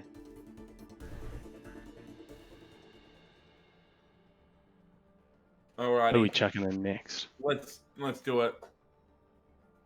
We're doing it, Harry. I'm dying, by the way. Why? What map do you want to face me on, Harry? Oh, sorry, what map do you want to lose on, Harry? Do you want to do Castillo or Eco Point? I think we have to do... Let's go back to Necropolis. Okay, let's go Necropolis.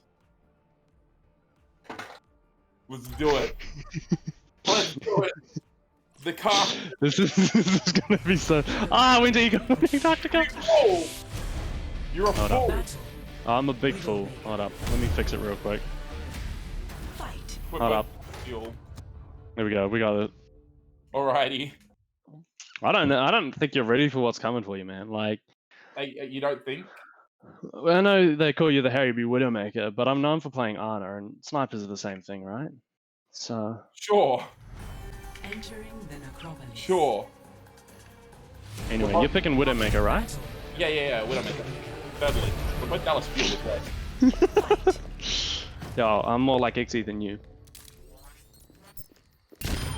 Oh! 1-0.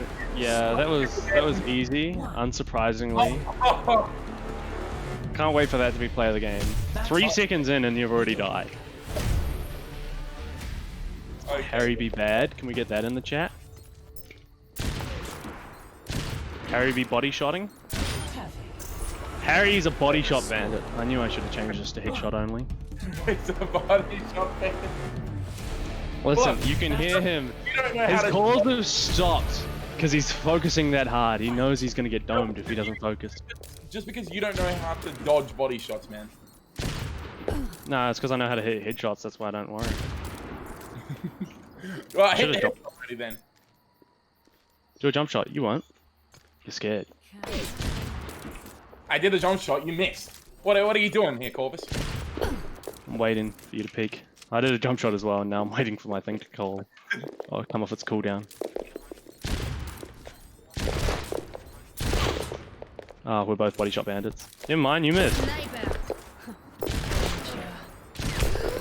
Oh, I'm terrible at I this. hit the headshot as well!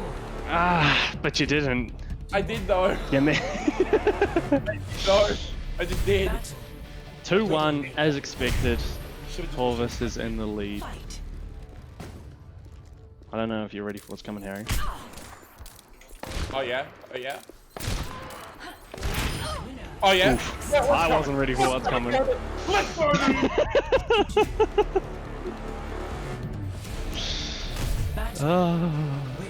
I wish there was a hole at the top so you could jump shot off the bat rather than having to come out the door.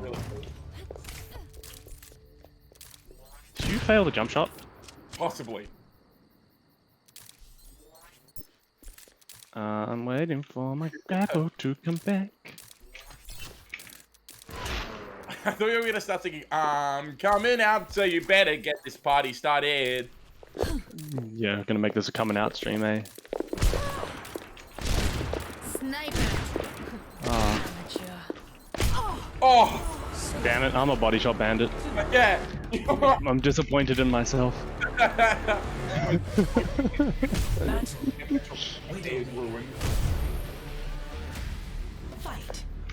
Hold on, so we're playing for Widow rights on Mitosis, right?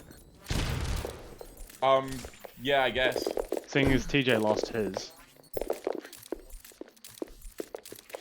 Peek me. Well, we play River on the Road. Oh no. Oh! Oh, I hit the headshot as well! Oh! 1 HP! Are you kidding? Sucks to suck. Acno, I'm reading chat. I know how to headshot. I play a lot of Zenyatta as well.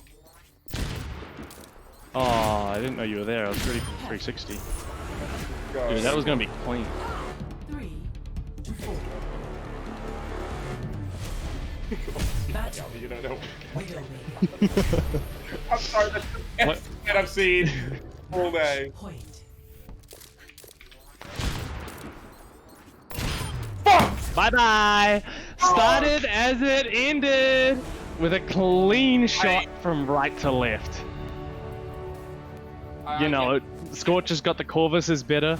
Play of the game. I guess I just have to retire. Ah. Yep. Retirement post incoming. Retire. Harry B. Widowmaker. It's dead. Why is this? The screen is black because it's waiting for me to spawn. That's how quick it was. Ready? And I miss.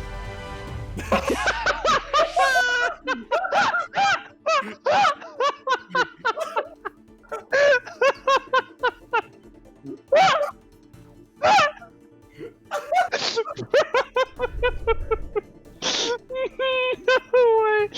It was too clean. Blizzard censors it. Thank you, Sora.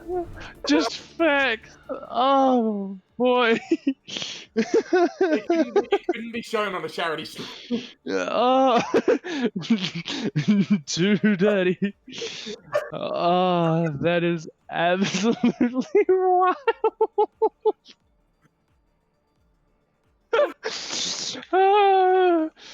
Who's next? Who are we getting in next? Oh, that is amazing. That is just that is. You were actually on one. You were legitimately wanting. I told you. Oh. Oh. I want to see chat's reaction to that. To the Let's get in Nikki and Taze, I think that'll be fun. I think that'll be interesting. Hilarious. What map do we want to go to? Let's go Castillo. It's open. They don't have to worry about it. Yeah, Castillo really is the best map. It's amazing how uncontested it can be, where, like, if you're doing any little mini show match, Castillo's the one you want. Ooh, Nikki's got a nice skin. Once again, matching skins. This is becoming an accidental running theme. Yeah, it is. It really is. As we see. Okay, just straight up. He's body shot bandit. The man's just clicking. I should have changed that. I did have time. Oh, Nelly. Oh no. Oh no, no, no, no. Oh my god! Taze is just clean. I can't wait to not watch that in the replay.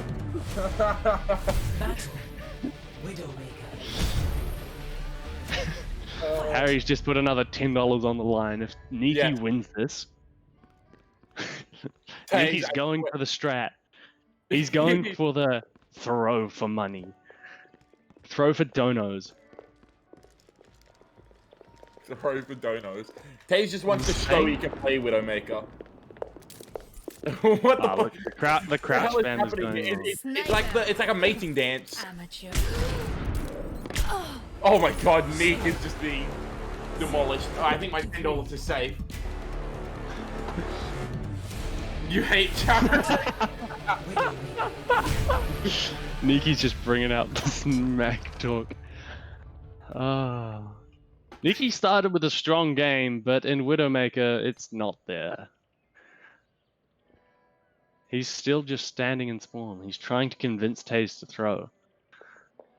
He really is. You don't care for people who get affected by mental.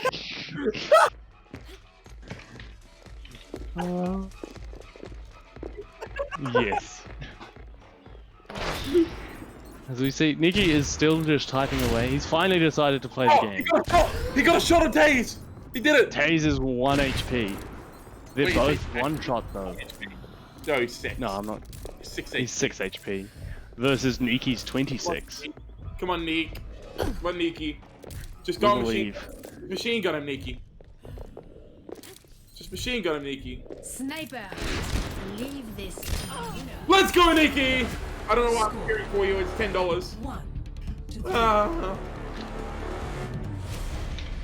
Battle. Widowmaker. Agno asked for a rhyme 1v1 to see who the real alpha is.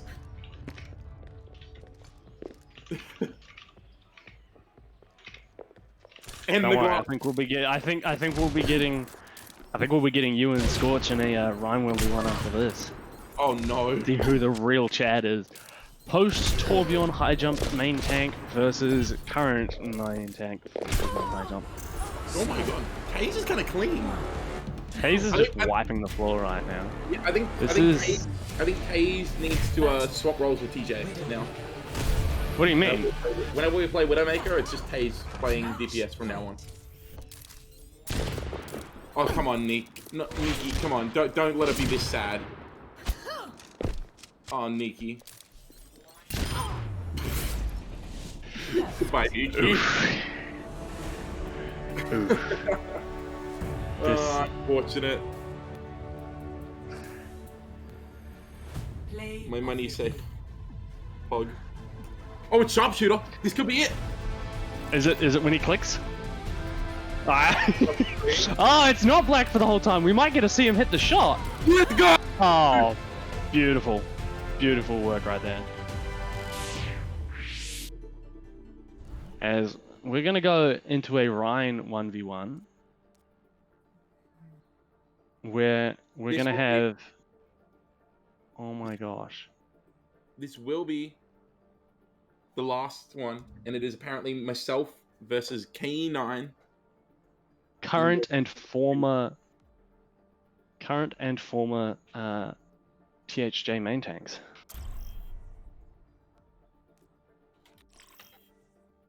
He's like, I have a show badge. 2, 1, fight. I don't know where he is. I don't see him. Okay, here we go. So as we see the Mei wall pops up, both of them are just standing. Scorch goes for the quick shadow, but he whiffs it completely as Harry just wails on top of him. Scorch is backing up. He blocks as a shatter. Oh, Harry doesn't get the counter charge off. And Scorch just takes the easy 1-0. So we wait while it resets and the walls go up.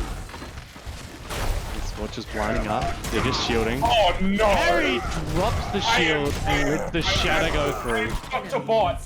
Holy moly! Harry just took the L like a champion there. Have we got any Harry as a feeder in chat? Someone wants to redeem? Oh! They both shatter each other! That's an interesting. He goes for the counter charge. He probably didn't necessarily need to there though. I think. Oh, he blocks the shatter this time. That's big of you, Harry. Good job on that one. But he still loses the 1v1. This is fun. I should talk shit about you more.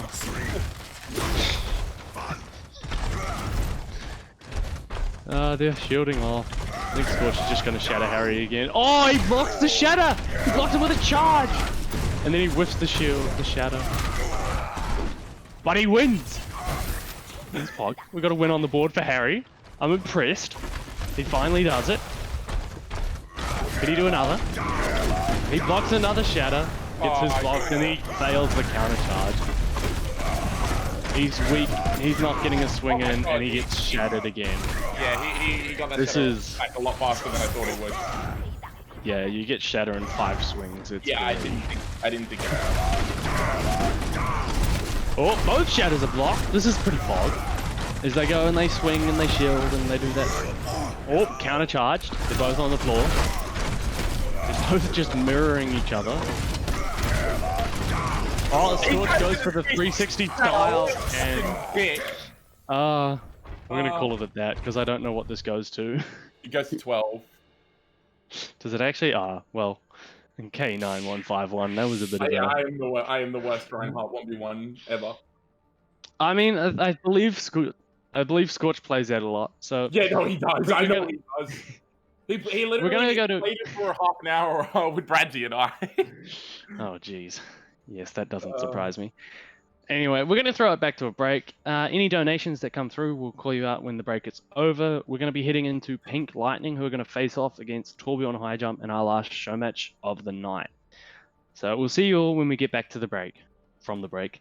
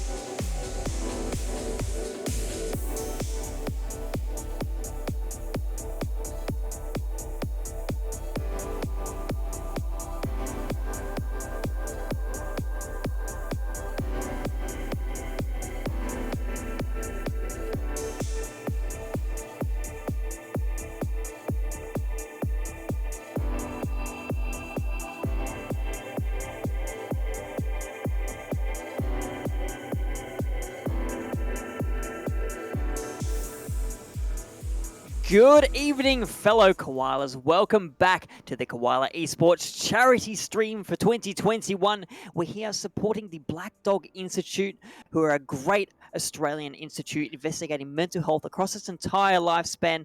I'm Temporal, joined by Niki and Temporalic. And Niki, what a great time to be here playing Overwatch, raising money for a fantastic cause. Yeah, it's some good cause. Hopefully it'll be some good Overwatch as well. We have had some incredible success with the donations so far. We have surged past the $1,000 mark. Exceptional stuff from everyone who's been able to support that. And of course, that first 1,000 will be being doubled by by Koalas Esports, excuse me. So just lots of value being made here today, and we should all be very thankful for this community that we are a part of. Indeed. And of course, you can help increase that if you scroll down a little bit below the streams, the little donation box. It's a little complicated to use. Sometimes you click the button, you think, oh, I've donated, but no, if you got a pop-up blocker, it might pop up it might block the pop-up. So to make sure that you get through to where you have to enter your payment details and click pay, send, whatever that last button was. I don't remember. And you too can help contribute to making some people's lives a little lighter by helping investigate mental illness. Heaps of people experience mental illness. Not everyone seeks help. It's sneaky. It's a little stigmatized. Sometimes it's a little hard just to reach out and say, I'm not doing okay. It can be quite difficult. But any, I guess, advancement in the understanding of mental illness and promotion of awareness of mental illness is a great thing. We need to do everything we can to support ourselves and the people around us that we care about so much in our lives.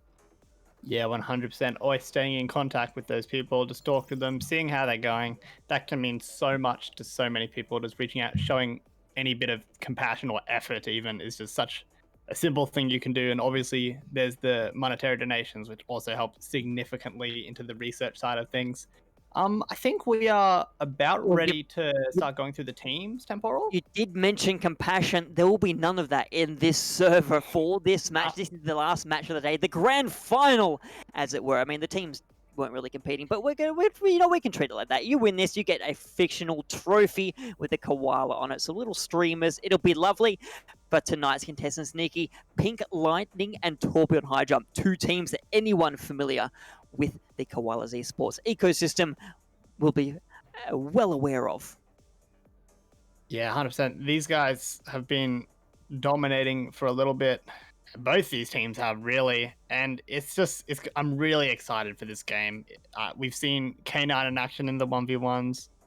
We've seen Zach on the mic. I don't think Zach's playing yet, but he might be subbed in. He's been on the mic, did a phenomenal job as well. Bunch of well-known faces in the community, just battling it out, and it should be pretty exciting. Well, let's go through those team lists. Starting on your left today, Oasis will be the first map. We'll get to the match setup later. Pink Lightning, Jan May, Shooter McGrav, Wolfie, Mori, Ida, and Moku. So some different names that they're a bit newer. We've seen them on the Koala streams before. They've rotated the roster a little bit. I'll be curious to see what that brings into the what that brings into the mix. But for Pink Lightning, I'll be looking at players like Ida who have been, and Mori, who have been around a while. I guess they're the stable core of the team in that they've been playing together for a few months now. So they'll be the ones helping to integrate the others into the Pink Lightning playstyle.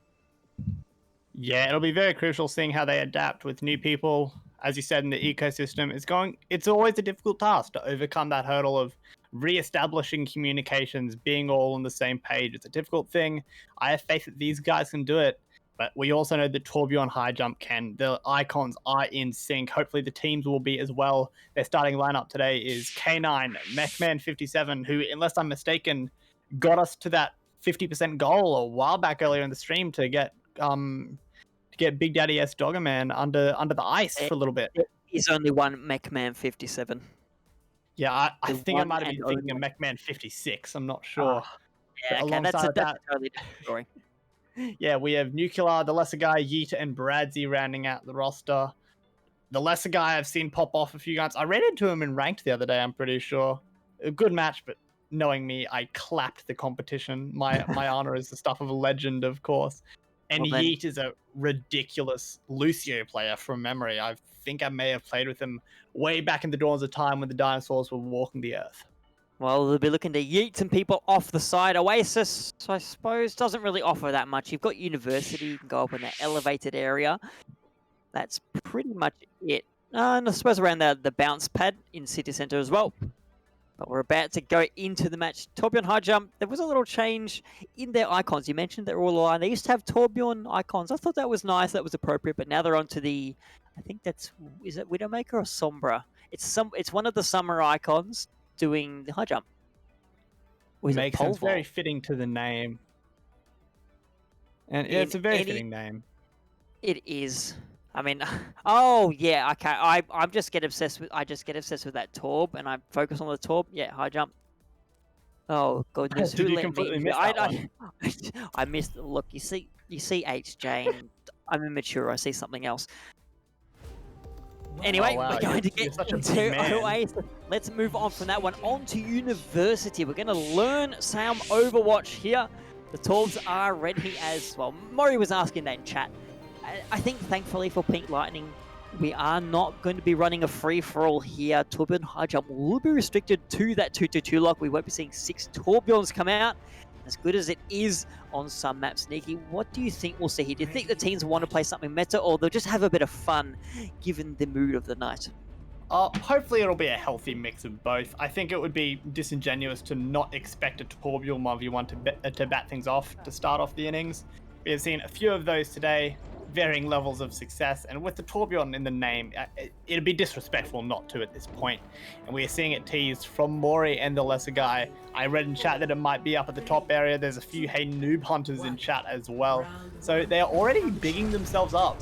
But on a more serious note, both teams are running the Ryan Zarya, and perhaps Yeet on the Lucio might be able to get a bit more value out of the speed boost. Oh, here we go. It's really rumble on the Reinhardt. Well, McMahon's already turned themselves off, and here we go. Serious business, folks. The Torbjorns, they're getting lined up. I don't know what Shooter McGrav is doing, just trying to maneuver Nuclear into position, making sure they don't interfere. Are they waiting? They might be waiting for McMahon to come back, if anything. There you go, the Torbjorns, see them eyeing each other off. No one really wants to get close up, and there you go. The engagement is on. The hammer blows are falling. Mori is pounding down Lesekai. The overload won't save that poor little red side Torbjorn. With that, we're going to be seeing teams throw themselves off. First control will go over to Pink Lightning, all off the back of that heroic play from Mori. I'm starting to think that these teams aren't taking it too seriously. If they were taking it seriously, they would have jumped off the edge so the ult charge wasn't given to the other team. What is this? Or maybe they've decided to introduce a little bit of a handicap. You lose the duel, not only do you lose point control, but you give the other team a little boost as well. Just extra incentive for those Torbjorns to pop off. Speaking of Torbjorns, the lesser guy, Torbjorn High Jump, the first to opt out of that Torbjorn. So looks like Pink Lightning really put the fear into them, taking away their signature hero. Yeah, that's a tough one. The Maze is going to aim to isolate some people, putting the ice in that word, but he's already low, being forced into the ice block. And you can see Jeme on the point, holding up that shield, letting his team do the work. And there's 4 kills very early on here. K9 falls, as does the lesser guy. And the side of Pink Lightning is staying in control at this point. It was a brilliant flex by Pink Lightning. They let Torbjorn High Jump come at them, and they marched backwards off the point towards their own spawn. Let the turret do most of the work, so they're really leaning on this Torbjorn pick. Coming into this next fight, Nikki, they're going to have some ultimates online. The Nano Blade, especially what we're looking out for. Yeah, Yi isn't quite at that bit. And we're about to see the blade come out now. The Nano's on, going straight for that. Lucian gets whipped away, actually. Manages to sustain, but the slam, there's a big slam. That's a 4-man slam. But no one actually falls from it. The Arna didn't get hit, able to keep this team up. The Molten Core blocking off the choke as well. As you said, 4-man slam, but with the Molten Core all over the ground. Mori, once again, keeping Pink Lightning in the fight. But when all is said and done, Pink Lightning were the ones that lost 4 players. Torbjorn High Jump now were able to make their way on the point. And Nikki, I think really that was off the back of being able to shut down. No, never mind. Their fight is still ongoing. Graviton Surge, Investor K9 sweeps through to Jan May down as well. We'll see Pink Lightning step back to spawn. But in order to hold on, Torbjorn High Jump have a long way to go. Unless I'm mistaken here, Moku has done a really fast Nano Boost charge. Didn't actually use the Nano onto wall feed. It was on the Genji. That's how fast Moku is moving back up again. That is ridiculous from Moku there on the Ana. Being able to give that to the Rhino, just gives so much extra sustain. Going to the fight, firing into that grab, there's going to be so much damage done. Is still going strong with the hammer. The grab comes out. But the less guy's getting a few picks there and doesn't even need the Blizzard to slow him down to land those headshots with the icicles. It's looking like Tourbillon High Jump is trying to stay in control at this point. Gemme is a bit tentative to pressure it here. Nah, the supports went down for Pink Lightning early. Gemme did have the nano boost, was cleaving through, but once it lost all that healing power, Sdogga was able to march forward. Now, with the Blizzard online, they got the Coalescence as well. Tourbillon High Jump well set for this fight. Out comes the Blizzard, locking things down, but Mori switch onto Made. Nice wall, not quite enough to keep Tourbillon High Jump hemmed onto the point. Oh, what an earth shattering K9 lays him down flank, gets frozen for the reference, but with the Coalescence there and the numbers in their favor, Tourbillon High Jump going to clean up as they tick up towards Pink Lightning's goal percentage. Yeah. Ida engaged there with the rally on the Brigida, but that's one of the really big examples where you might have preferred a Lucio in this brawly setup. They were all caught in that Blizzard. There was no speed boost to assist them of getting away from that hazard, and Mechman falls. Mechman has the grab. That is a massive one. Yeah, it looks like there's a DC here. That was not intentional at all. Pauses are being called in the chat. That should be coming through any second now. I think maybe we just aren't pausing. That's alright. I was thinking maybe Mechman, we saw that at the start of the match, threw himself off the edge. Perhaps it was going to be a repeat. Everyone is calling for a pause. That's alright, we're going to keep going. There you go, the Graviton went out. So yeah, Mechman, a little bit unfortunate. Yeah. On the point, Wolfie lays down 2. That's it, and Sdogga gone. The rest of the kills are going to be going the way of Pink Lightning. They're up to that 99% mark. Just the Reinhardt left, no one else available to touch Pink Lightning. They make good use of that first control gained by Mori, but it was very closely run. Yeah, that was a bit unfortunate there for the side of Tourbillon High Jump. That DC, especially with the grab being online for Mechman, they're not being able to get off for any value. Sdogga Man's apologizing in chat there. He wasn't there to pause it because this big man, this big handsome man who iced himself earlier, was too busy donating a big donation, $80, with the very kindly worded message. I must preface that this is in all caps. Hype donation, hype donation, hype donation, hype donation, hype donation, hype donation, hype donation, hype donation, and there's a few more hype donations. So big calls from Sdogga here. Just contributing so much to this really good cause, and we are rolling into, what is this, Gardens? It is indeed, yeah, the other one's City Centre. Yeah, so I know my watch almost. We're seeing some composition swaps, Nikki, bit of divey, bit of harassment for both teams. Yeah, I think the big narrative here is going to be the Wrecking Ball versus the Winston, which one's going to be getting more value, and it's looking like the Winston is so far Gemme not having too much success on that Wrecking Ball pick, falling early. No. Went in, got stunned, stuck in the middle of the entirety of Tourbillon High Jump. They follow up that advantage. K9 cops a bio grenade, but able to get away with it alive. Take down Moku just for good measure. Point definitely going to be going the way of Tourbillon High Jump once they clear off the remainder of Pink Light. Well, as I say that, the reinforcements are back ready. Wolfie's been beaming people down. All of a sudden, it's contested, Nikki. This could go either way.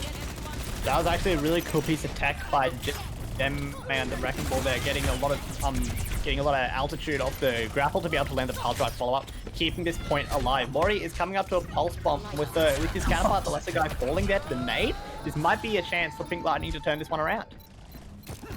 It was well, it still is a very back and forward fight, but once Tourbillon High Jump is completely cleared away, it was the reinforcements of Pink Lightning. They get the job done in the end.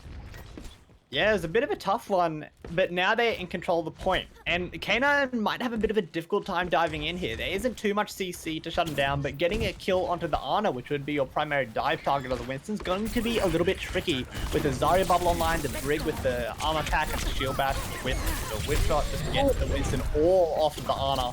And again, the Wrecking falling early, maybe going a little bit too aggressive. Yeah, Gemme and Mori tried to go around the back, look for some supports in the backline, but the support was there. Nuclear with a flashbang, able to shut things down. Look at that, the DPS ultimates from Tourbillon High Jump secure at the point where now you see 3 members of Pink Lightning trapped. They're not really going to be doing much there, Nikki. Nah, that was a tough one, but the side of Tourbillon High Jump are back in control. And like you said, it was all the back off Nuclear on the McCree, getting a really nice flashbang, peeling for his supports. That's the kind of things that we see and expect in this like team environment and this kind of level of play here. But look at Jermaine underneath, hiding. They don't see him. If he can do some cool fancy stuff and swing up, maybe he can knock a few people off the edge into the water. This is what potentially goes for it. Doesn't quite maintain the momentum as he engages through, goes through, and the minefield's out of the point. Yeah, had the friendly bubble from Shun McGrav. Speaking of, the grab goes in, sound barrier to counter. Now Nana Booster K9 on the offense, making a beeline straight for Wolfie. Primal Rage invested as well by the Winston. But Pink Lightning ain't letting Monkey have... What? K9 managed to get a kill in the middle of that. So did Nuclear. They finally take down the Monkey, but it might be too little, too late for Pink Lightning to get a foothold on the point. Torbjorn high jump, hold on. Yeah, it might be too little too late for them that fight, but this oncoming one is going to be a little bit ridiculous, Temporal. There are 4 ultimates online, including the 2 support ultimates, which are going to be absolutely crucial in maintaining the health of their tanks. There's so much space that can be made with those tanks. It's a bit of a meme, but they can genuinely do it, especially with a character like the Wrecking Ball. And the Dragon, to force people off the high ground, can be absolutely massive from Wolfie as well. It's going to be such a hard task for the side of Torbjorn high jump to hold this high ground here with everything being... Mori makes great use of the Nano Boost, burns down Nuclear, going aggressive on the back line of Torbjorn high jump. And while they're distracted, the rest of the team are easy pickings. For the front line of Pink Lightning, they secure the point back in the nick of time too. Yeah, that's unfortunate there. The good use of the ultimates. They had to invest all 4 to make it through, so maybe not the most economical thing in the world, but it did the trick. So now they are holding the high ground. The situation's kind of flipped.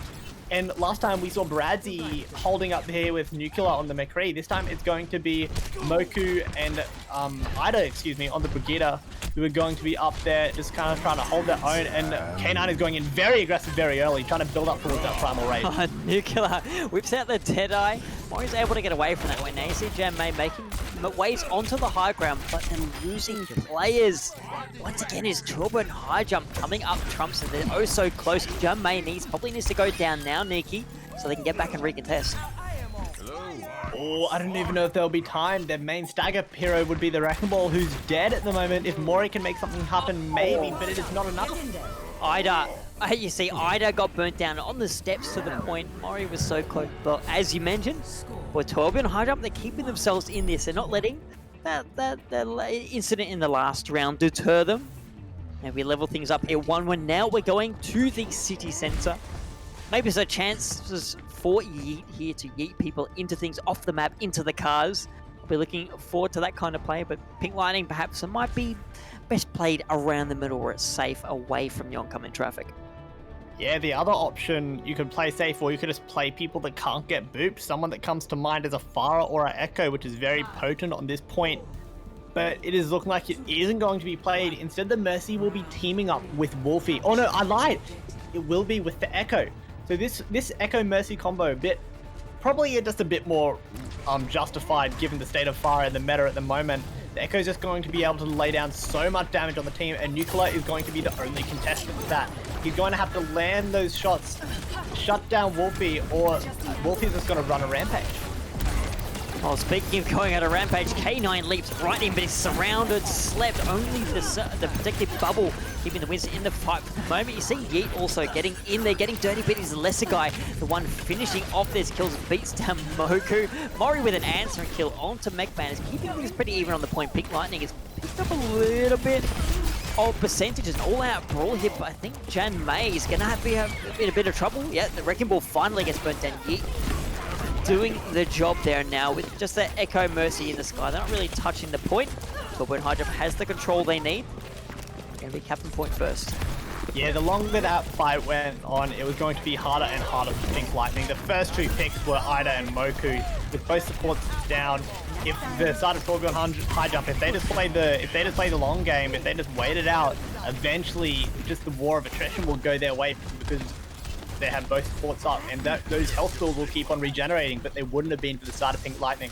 Really well played by them. They recognized they didn't have to go in straight away, and they played a slow fight, and it paid absolute dividends for them. And now, again, just like in City Center, in Gardens, they have the high ground.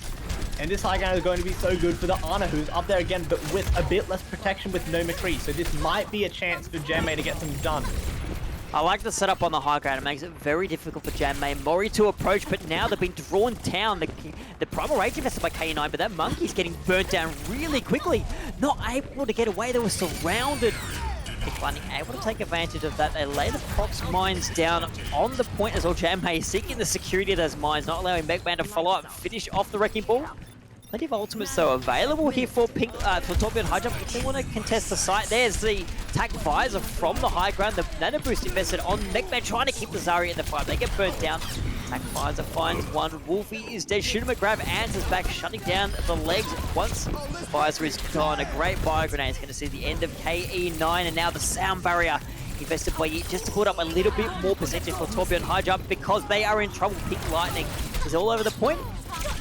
They invest a grab, they need to... What? Lesser guy not giving up! The entire tank line wiped away by the Tracer. Torbjorn High Jump, they were down, they were out, but the Tracer brings it back for them. That was absolutely ridiculous from the lesser guy there. Just taking that fight into his own hands, saying, no team, we are not losing this one. This one's on my back. Gets 2 kills in there. Staggers out the point just long enough for the tanks to get back.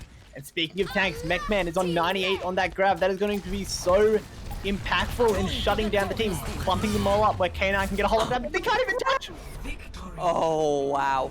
Yeah, Pink Lightning was in a rough spot there. They didn't have the chance to go around the side and engage the way that the Wrecking Ball Tracer kind of composition would. Janmei had to go straight for the point, and then Mechman sitting there with the grab, happy to let their opposition come through the front door. Speaking of Mechman, look at this. Zarya burning the way through 100 energy. Oh, nice little wall there just to help things along. Brilliantly played by Torbjorn High Jump, and they really dominated that last map there, Nikki. Yeah, it took a little bit for the figurative ball to get rolling there. They eventually started to get more value, and it appeared to be once they started playing that Winston dive composition, which is surprising for me personally, because I have always associated K9 with that Reinhardt pick, because he can get so much value out of the big German man with the big steel hammer thing that goes pew pew pew and does a lot of face hurt when it hits. Like it really shows you the flexibility of K9, because like you, I love watching K9 play. I mean, you saw that against Harry B in that Reinhardt 1v1. K9 knows exactly how to play these main tanks, and it's such a boon for Torbjorn High Jump to have a player like that up front, able to make the space, able to make the plays where required, and the rest of the team could just follow on, pick up the pieces. I guess, you know, if K9 is feeling a little generous, maybe leave some breadcrumbs for the rest of the team, give them something to do, but I wouldn't put it past them to put the team on the back and carry them through, if it's in that giant suit of armor as a giant German man, or just on the jump pack, and lead them through the air into the lead as they are in this match. Yeah, it's going to be an interesting one, and what I'm interested to see personally is how the map will affect the heroes that are being picked, because we saw Janmei not swap off the Wrecking Ball once, I'm pretty sure, except for the Torbjorn 1v1 at the start of University, unless I'm mistaken. But other than that, was very committed to that Wrecking Ball pick. K9 was willing to flex his muscles a little bit there, and is this something to expect from Janmei to only play the Wrecking Ball no matter the situation? Because if it isn't in the map pool, but if we end up to King's Row, K9 on the Reinhardt will just get so much more value in those tight corridors. Thankfully, King's Row is not in the map pool. We're following the AOL map pool. And I think in the case of Pink Lightning, they're probably practice what is the common composition at the moment, which is having that Wrecking Ball, pair it with the Tracer, go with the Echo, maybe the Ash. So I'm not surprised to see them on that. That's likely what they're scrimming, given I know this team plays in AOL. And we will be going across the Blizzard World. As you said, no King's Row in the map pool, so thankfully not going there. Blizzard World, the place that I wish existed in real life. I would love to go there, but I mean, that's a little far off. A, it will be in America, which is very difficult to get to, and B, I'm giving my money where it's better used rather than sending me off on fantastic exotic holidays. I'd rather be giving it to the Black Dog Institute, and so can you, dear viewer. America, the rest of the world, maybe New Zealand is not, but the rest of the world is off the cards for the moment. So you've probably got a little bit of holiday money. Traveling locally, regionally is a bit cheaper than international holidays. So hopefully you've got a little bit more to give to the Black Dog Institute and help them investigate and study mental illness. Yeah, it's such a. We're harping on about it, but it's such a good cause. And we actually have a really special donation that has just been given here by Acno of 10-second guess, chat. How much money was this donation? Hint: it's the funny internet number. Here's a 9, clue. 8. Nice. Big ups here to Acno, coming in very big with the nice as the description for that wonderful $69 donation. Memes aside, great work from him. Thank you very much, my friend. Keep those flowing through, please. It's such a good cause to get behind. Really supporting so many people across Australia. And Hey, it's just if you a want, very good thing to do. if you want to mention on stream, give $50, but give it in $51 donations, and we'll read it out every single time. We are happy. Oh my god, the streamer said my name. We are happy to serve you if it means helping out the Black Dog Institute. So keep the donations coming. I'd love to read them out. At least, please keep it PG. If you give something a little more adult, we're not going to read out on stream. But we'll read out the donation. We won't read out the message. So maybe try and see where you can get past Twitch's terms of... No, I shouldn't be encouraging that. Do not. The internet always finds a way, Temporal. They will find some wormhole and they will say something absolutely disgusting, like normal salt is better than chicken salt. Oh, disgusting. Torbjorn High Jump sticking with what they've got. So if Pick Lightning is not careful, they could be feeding themselves into the masher here, but they've swapped up things themselves, Nikki. That Sigma Roadhog up front, Mori over onto the Ash, and Wolfie once again on the Torbjorn. It worked out well for them at the start of Oasis University. Can it pay off for them here on Blizzard World? K9 is going very aggressive here on the Winston, actually, with the support of the bubble from Mechman, but it's falling super low. Wolfie secures that on the Torbjorn with the headshot, but it doesn't seem to matter. K9 is the only casualty, while again, both supports have fallen. Excuse me, for Pink Lightning. That's the second time that's happened. It happened on Oasis, and it's happening again. And even though the main tank is down early, the only worst thing to lose in that is both supports at the same time. No heals coming through. No matter what fancy composition you're running with no defined main tank, it's not going to be enough if you have no heals. No, this composition from Pink Lightning relies on aggressive play, and there was a Torbjorn High Jump really made a beeline for Moku there. That's kind of why the Mercy went down. Unfortunate, but that's the life and times of a support sometimes. You are the priority target for your opponent. We're seeing Torbjorn High Jump taking an aggressive stance on the high ground. Pink Lightning marching their way back up. They're grouped up, so they're definitely in the mix here, but a Nano Burst on the KE9 is going to make that monkey really difficult to take down. Discord Orb might have something to say about that. Nuclear, though, free reign to pick a couple off in the back. Moku gets in a Resurrection on Demori. Bob invested as well by the Ash. Once the Valkyrie wears off, Pink Lightning's in an alright position right now. The car's still moving forward, but they've got the high ground and the numbers, Nikki. Yeah, they do have the numbers. The Torbjorn of Wolfie going against the namesake of the opposition is getting a whole lot of value, which is... I don't really associate Blizzard World as being a Torbjorn map, but they're making it work, getting a lot of value out of the turret. They'll also be able to get a lot of value out of this Molten Core that is now online for the damage that has been done to the enemy. Being able to... Will they throw that onto the car? Will they throw it as an anti-dive tool against K9? And there's so many... It's such a versatile ultimate. And it can actually get a lot done. They can chuck it at a choke, so they can't rush them with the Lucio speed boost. If you want to deny that pathway to the supports, it's going to be a really tough fight for the side of Torbjorn High Jump. But with the tank ults online, just maybe they'll be able to make something happen. And Nuclear gets two! Nuclear with the flank. The Transcendence ain't going to save you from that burst damage. And here's the Ida, has to back up. Got Shooter McCrab for a little bit of protection. But the lesser guy doesn't want to give them any respite. The Discord Orb plus the rest of the team respawning may give them pause. And Nikki, looks like Torbjorn High Jump closing in on the end of the second point. I'm not sure. Jan May will have to get out there and recontest a beautiful hook onto Megman and to buy grenades. Going to be a bit careful. The Roadhog can't use that rebreather, but a Valkyrie Moku going to keep everyone in the fight. Beautiful flex there by Pink Lightning. They're back in this, and they've got the cart stopped in a precarious position for Torbjorn High Jump. Yeah, very opportune moment for a back cap if they had a flanker like a Tracer, which they no longer have. The lesser guy instead opting for the Ash pick. It's going to be a bit of a tough battle for them though, because they are without the Mercy pocket. As for Mori, who does have Moku with that wonderful blue beam just attached to them at all times, the last guy's going to have to land a few more shots and play a bit more conservative with the angles, because you aren't as free to take that kind of damage. And again, Wolfie still has yet to use his ultimate and get so much value, but here's the coming through. Got Nano Boost to Primal Rage, and K9's trapped in the Graviton's surge. Jamme moves up with the whole hog as well, but it is... Well, it was all Torbjorn High Jump getting the kills. Jamme, Ida, and Wolfie pick up one each. Pink Lightning bring it back, a beautiful hook, but the car is going to be seeing itself home.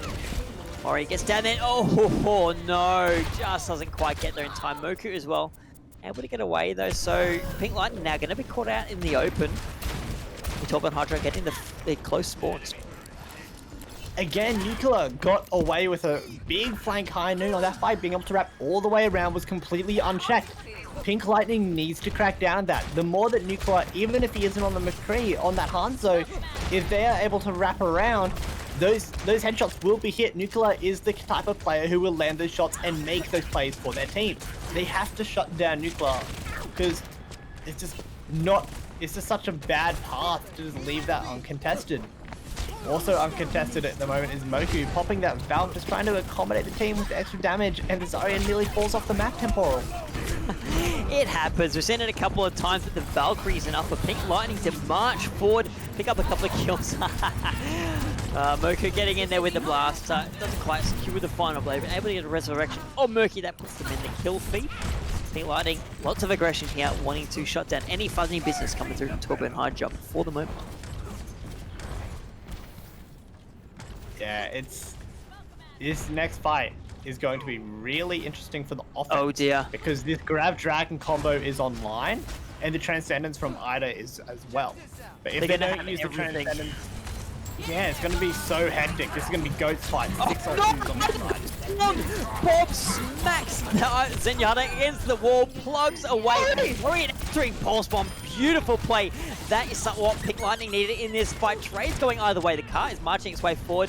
Judah McGrav is stuck in a room. High charge, but once the Self Bubble is gone, they're going to have to retreat away, hoping for some healing. Molten all over the cart from Wolfie. Judah McGrav finally goes down, but Mori answers back. The Molten Core takes care of Mech Man all over the ground. And oh dear, Pink Lightning, they escaped that by the skin of their teeth thanks to more heroics out of Mori. That was ridiculous. But I think really crucially, 3 ultimates were used for the offense. Ida still, because they died actually, was able to hold on to that Transcendence, which will now still be able to use to counter this Grab Dragon combo from Torbjorn High Jump. There's no kind of...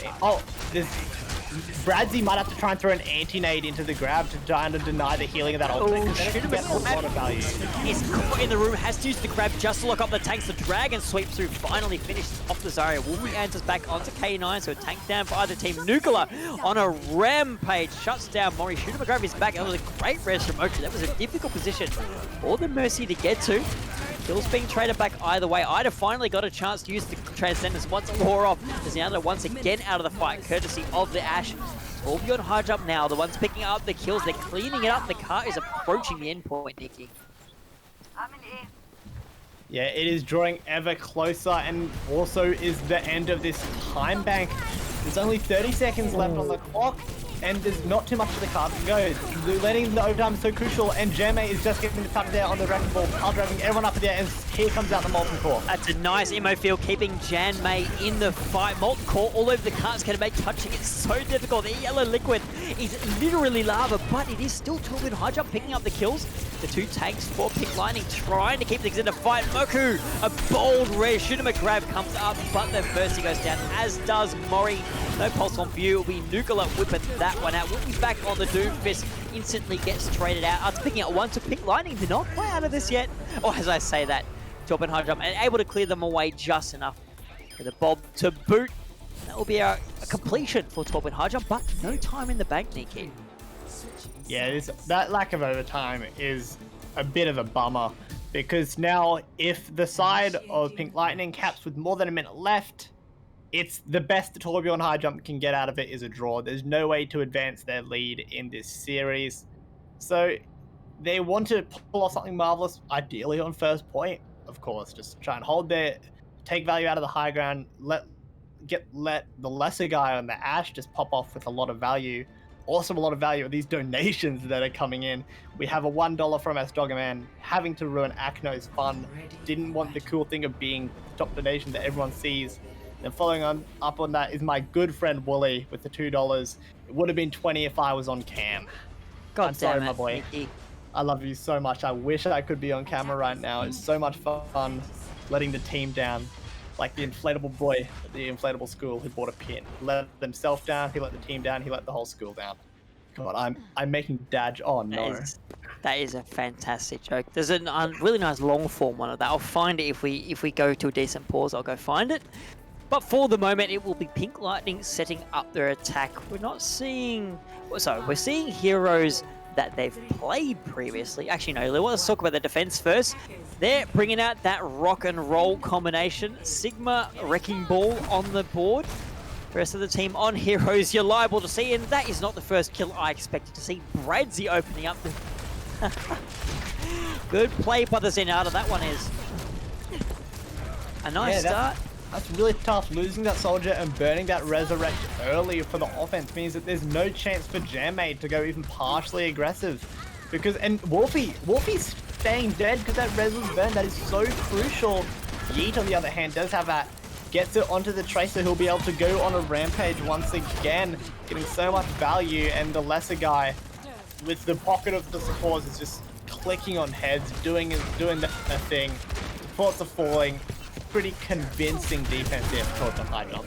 It's going to be very difficult for Pink Lightning to break through this. You've got KE9 Nuclear up harassing you at the front. You've got Lesser Guy sitting back, happily plinking away. Megman, that supporting shield. It's a beautiful composition. That's why this works. That's why what Torbjorn high jump is running works. It's just so difficult to break, and well, in goes Chanmei immediately booped off the side after the pile drive, and the Discord orb from Bradsy doing so much work. Follows up with a great double pulse bomb kill, and once again, Pink Lightning are going to have to extract themselves while giving too much moral charge away. There have been so many of those double pulse bomb kills in this series so far, and we're only 2 maps in. I think a big contributor to that is how, aside from a flanking tracer, most of these 6 are playing in duos. If you look at the offense here, Ida and Moku are teaming up on the supports, and we have the big collaboration between the 2 tanks of Jammay and Shooter McGrab with timing that aggression to 1, get charged for the Zarya, and 2, keep Jammay alive amidst the absolute sea of CC that they are walking into. That was a lot of C's, holy billy. Jammay putting putting some pressure on the point. There's going to be a couple of players going back to see what's going on. Drops the proximity mines, clears some space. A Valkyrie out from Moku to keep everyone hale and hearty as they approach point. Shooter McGrav, a nice little opening. KE9 down. Proximity mines out from Jammay, gets them out before they die. Megman falls afoul, and Trade's going back and forth. Nuclear with another pulse bomb kill. And a Transcendence now from Ida, keeping everyone up. It's not quite enough to save Moku, but Lightning look like they've finally got enough space to make some progress on the point. And Nikki, I don't think anyone from the defense is getting back. Nah, I don't think so. After about 3 minutes they're having a crack at that, they eventually got it through. I should not have drank soft drink before this. I am burping a lot. This is awful. But what isn't awful is these Tracer plays. Both of them, Nuclear and Mori, at certain points in this series in both maps, have just clawed their team, kicking and screaming to a fight win. Just going for those flanks, pulling off those 2-3Ks that you have to kind of do with these Tracers to be worthy of staying on that pick. And we actually see Wolfie going a little bit of a flank here through the building. I don't know if they've been spotted out yet, firing those shots towards the Tracer. Well, they know. Seem to be landing any. They know they're there now. They got one headshot onto the Ash. Lesser guy trying to figure something was up once that came in. A nice little dynamite to push them a creep back. But now it's up to Pink Lightning to find a way in. They're having a bit of trouble. Jan May in particular is trying to get close to the enemy team with a Discord there from Bradsy and the damage coming out from the lesser guys. It's just so difficult for Pink Lightning to approach. There is a resurrection onto Ida, but there's still 2 players down. So they're building up to these ultimates, Nikki, but they just aren't finding the opportunities to use them.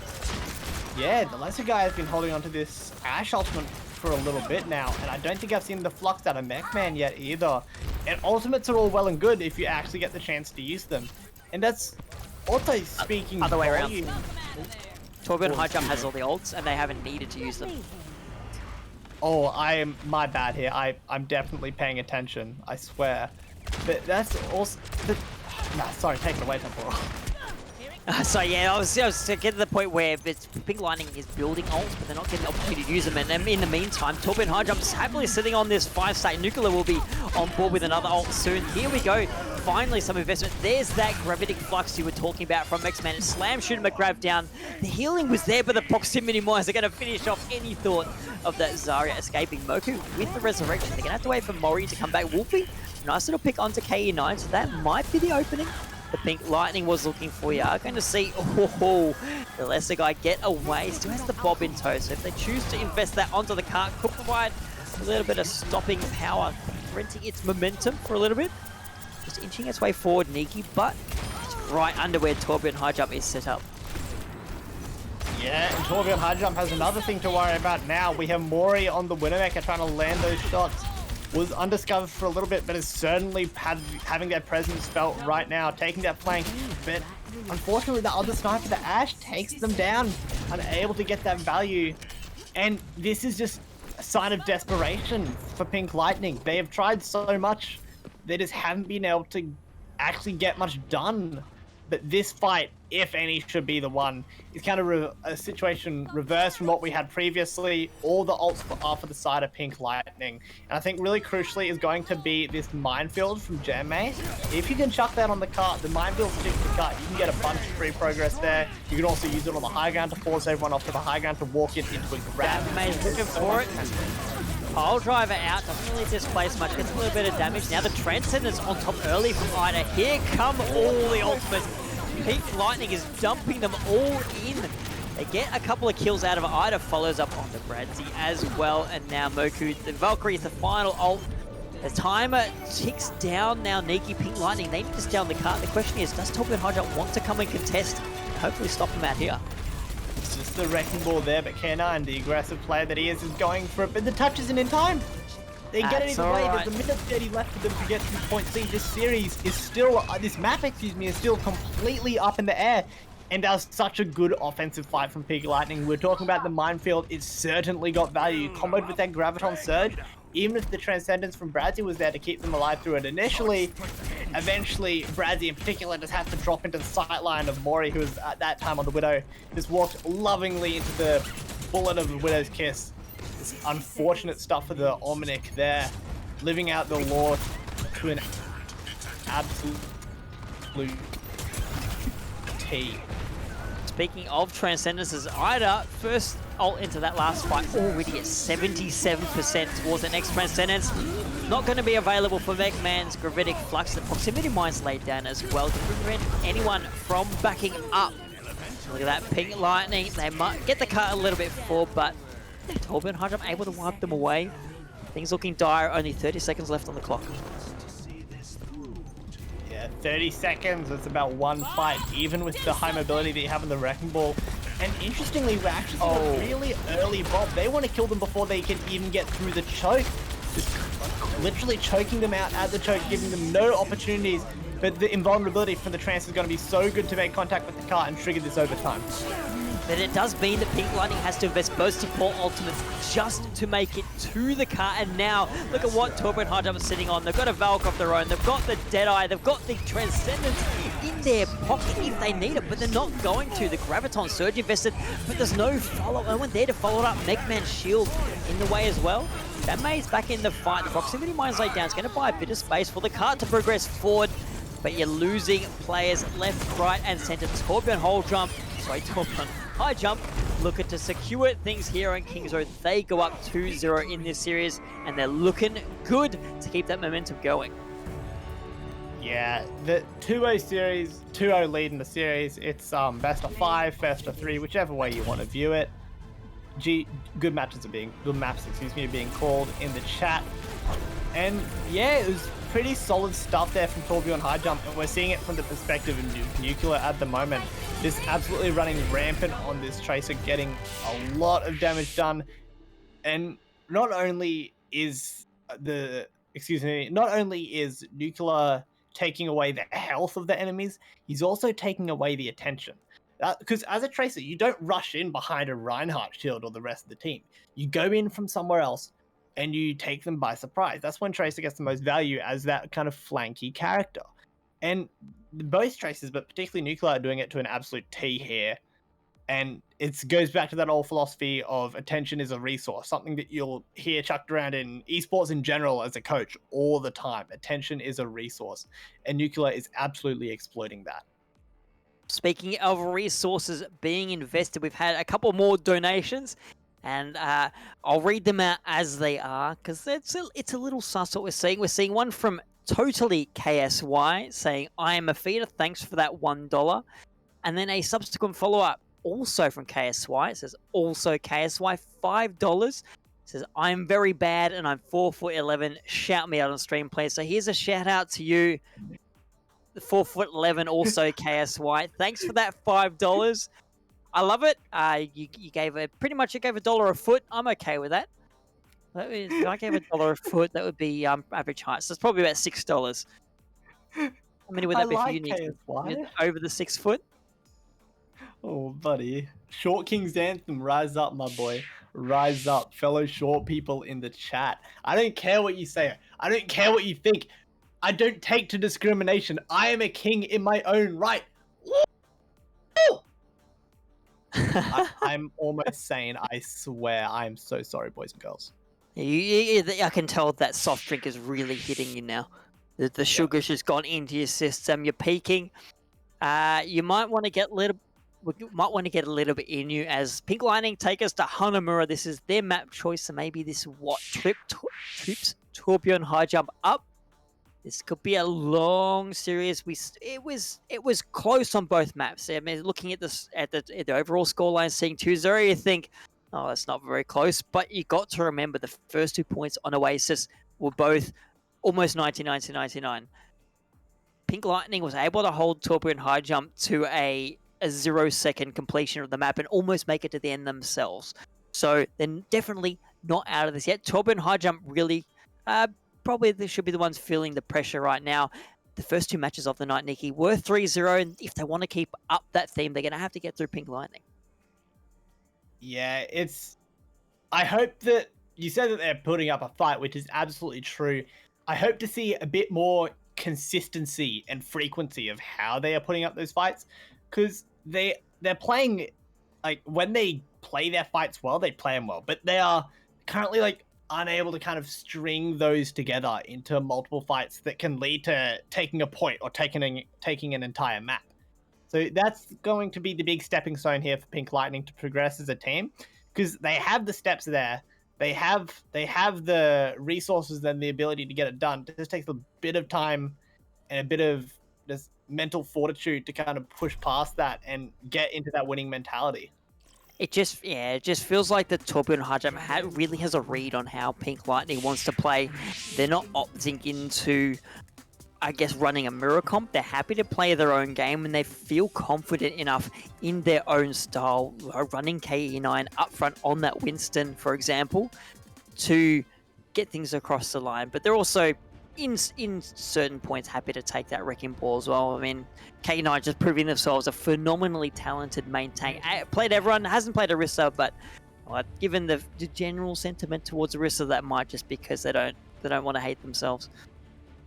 Yeah, I personally am a victim of Orisa as well. I unfortunately bought the Orisa Golden Gun in hopes of giving me some motivation to play that cursed character. But was it the last Golden Gun you needed? Like, you actually made a choice to buy the golden gun? No, I would have rather bought Diva or like maybe even Mercy. Like, I'm not a big Mercy player myself, but I would have rather Mercy over Orisa. I was just in a team at the time. I kind of had to be playing with that Orisa. I was feeling deprived of that Reinhardt. And quickly, before we jump in, we have a big donation from Benjamin AU for $20. Thank you for the good content. Thank you very much, my friend. We are greatly appreciative. Not only a text comment, a little heart as well. Thanks. That warms the cockles of my heart. Speaking of warm, Torbjorn High Jump are going to be burning through the soles of their shoes. They are wasting no time getting in on the point. KE9 swinging away with that golden hammer.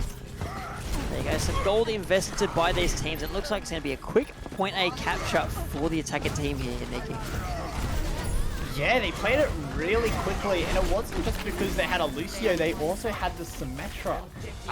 If I'm being honest, I didn't quite catch what they kind of did with that teleport, but they were still all grouped up, benefiting from the mobility from the Lucio and the Symmetra, and that fight was over before it even started. I blinked and it was gone. Pink Lightning, you'd think Lightning's pretty fast, right? They're gonna have to be a bit quicker than this. Jeepers Creepers, that's a nice bio grenade. It's going to force the KE9 to fall back and actually get burnt down. Megman and Nuclear also feel the brunt of that. So Pink Lightning, they've withstood the storm, Nikki, and it's really Moku, the one carrying them through there. There are a couple of answering kills from 12 and High Jump, but when all is said and done, the defense holds on, prevents a snowball. Yeah, that snowball would have been absolutely devastating. One, it would have resulted in a massive time bank, but two, progressing further on into this map, just knowing that that is what happened on the offense, and even if you do cap instance going, it might just happen again, is absolutely daunting as someone playing into that snowball. So really well held onto by them. They are progressing towards some ultimates, notably the Grab Dragon combo, which can get a lot of value. If they can get it past the defense matrix of Mechman, they'll all be playing grouped up. They're accommodating the grab even further. They're making it easy to catch as many people as possible in that ultimate. And it's just down to avoiding the defense matrix of Mechman, so he's going to have to be on his toes with this one. Infrasight letting Pink Lightning know where Torbjorn High Jump is coming from. No big surprises. What? How on earth is Mori nailing those shots? Oh dearie me. Torbjorn High Jump didn't realize the Widow flanked around. They might know that Mori's still standing out there. Oh, they're certainly gonna know now. Currently the attack is split, Nikki, but I have a feeling they're gonna be able to get back, especially with the chase. Mori is so good at flanking. We didn't see him, and we have wall hacked. That is absolutely ridiculous, getting so much value, getting 2 kills, and still holding onto that high ground, dropping down behind the team, trying to land more of those headshots. That's a really nice use of the photon barrier there. Denies Pink Lightning the high ground. Torbjorn High Jump just hides behind it, forces their opponent to come to them. See some Reinhardts going at it on the point. No one's quite fallen yet. The sound barrier is going to be keeping everyone from Torbjorn High Jump in the fight. And now Pink Lightning, they're all out of options. The Dragon comes through, picks up one.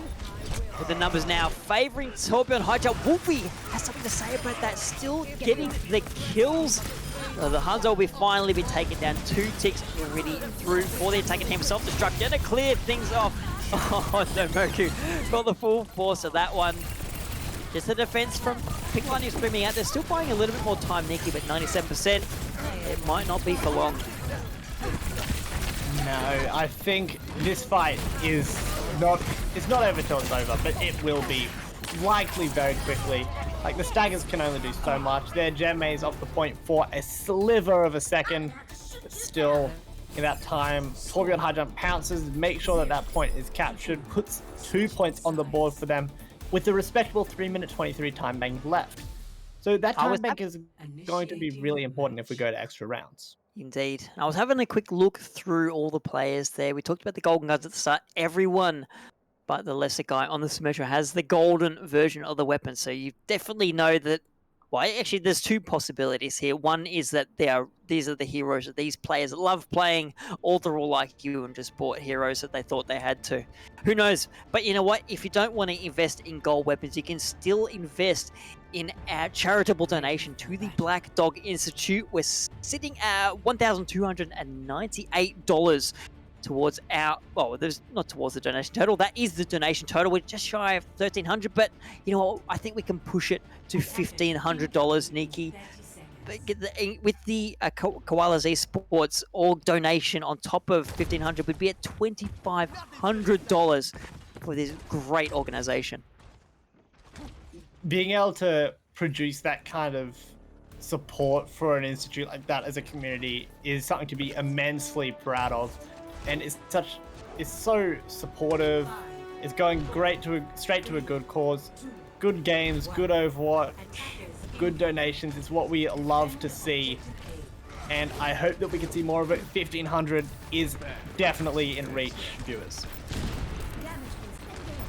Pink Lightning would want to be reaching the point. Oh dear, that wall is going to make life very difficult. Jambe actually gets out with their life. Nice play by the Reinhardt and the rest of the team to break them apart through to get back out, but they lose Wolfie in the process. Top and high jump content to let Pink Lightning regroup just outside the gate. Wolfie almost escaped from that. Didn't get out quite as early as Jambe. I have no idea how they lived so long. Just trying to round that corner, eventually died there. And the Mei, this is such a good point for Mei. It always has been. You can see him playing so far back, not getting so much money this time. The isolation has been done and now being engaged. Oh no, Jambe was able to bait the wall, but a beautiful follow-up. KE9 lays down the shadow. Nugala picks up to the third, just for good measure. The McCree and Torbjorn high jump holding on strong for the moment. And rightly so, it's this defense here from Torbjorn high jump is prompting a few composition switches.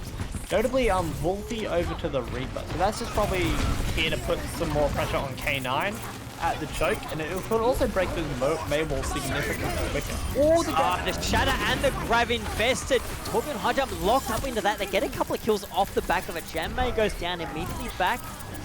Moku's Valkyrie pretty much keeping everyone else in the fight there for Pink Lightning. They're now in. The Mei wall goes out. It's not really providing any value given that Pink Lightning's now in and on the point. Now the brawl takes place around the bell. Ding dong! The Graviton Surge infested. Members of Pink Lightning all locked up. They only lose Wolfie, who's actually on the outside, not in the Graviton Surge.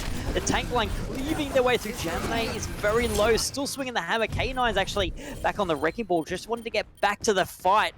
Happy to give up the Reinhardt. Sound barrier out of Yeet is keeping everyone from top and high jump alive on the point. It's not quite enough to save Bradzi.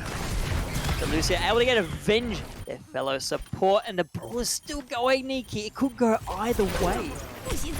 It's so tough for the defense here, because not only do they have to kill everyone on point, but they have to do it while avoiding Moiri, who's sitting at the choke completely safe. They appear to be doing it though. Yeet got a few eliminations themselves on Lucio, and now reinforcements are back for the defense. Moiri is finally getting challenged on that Widowmaker. That was a really good opportunity for Pink Lightning there, and they made the first steps, but they just couldn't quite convert it into a fight win. That has kind of been the tale of this series so far for Pink Lightning. It's just shades of brilliance, but they just cannot constantly execute that, and that's what you need at this level of Overwatch. The question will be for Torbjorn high jump, can they hold on given they went to the swaps to get back to the point fast? So far it's not quite working out. The proximity mine's laid down, but KE9 feels the full force of Jambe's hammer slapped into the ground. And when all is said and done, Pink Lightning will finally start making progress on the first point. Yeah, it's just slowly ticking up. I do not think there'll be some crazy contest this time. Yeah, there it goes through.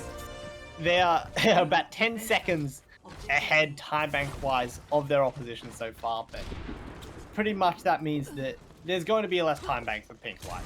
This would have to be that absolutely perfect steamroll if they're going to at least match Torbjorn high jumps method. Oh, that's a nice little bio grenade there. Once this wears off, only Mori is going to go down. Mechman follows up on Shooter McGrab. Wolfie answers back. But the numbers are always going to be favouring Torbjorn high jump at this point. They've got the numbers they need. The reinforcements are going to be coming back fast and easy. Yes, last minute Sand Barrier. Jambe, though, is very low. The healing is not going to be able to get to the Reinhardt in time. Torbjorn high jump just cleaning up the stragglers no matter what Wolfie has to say. Yeah, the honor on the high ground there from Bradzi was just absolutely potent. Being up there and uncontested, Bradzi doesn't have to worry about it.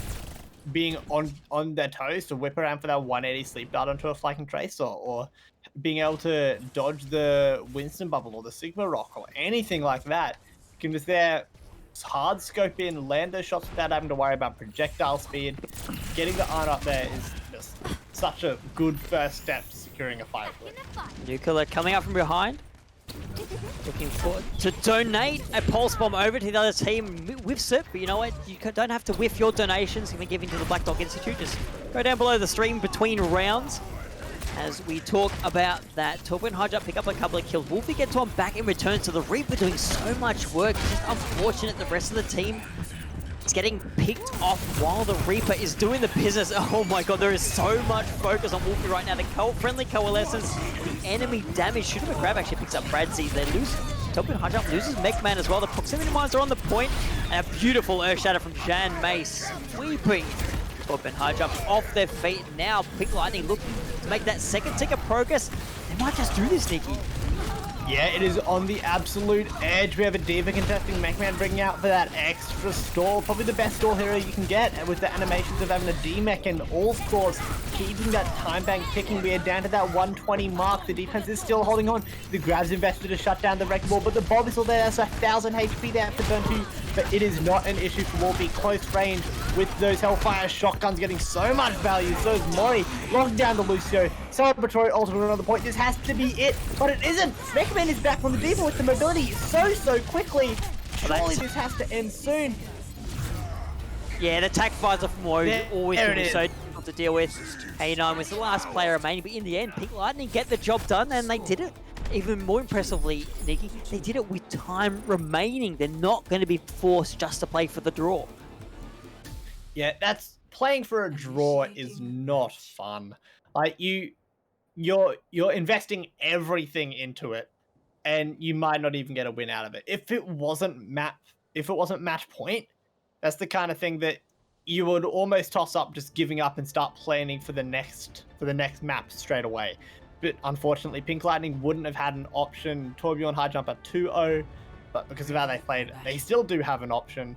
1 minute to try and get something done on point A. And already they're teasing a similar composition to what broke the Reinhardt made composition from Torbjorn high jump's defense. But we're seeing something a little bit different.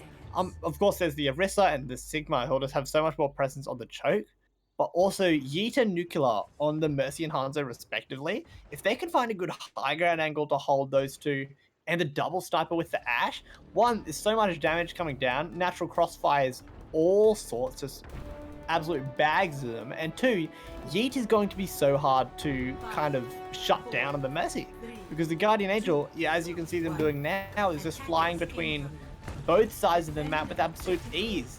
And as soon as you get that Mercy, the fight's done, but it's going to be so hard to actually do that, especially with those sniper characters or significant one-shot kind of picks. And Wolfie's actually threatening to touch the point, but then decides to teleport back with the team. I wonder what that was. Were they trying to bait a drop off of the high ground, maybe?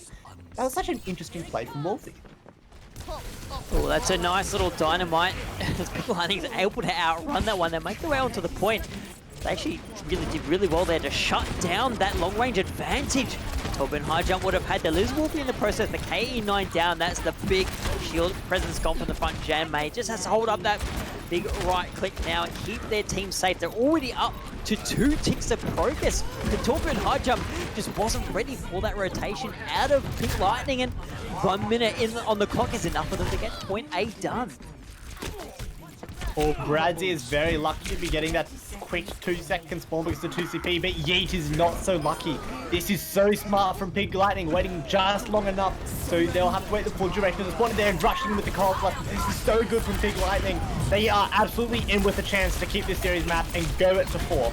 So there's a Bob on the point. Jan May has to protect against that, but in the meantime, the rest of the team is getting the job done. A couple of quick picks going the way of Pink Lightning. There's a Deadeye on the side. Mori unleashes, wipes away the opposing DPS, and Pink Lightning, they had 1 minute in the time bank. They're standing on the second point. 6 players, Hale and Hearty. Now the reinforcements for Torben High Jump are streaming on, but they're just falling one by one tick already gained by the attacking team.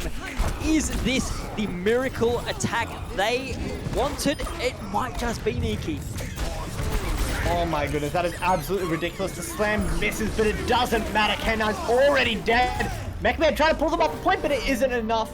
Sound barrier is there. JMA wasn't caught, keeping that contesting point alive. 1 minute left to capture 2 points. You do not see that often, Temporal. No, you do not. And now the shoe is on the other foot for Torbjorn High Jump. They came in 3.5 minutes in the time bank, and I think, it's right. The opposing team, it's 1 minute. We'll hold this fine. They rolled out that double shield, double sniper composition. They were expecting to just get an early pick, survive anything that Pink Lightning threw at them, but the rotation was beautiful by Pink Lightning. They denied the snipers any chance to find some value, and once they were on the point, they had the close range composition. Torbjorn High Jump had to play into them, and they just didn't have the right setup that they would have wanted for that fight. Yeah, and I love your point about the snipers as well. Closing that distance so the snipers don't get value is 100% right. Really good thinking from Pink Lightning there. But also, I was talking about before when Pink Lightning were on their first defense, how it feels to get snowballed and how that can be mentally taxing for you. Now that it's flipped, Torbjorn High Jump's now in that situation. They just got snowballed. They have to try and follow that up. That is not an easy feat. That was a phenomenal offense. And playing into this defense, sporting the Junkrat, spamming down this choke is going to be absolutely brutal. K9 is going to take so much damage on their shield. By the time they get to the point, the shield's probably going to be dead or like close to it. That's an interesting wall. Provides a little bit of protection. Actually, you see Yeet passing over the top of the defender, just getting the lay there. Wolfie goes down. So all the spam damage gone. For the defense, they trade out for Nuclear, though the McCree will be able to roll back. But for the moment, it looks like Torbjorn High Jump, they're willing to keep going forward here, Nikki. They don't want to wait for the McCree. No, they can't really afford to wait for the McCree. There's also a spawner coming back for the side of Pink Lightning, and they're already on the point. And because of how they passed, that shield health issue is not an issue for K9, who can swing absolutely freely on the road. And the flashback! Oh no, the Reinhardt goes down on the precipice of the Earth Shatter. That might have been what was needed to turn the tide of the fight, but they trade out. Yeet is down. Nuclear back in the fight. Cuts down Wolfie once again. A great wall from Sdogga, keeping those members of Pink Lightning hemmed in on the high ground. Nuclear popping off in this fight. The McCree was down and out of it for half, but they came back swinging, and I was thinking, Nikki, Pink Lightning, they got that miracle offense to get them to 4 points. They want to give the viewers more time to keep donating. They don't want this match to be over before it's done, before we hit that $1,500, I guess, next tier of donations. Yeah, we don't want to see it stop either. It's so good seeing the money coming through, going great to a good cause. Also trying to make something happen is Mori up on the high ground with behind him, didn't get as much done. Now this is just a big scuffle on the point. JMA gets cancelled out of the shadow. Both the Earth Shatters cancelled there, one from a block, one from a death. Nuclear from the side ground wipes away Ida, the sound barrier. I don't know if that got off in time, and now here comes the Blizzard. This is going to lock down the point. Torbjorn High Jump running roughshod all over this Pink Lightning defense. The lesser guy plugging away with those articles. Goodbye Wolfie, goodbye second tick. Pink Lightning, they might not even get anyone out. There you go, we're going to see Mori come in on the tracer, but in the end, it will be Torbjorn High Jump cleaning up 4 points, and with the time they've got in the bank, Nikki, they're getting another attack. Pink Lightning ain't so lucky. Torbjorn High Jump is saying, whatever you can do, I can do better.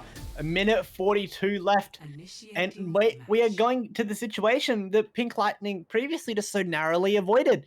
They are playing for the draw now, unless I've severely messed this up, because now... They are indeed. Yeah, because Torbjorn High Jump has 1 minute 42 to try and get one tick on first point Hanamura.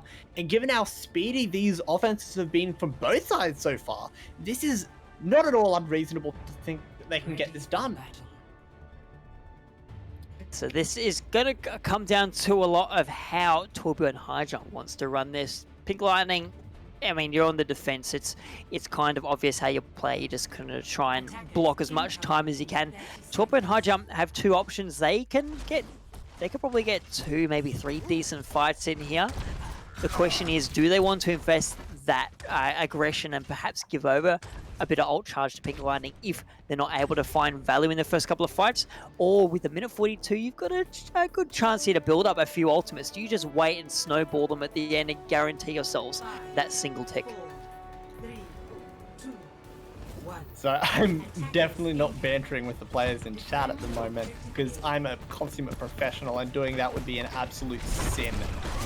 And I think a really big distinction is the lack of Mei on these defenses, but lesser guys said more getting put on the supports. Good Lord, Mori saved the team. There was a massive flashbang coming out from Nuclear, but the Junkrat cleaning house, that is what the spam does. It burns down people quick smart.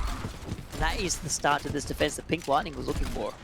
Was Mori hiding in the room to the right side of Chove on the attacker's perspective? If Mori was hiding in that room, anticipating the pathing up towards the high ground catwalk, that is absolutely massive from him. And look at him, another kill! What is this the kid doing? He's absolutely unstoppable. Coming up on this Riptire, he's going to be so good at shutting down the support. And, oh my goodness, Pink Lightning are not letting Torbjorn high jump breathe a bit. This is just absolutely oppressing. It's definitely the way to play it. Don't even let Turbo and High Jump make it to the choke point. They've got nothing. They can get them up and over through that window. So if they can't break through what the 6 bodies standing there, they've got no hope. Oh, Mori's hiding. He's got the guy up. They know the time is burnt down. Megman finishing that one off. And now the Junkrat trying to get away. A wall, not quite enough to trap anyone out. Jam May, though, very low. The Koalas is going to be burning through that right hand. The Nano Booth provides a lot of damage mitigation and also a bit of healing, but it is Pink Lightning coming out on top. They're picking up the kills, and now Torpo and High Jump, 10 seconds. I don't think anyone can even make it to the point, Nikki. No, Wolfie is manning the choke to make sure that no one can make it through. Jamie chucks out the slam. That blocks it down. Holy Amura is upon us, 4-4. Pink Lightning, 8 out of this fight yet. Play of the game. I'm so keen to see this from Mori's perspective if it's what I think it is. It absolutely is. Look at this right at the start from the high ground behind. That is so smart. It's getting so much value straight away, chucking out both those concussion mines. Doesn't need to use the mines to escape because everyone's already dead. Just phenomenal stuff from that handsome devil there. Mori loves charity, and so should you. Please keep the donations coming in. So a little bit of confusion in other chats. Like, how is this even happening? Turpin High Jump had this in the bag, but Nikki, Pink Lightning, they pulled it out when it counted. That offense was so good for them. 1 minute was all they needed to start with to clear out the entire map, and that was something else. And this is the first time. Thank you, Temporalic, for reminding us. This is the first match that is actually going to a map 4. It's currently 2-1 in the series. Torbjorn High Jump is still on match point, but Pink Lightning is showing they ain't no pushovers, and perhaps this is the start of an even better reverse sweep, Nikki, than is normally possible. You lose 2, then you win 3. Maybe we're going lose 2, draw, then win 3. A big 6-map series reverse sweep. I'm on board for that, and hopefully the viewers are too, because it gives them a little more time to type in all their donation details. Yeah, please do. I think we're about to call for a quick break here, Temporal. So in this time, I want to come back and be flooded with donation messages. I want to read out your good messages. Say something nice. Say something nice about the org. Say something nice about the community. We want to hear it all. Flame your friends. Come on, we know how it goes here. You just want to flame your friends. Or KSY, keep making those lovely donations and providing lots of information about yourself. We'd love to learn more about you. In any case, we're going to go to a break, as Nikki highlighted. When we come back, Havana will be on the table. See you then.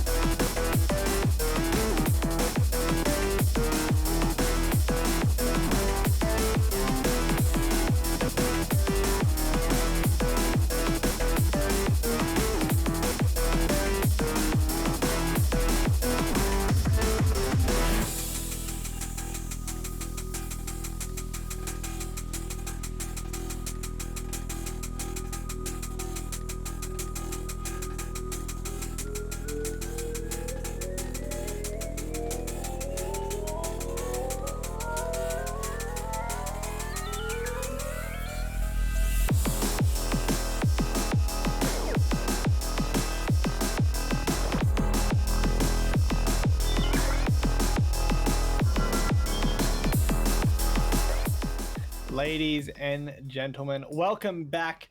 We are about to commence our 4th map of the series after a thrilling draw on Hanamura. Our next map here is going to be 66, Route 66, or there's also $66 to Black Dog Institute. Make sure we keep the donations flooding in, everyone. It is so good to see. We got one during the break from Not Corvus, bringing in the $20, saying, can we get 1,500 before the stream ends? I think that is a reasonable goal. I think we can go above that. Remember, if we get to 1,500, that will immediately go up to 2,500 because of Koalas Esports contributions to this. So keep on giving. We can produce so much for this deserving institute. A little bit more about what the Black Dog Institute is doing. They're looking at all facets of mental health, youth mental health in particular, because it's not just, old people, I say that in quotation marks, it's not just the non-youth who suffer from depression. It's actually common in about 3/4 of people before the age of, younger than the age of 25, or 3/4 of people will experience some kind of mental health problem before they reach 25 years of age. And a little more worrying, perhaps, more than 40% of Year 12 students report symptoms of anxiety or depression that are a little bit higher than they would if they were Year 11 or maybe the year after first year of uni. So it's definitely a big, impactful issue, and if it doesn't affect you, it most likely affects someone else in your life. So anything you can do to help not only helps you if you experience those symptoms, but can help someone else in your life that is struggling with anxiety, depression, and the like. I can confirm about the Year 12 stat there. I'm about to start Year 12 myself, big man over here. Poor bastard. And I am aware of it's sad, really, how many people are really nervous and is going to have a really rough year this year. So just talk to your friends, keep up the PMA, keep up the donations if you can. And other than that, I think we are ready to jump into Route 66. Indeed. I feel, I'm being back under you starting Year 12 this year, you might have a little bit interesting, I think, experience for you, given the COVID conditions. It won't necessarily be as difficult as last year's was, and I think from just reading items in the news and a little bit anecdotally, it was very difficult, particularly for VCE students. What do they call it these days? Well, the Year 12 students all around the country when it came to lockdowns and homeschooling, because it is a crucial year. I guess I'm giving you a little pep talk, Nikki. It is a crucial year because it's not, the only year or the year that defines the rest of your life, but a lot of pressure is put on the students in that position. So, I mean, I guess if you are feeling the strain, you or anyone else out there going through any year of school, particularly Year 12 for this particular point, don't forget you can reach out. You've got people around you in your lives, and they're happy to help you.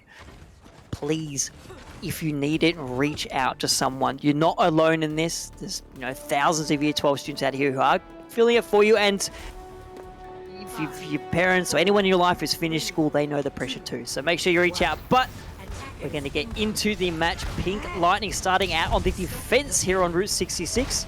Looks like they're opting for that Vara v Vara duel. Nuclear and Murray going to duke it out. Yeah, the double thumbs, we haven't seen that yet this series, but also what we have is holding off the train. I don't know where does Pink Lightning go. They're hopping on the 140 to Amsterdam. Like, they're just chilling in the train. Well, the aggression worked for them on that final defense on Drawmura, and it looks like they're willing to keep up the pressure until it fails them, and so far it's looking good. They didn't lose a single member in that fight.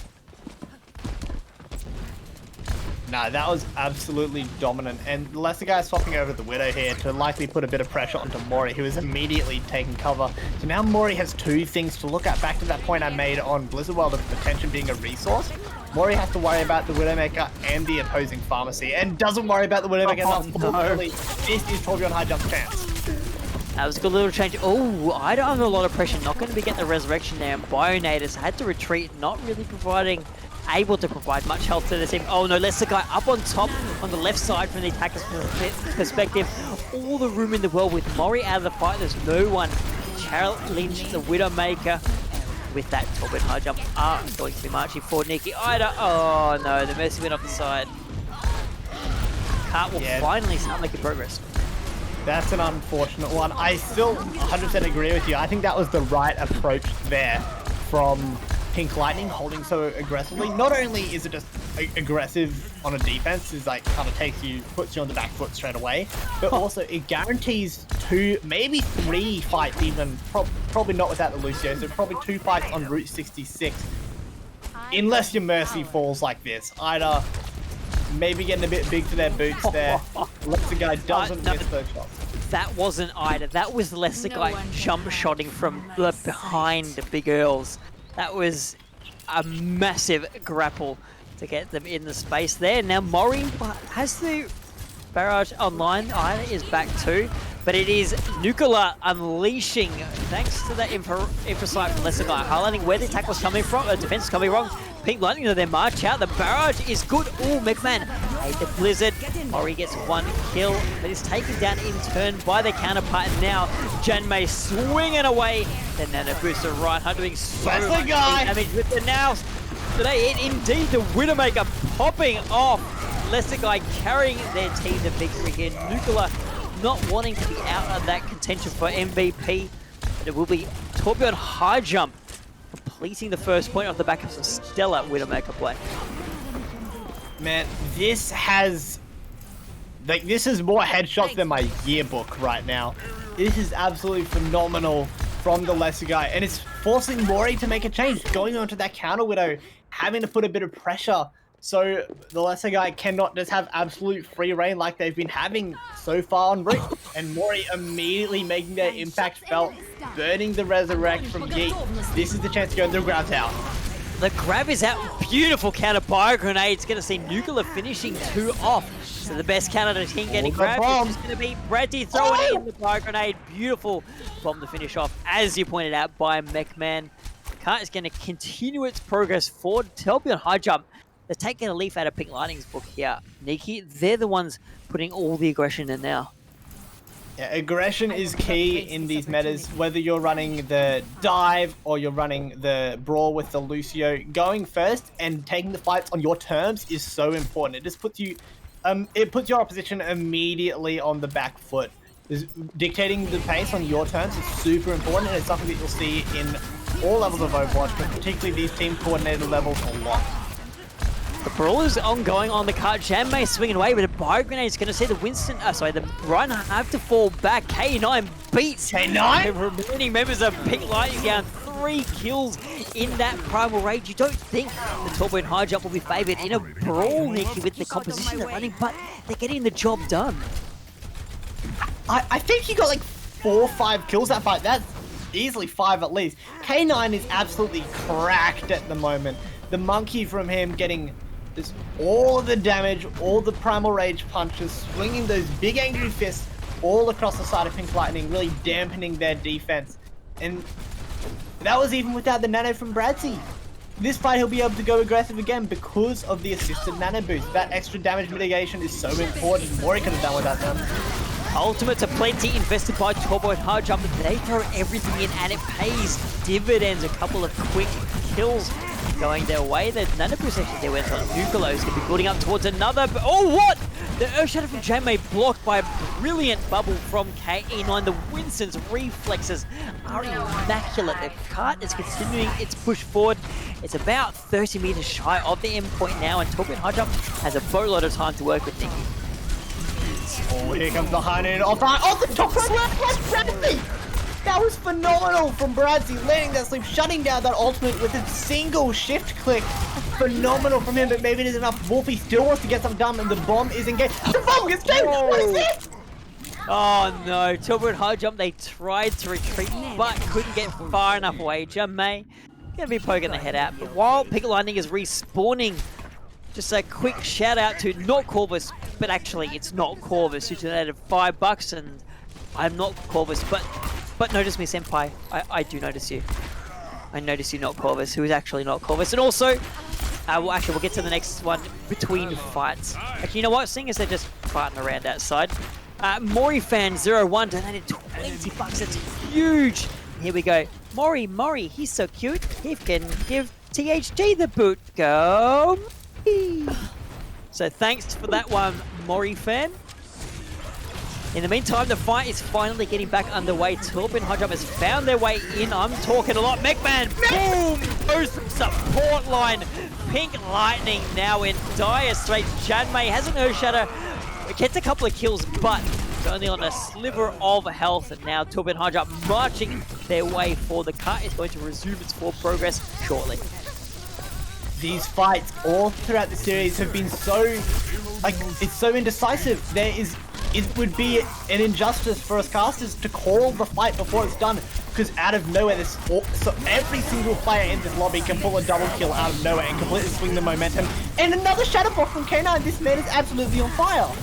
It's insane. The Nano Boost, you think K9 would be on the offensive, but always thinking of their team. The Bio Grenade onto the Primal Rage, and Winston ain't gonna stop them from shutting down Mori. Nice little resurrection. They're keeping Bradley in the fight. 12 and Hydrum has all the tools they need to march forward. Shoot, grab again with a double self-destruct kill. Follows up onto K9. This saving grace for Pink Lightning. Torb and Hydrum thrown back once again, and with 20 seconds left on the clock. Nikki, this could be brutal for them. If Mercury falls there and doesn't, that is so lucky. That bomb there from Shoot McGrav, I think that was a set bomb. It lined up perfectly with the door, which is the one retreat point in that situation. And the Lucio's on the point, keeping alive. Overtime is triggered, but can someone else touch the Tracer? Is zooming in. And Mori's getting more work done because they don't have to worry about touching the point. Here we go. Everything and the kitchen sink is going to have to be thrown out here by Torb and Hydrum. The Dragon sweep through, but Mori shuts down Nuclear as they're thrown out.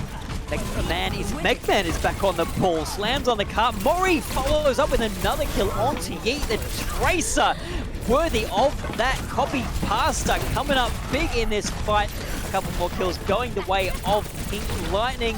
They're looking good to secure things here and stop Torb and Hydrum finishing the map. Hail Mary self-destruct over the top. That's it. 2 points only for Torb and Hydrum, but a lot of progress, Nikki. Yeah, it's as good as capping C there, essentially. That is where a lot of the time you would be kind of held up having to stagger out in that last little dregs of your defense anyway. So it is essentially 3 on the board here. Pink Lightning should be aiming to, of course they're aiming to complete the map, but that is reasonable for them to keep this map going, keep this series going. And even if it ends soon, it is still very possible that we can make it to 1,500. We are sitting at $1,363 at the moment towards Black Dog Institute. That will of course be doubled to 2,363 with the contributions from KE.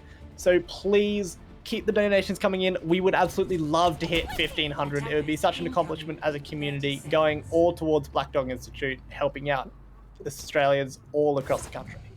We also got another donation come through, another $20. APOWWO. It's a Powo, Oh, yeah, I've just realized what it is. A Powo.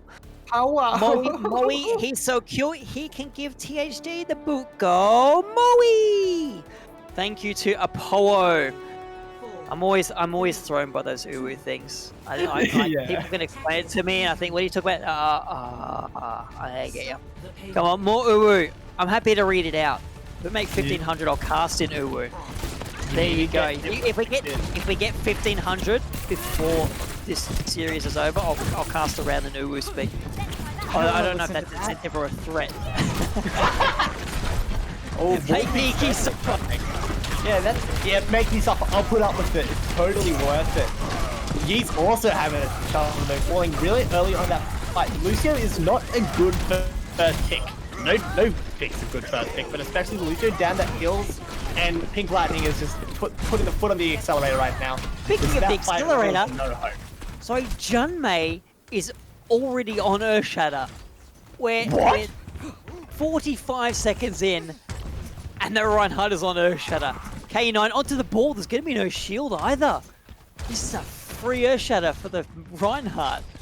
Yeah, the defense is playing pretty spread out, to be fair. There's a few in the sky, a Tracer on the flank, but they'll be able to slam the ball, maybe even the Div as well if they're playing together. There's certainly a lot of chances to slam to get some value, and they're going to be sitting ducks to someone like the Hanzo and the Junkrat as well. And then it goes, it catches two, burst attacks.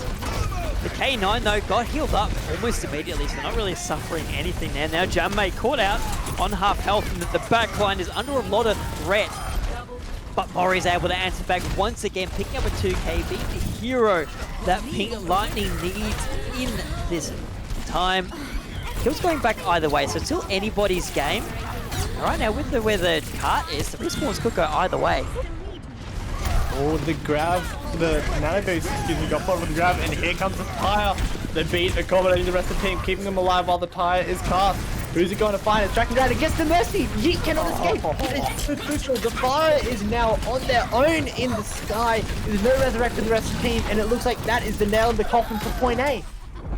Yeah, Lesser Guy's coming back, has a barrage, may be able to get something done, but with the rest of the team going down, just might end up throwing away their life here.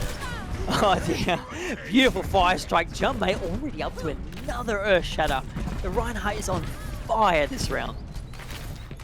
Both tanks have been absolutely phenomenal on the offense. K9 on the Winston, just being a human highlight reel all throughout Route 66 there. Jammay not wanting to be left behind on the hype train, showing up himself with another shatter. He only just used it. What is this man on? Someone check his computer. This is ridiculous. Is this a different mode where a shatter is a cooldown rather than ultimate ability? I don't know, but you know what? You don't need it. Lesser Guy got taken out by the Land Farah Mori, a beautiful concussion mine. You see the Farah get resurrected. Proximity mines laid out by K9 all over the car and the bridge. Not really going to be threatening much. A pink line in the car will continue its progress forward, but a couple of kills coming out from Torbjorn High Jump. Going to put paid to this offense. Well, might have got put paid. There you go. Beautiful Earth Shatter. Jammay invests it. Doesn't quite get the charge onto Nuclear. Megman plays a get down. Mr. President sacrifices their mech and the self-destruct for that. But you see so much space being cleared by the front line of Pink Lightning. They're marching the cart forward. But Torbjorn High Jump still getting kills out of this. Yeah, that was a weird fight. That whole, it was like a bunch of staggers from the defense. That whole fight, the cart was still moving. Ida isn't moving anymore. The barrage comes out trying to get value. Mori shuts him down. The Soldier 76 now in the field now. The big legs is doing the work. As far as ball back at sky, and here comes the hunt. Is it going to pick up the pharmacy out of the sky? It doesn't look like it. Yeet is barely hiding behind the saloon. Just keeping themselves alive. Last minute attempt from Wolfie, but that is the kind of ultimate that you want to be having back. There's a few expletives in chat from him. Yeah, that it's confirmed. That was a fat finger from Wolfie. That is unfortunate. Yeah, you don't want to use your that was. That way. I mean, Wolfie was retreating there, and all you've done is said, "Hey, I'm a hero of the team. Kill me!" Right now, I think Nuclear stands a good chance of getting a bit more value out of their Deadeye. We've seen how deadly they are, particularly with the pulse bombs all night. Out it comes, glowing Megman. Nice defense matrix, keeping the McCree in the fight. Doesn't quite find any direct value, but it's enough of a distraction. Megman and K9 to pick up a couple of kills. The tank line is the one cleaning house for Torbjorn High Jump. Pink Lightning sent packing once again. Cart inching its way back to whence it came. This defense has been, they didn't exactly have a good time on point A, but they are not letting it dampen their spirits. The point B defense has been strong, but this is going to be their biggest challenge yet. Moku with the nano boost. There's a few options of who to apply that ultimate ability to. Could very well go on the Reinhardt, combo it with the Tac Fires, and it looks like that's what's happening now, but the trance is out in response. Unless a Bionade comes through to shut down that transit, isn't going to get much value, but the grab to follow it up. Bradzi doesn't stand a chance, he falls. Mel's going all along the ground, unless you guys trying to let out some rockets of their own. Takes down Moki, but that's all they're going to get out of that ultimate. Is it enough? The tanks are still on the point from the offense of Pink Lightning. The fire is up in the sky, but that is not contesting the payload from not moving. Lesser Guy though has Yeet in support. The Valky Mercy zipping around. Nuclear also got stuck behind, able to pick up Wolfie. Gets burnt down trying to use the Deadeye. But Pink Lightning, they're still losing people. Lesser Guy's uncontested in the sky. Yeet making sure the Farah can play around as much as they like. And Pink Lightning, they almost got the cart there. But once again, Torbjorn High Jump had the right players at the right time. this defense, they managed to hold on to it. I thought that was where the rock solid defense was going to kind of crumble away into dust, but it was not to be. And now that was their best fight for Pink Lightning, and they didn't get exactly what they needed out of it. So now they're playing into an adverse position. The fire ultimate's back up for the lesser guy. We've seen what Mechman can do with the self-destructs, so we should expect nothing less. This fight is absolutely Torbjorn High Dust for the taking, and Jen May falls early. Oh no. The Discord on the Winston making life miserable for the Monkey. Ultimate aplenty for Torbjorn High Jump. They clear the cut off. Overtime burns down, and that is game, set, match. Torbjorn High Jump seals the deal 3-0 over 4 maps. It was a valiant effort there by Pink Lightning, but at the end of the day, they got outclassed by the Torbjorn High Jumpers. Whew. Man, my voice is absolutely cooked. I'm probably screaming a little bit too much, but rightfully so. Look at the plays that are being made, the control on this Primal Rage. That is admirable, to say the least, from K9. Phenomenal performance. You can tell that they have been grinding out, practicing those primal juggles, and it absolutely paid off in that situation. Won their team that map, I reckon.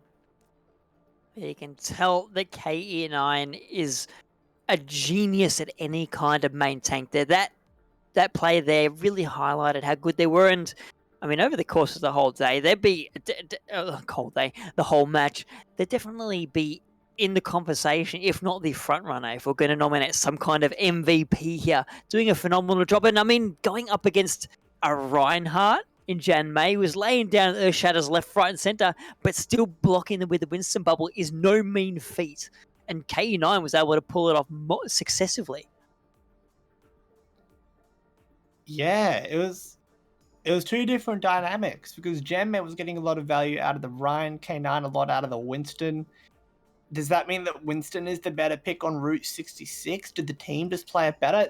There's so many questions that are just up in the air at the moment. I think the only way to settle it would be a rematch, and it looks like that's going to be what happens. We might be treated to a bit of goats here. I think K9 goats would be absolutely phenomenal to watch. Just let that man pull his best bumper impression.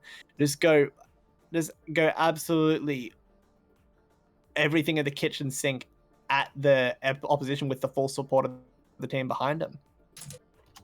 Yeah, you know what? Let's go there. We want to keep this stream going. We want the donation meter to get to at least $1,500. We're still sitting on that $1,363 number. Come on, chat. We can do it.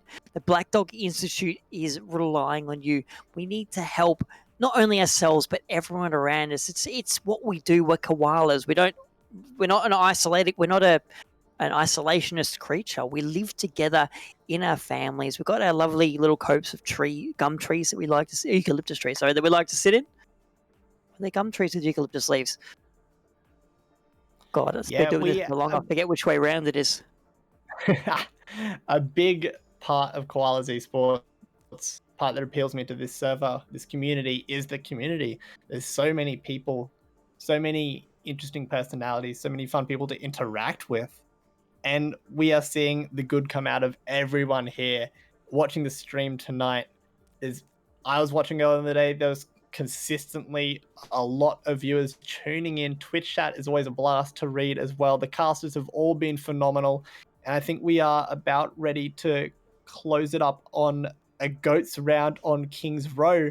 And I think that the side of Torbjorn High Jump is offering double or nothing here. This is for all the marbles. Double or nothing. So even if Pink Lightning won, it'd still be 2-3. Or Wouldn't it be zero? Wouldn't it still be 0-3? Because double zero is still 0. Well, no. Pink Lightning won, and instead of getting 1 map score, they get 2 map score. Okay, let's say it's for all the marbles, then that makes a bit more sense. As someone was suggesting in the match chat, that was the last 4 maps just warm up. We like to make sure we're ready and raring to go. We play a little bit of different comps to get all that crap out of our system, but when it comes down to it, we want to be playing GOATs. The DPS are here sitting there going, I don't know, I don't want to do this role. I don't even get to play in ranked in this role because I'm stuck in the queue. I at least want to play some tank or support. Sorry, go on. Go ahead. I was just going to say that I am a GOATS purist myself. I believe that GOATS is the only acceptable way to play the game. Watching any other composition, watching 2-2-2 in general makes me sick. I despise it with every fiber of my being. It is an absolute hell to have to sit through these 2-2-2 just garbage shows when it isn't 3-3-3. When there isn't the Rhine, when there isn't that Lucio, when there isn't our favorite character, Brigitte. I feel like, you know, the old cricket fans who criticize Marnus Labuschagne for how he bats? I feel like that Overwatch's version of that. I'm saying how can you even criticize someone for how they bat? You're just holding a plank of bloody wood, mate. As long as you can hit the ball. Just love the lush sound of leather on willow. It is a beautiful sound. Maybe we should run that in the background of the stream. Just occasionally you can hear a, especially here on Kings Row, it'd be appropriate. And make it the dono noise every time someone gives some money towards Black Dog Institute. We just hear the luscious sound of leather on willow. I think that would make my day. I think it would keep me awake and remind us of how giving this community is and how generous this community is as well. And we are rolling out with GOATS, both teams, for the Zenyatta variant, which of course is the purest version. And I am a big fan, and God, this brings back the throwbacks. Interestingly, Pink Lightning have swapped Moku off onto the tank, so both the DPS players are playing support. So a curious change for the defending team. Torbo and High Jump wasting no time with the GOAT specialty of getting in there, getting in on the ball. Jam May, though, is the first to open the account for Pink Lightning.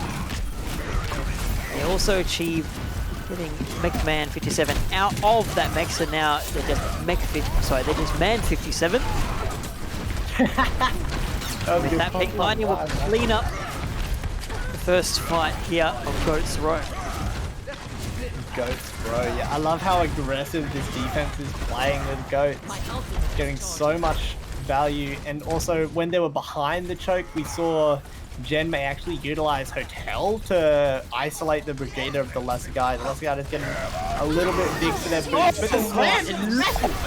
It's countered by a beautiful sound barrier out of Wolfie, showing they're not only a DPS superstar, but they're both DPS their ultimates at the same time, and now Turbo and High Jump has the later Transcendence again. I have to contend with the self-destruct in the backline, but plenty of shields. Oh, and McMahon back in the mech, eats the grab. Nom, nom, nom. Shooter McGrav is denied. Managed to pick up a kill on K9, but that will be all said and done. Counter eat. Beautiful play out of both these divas. Things going back and forward, swinging away. Turbo and High Jump, they've got a bit of progress on the point. They might get a tick, but here comes Pink Lightning marching their way back on. This is absolutely ridiculous. This fight is going everywhere. Was that the D-Mech denied from Moku? That is absolutely cruel from K9. Landing that CC to deny the remake to keep the point alive. This fight has had about 3 different winners so far, and there's only 2 teams. What on God's green earth is this? But it looks like eventually the offense will pull through on the back of K9, landing a few good abilities there, working their way up to yet another Earth Shatter. And that was a defense and a half. Well, this is typical GOATS. Ults and plenty thrown into each fight, and the Reinhardts having an absolute field day. KE9, you know, probably can have a field day in 2-2, but GOATS, it's just taking things to another level. They're both the Reinhardts actually, even on Shadows for the moment. You see Yeet probably the most bored out of anyone in the server right now. Just pushing that cart for K9 lays down the Shadow. Jan May answers back, keeping their team in this. And even more impressive was on about 1 health when that one was laid down as Pink Lightning reassert control of the card. K9 pulled off the Shadow that fight, and this time it was Jan May constantly one-upping each other. I love these 2 main tanks, the friendly competition. I don't know if it's friendly. There could be like some mad beef and diss tracks being thrown all around the place for all I know. But there is certainly competition. These 2 main tanks going at each other like wolves, Temporal. They keep going at it right in each other's faces right now. The Graviton Surge traps a couple of the frontline members. Jan May goes down trying to get a charge off, and the kill's already in the kill feed. Turbo and High Jump not suffering any losses there as they regain the cart. Make their way forward through treats again. Yeah, they're back in control of the cart. This next fight is... Oh, Ida falls early. That's actually really bad. Gonna delay that. This next fight probably won't happen towards the tail end of point B. But it's gonna be pretty defense favored, mainly because Wolfie has that sound barrier online. The Wolfie will be able to counter the self-destruct that the Transcenders doesn't kind of have that option to do. This should be the defensive fight. The slams are coming up as well for K9, so watch out for that. McMahon was looking for the eat, doesn't quite find it. The team gets grabbed in, but there's so much support. No one will be dying anytime soon. Team Torben High Jump through everything they have, as do Pink Lightning. Finally, it is the lesser guy who falls first, and now Pink Lightning are able to make their way for the second kill. E9 out of the fight, the big, broad barrier gone. It's going to see the defense hold on for the moment. The cart is in a precarious position now for Torben High Jump. They've got a long way to go before they can touch it again. Yeah, they're going to have to essentially win 2 fights to get point B now with the rollback of the payload as well. And this is 100% the correct way to play it if you're the defense. Just get right up in their grill. Make sure that they have to pass all the way back to the cart and give as much time as possible for a reset to retake control of the high ground. And while I'm rambling on about absolute rubbish, 2 members have fallen from Torbjorn High Jump. This defense, this aggressive defense that we saw on Hanamura, that we saw on Route 66, is absolutely being used here again. Pink Lightning did really well there. They've actually put on some more ultimates. Haida going the most aggressive player on this team. Hard up against the spawn door, can't quite get any further thanks to the design of the map, but Chan May's hammer a little bit longer reach, and look now, the Reinhardt sitting in the corner.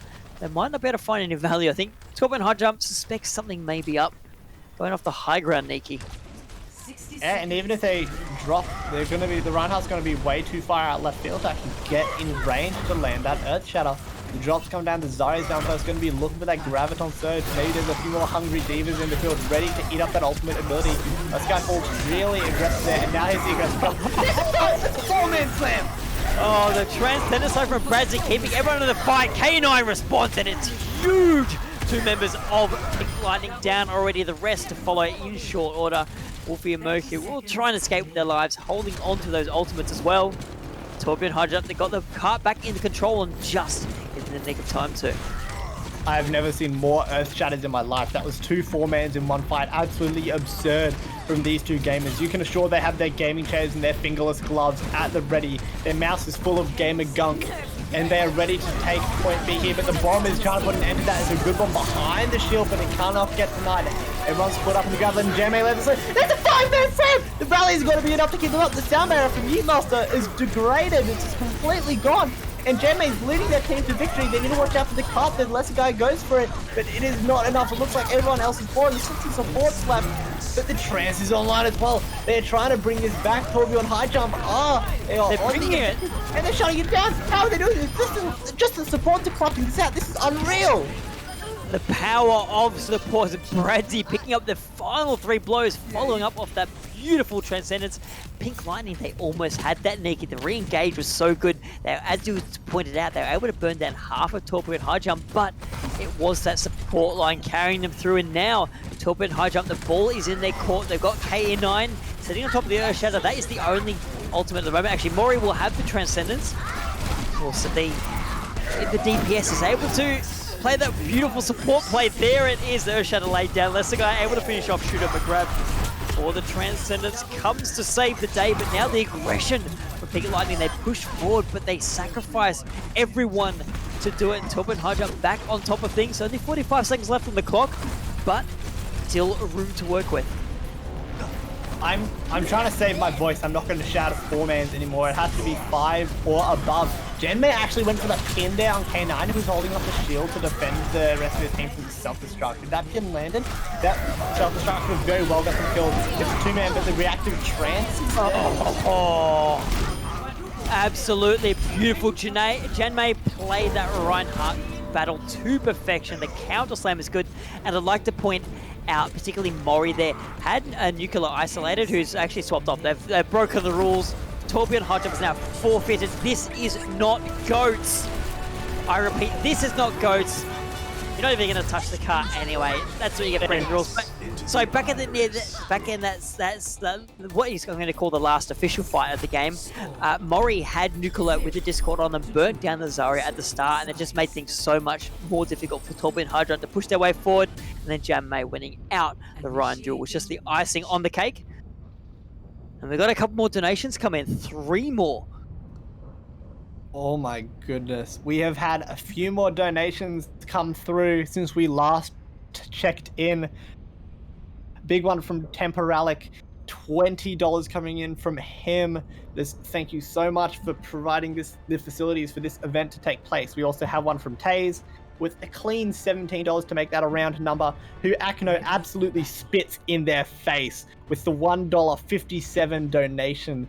The number was too clean is what was said by Akno there, and it makes me sick. The words like anarchist are being thrown around, and I agree. Akno is a clean numbers like hell.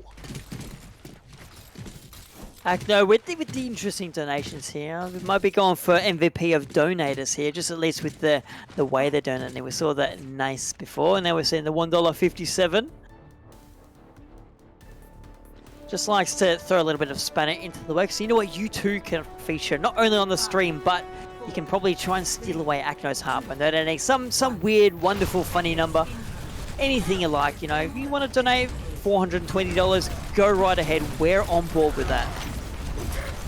Yeah, we are 100% are, but we're also on board for some GOATS gameplay at the moment. Look how aggressive this offense is.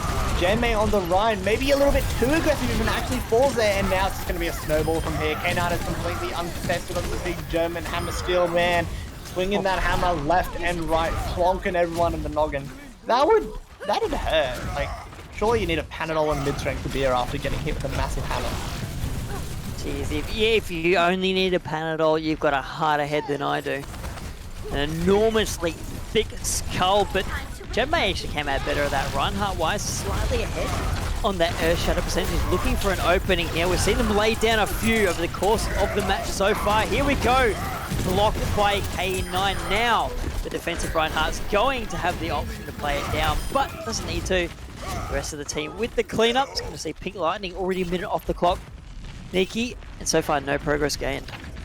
That was like, unless I'm mistaken, that is like the first really whiffed slam this map from J-May. J-May, instead of hitting the teammates, chooses to donate his shatter to the shield of K9. A bit selfish of him, really, not donating to Black Dog, is using the donating attack. Oh my goodness, how did Ryan stay behind undetected for so long? K9 was slamming the Lysander. That will be the end of that attack. And in the meantime, we had a great donation from Is Mayonnaise an Instrument? $8.43. A comment, well, is mayo an instrument? I'd say yes if you gargle it. Oh, that is a disgusting response, but I 100% agree with it. I'm honestly just glad that someone's asking the big questions. That has been on my mind for years, but I was too scared to ask. That handsome human was not. And we are very thankful for their contributions to Black Dog Institute there. And, oh my god, that's a 5-man slam! K9, what are you doing? This man is so filthy. He must only shower like once a fortnight. That is disgusting from him. Well, that was the 5th ultimate in that fight. First 4 ultimates that came out, everyone stayed on 100% health. That is GOATS through and through for you, but it is, I guess, the Reinhardt who shatters last, laughs last, and so far K9 has been getting the better end of that duel. Yeah, looks like certainly has on the right. Mega Man just hiding behind, I don't know, gathering intel. I don't know what you're expecting to gather. It's GOATS. They're coming through the main gate. A grab from the side is going to lock everyone in. Ultimates are plenty on both sides. Moku blows away 2/3 of the Torben high jump support line. This is the opening the Pink Lightning needed. They trade out for Mori. But in the end, it will be the first point captured 3 minutes after they started their adventure on attack. That was so ridiculously close to being a 6-man bomb. The shatter from Janmei, was timed perfectly into that grab. The 3 tank ultimates doing up there. The shield from K9 was just managed to keep up. Like, the only thing closer than that was how close we are to 1,500 on our donation goals at the moment. Absolutely ridiculous stuff from that team. But K9, rest of their team, unfazed, leading in the charge, and now there's a spawn camp of their own going on. Well, it looks like Big Lightning learned a little something from Turbo and High Jump's attack. But at least Shooter McGrav did. One player on the high ground, yeah, the rest of them venturing their way around. The difference here for Pink Lightning is their cart hasn't left spawn yet. They gained about 10 meters, but Torbjorn Hodgson are doing a phenomenal job of still keeping it here on point. A K9 lays down Earthshatter, only hits one. Ida will keep the rally going once they get up, and now Murray transcending the Venn diagram of healing is out. No one will be dying today. Rallies for both teams. Transcendi for both teams. Megban's able to pick up one kill, and why not? From a Diva specialist, it's in the name. Megban picks up the second as well. Jan May going down. Gonna see Pink Lightning, they gained extra 4 meters there, but they've got to do that about 25 more times if they want to make it through to the end of Streets. Oh, sorry, I was too busy thinking about if mayonnaise is still an instrument, if I'm being perfectly honest. Please, someone else, hit me with a hard-hitting question that will just keep me up at night, tossing and turning, when I should be catching them Z's. But this is an interesting rotation. The cart's the other way, fellas. They're still going. Away from the cart. Are they going to go spawn camp Torbjorn High Jump? I'm a little confused. They can't spawn camp, everyone else is already at the cart. They're not quite understanding how this map is played. Okay. Oh, they're going to catch a train and head somewhere else, I guess. This is Overwatch, boys and girls. Yeah, this is GOATS for you. They've been playing it so long, they've gone absolutely crazy. Or they think the defensive team, but you know what they're doing? They're just confusing Torbjorn High Jump. The defense have no idea where the attackers come from. They finally poke their noses out. Out comes Earthshatter, lays a few down the counter. It's fantastic. Graviton Surge as well, keep everyone locked in. Ori picks up the first kill of the engagement. The counter grab now invested by Shooter McCrab. Earthshatter's the another one. A9 had another one. Holy dooly, but finally the kills all the way up Torbjorn High Jump. They trade out for Mechman's Mech. Geek goes down. With a sound barrier, Pink Lightning, they want to fight this out, Nikki. They're getting a couple of kills, so there might be a chance here for them to move the cart forward, but they're going to have to clean up the remnants of Torbjorn. The last time I saw this many people was on the floor was at nap time during daycare. You know, it's like those blue beds, like the blue beds, the belt, like the stretching mesh stuff that you sleep on. You know those? Stretcher. It was like, it was basically, they were trying to kill us. They put us on a stretcher. But quickly, before this next fight is underway, another donation from Acno, $3.51, pays forth my hand, keeping that uneven donation number. And a big one from Mayo Man. I'm glad Mayo is an instrument with a Twitter link to a glass of milk. So, that is a glass of mayonnaise. God, I am naive. Well, let's see if you're going to gargle it. You consume it from a glass like any other liquid. That will be it. Torbjorn High Jump able to stop things down on Street's face. They secure King's Row and just emphatically say, yes, we won this match. We're not even giving you that double for nothing. Thanks to everyone who put on this great show. I hope you enjoyed playing this Go to K9. Nikki had an absolute blast by the looks of it. I would really recommend checking out this link, Temporal. I'll put it in Twitch chat right now. I can see it. I'm opening it. I'm curious to find out what's about to happen. That is absolutely. Oh, that's a molten ball of. Yeah, well, there you go. I'll put that one in Twitch chat right now for everyone at home. That's what it sounds like. Sorry, yeah, I've just realized I'm looking at this and ignoring what's going on stream. Beautiful plays coming out from both teams there, in particular Torbjorn High Jump, or Sombra High Jump, as K9 is trying to rebrand the team to. You're on top, mate. You've won the charity tournament. You won the GOATs. You don't need to rebrand. Just stick with what you're good at for the moment. You know, you do it. I don't know where I'm going with that. Anyway. There's still a little bit more time on stream, and we've been remiss, Nikki. We haven't mentioned not only does donating go to a great cause, it is the Black Dog Institute. It also puts you in the running to win the mouse, there's a mouse on offer. Anyone who donates and actually provides the name, so Ismail an instrument isn't going to win because we're not going to give a mouse to Mayo. It would be kind of pointless. But there's still time, probably only about a minute of time. But donate, and you're in the chance to win a great gaming mouse. Yeah, it is a pretty solid mouse. I've been disclosed with the information. It looks pretty epic. It would dominate with the fingerless gloves in tow, I am sure. Really up your level. Go with the light up keyboard and chairs that would just ensure that you have a girlfriend by the end of the night.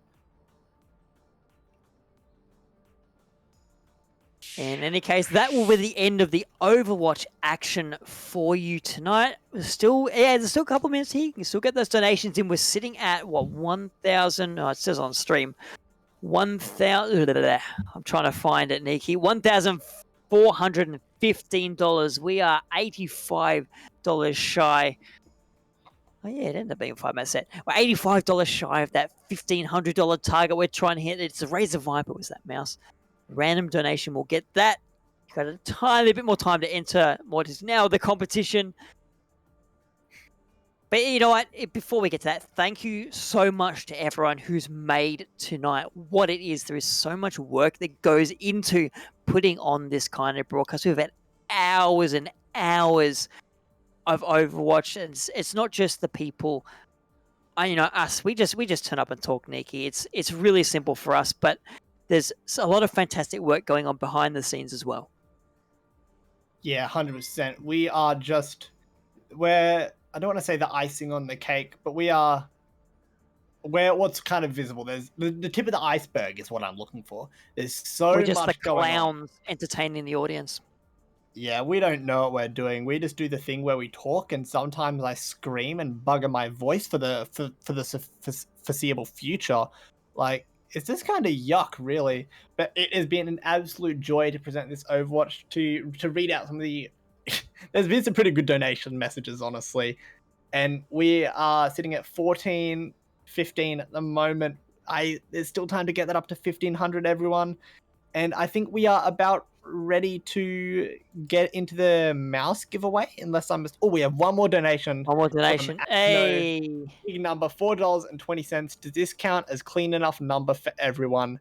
I think it's pretty clean. You're certainly cleaner than K9, who only showers every fortnight. Oh, and Taze with the late $5. Love Acno. I think it's a heart Acno. Taze, yeah, that's adorable. I love it. That's what we like around here. Koalas Esports is a great organization to be a part of. You work for Koalas, as lots of the people in this channel do, or you just a member of the community. Everyone is welcome. Come and hang out, play some Overwatch, enjoy watching your teams do really well in AOL. We know we've got some champion teams in various tournaments, so it's great to see. The total is 1,424 and 20. That's a palindrome. I like that. No, it's not. That's not quite a palindrome. I've forgotten how palindromes work.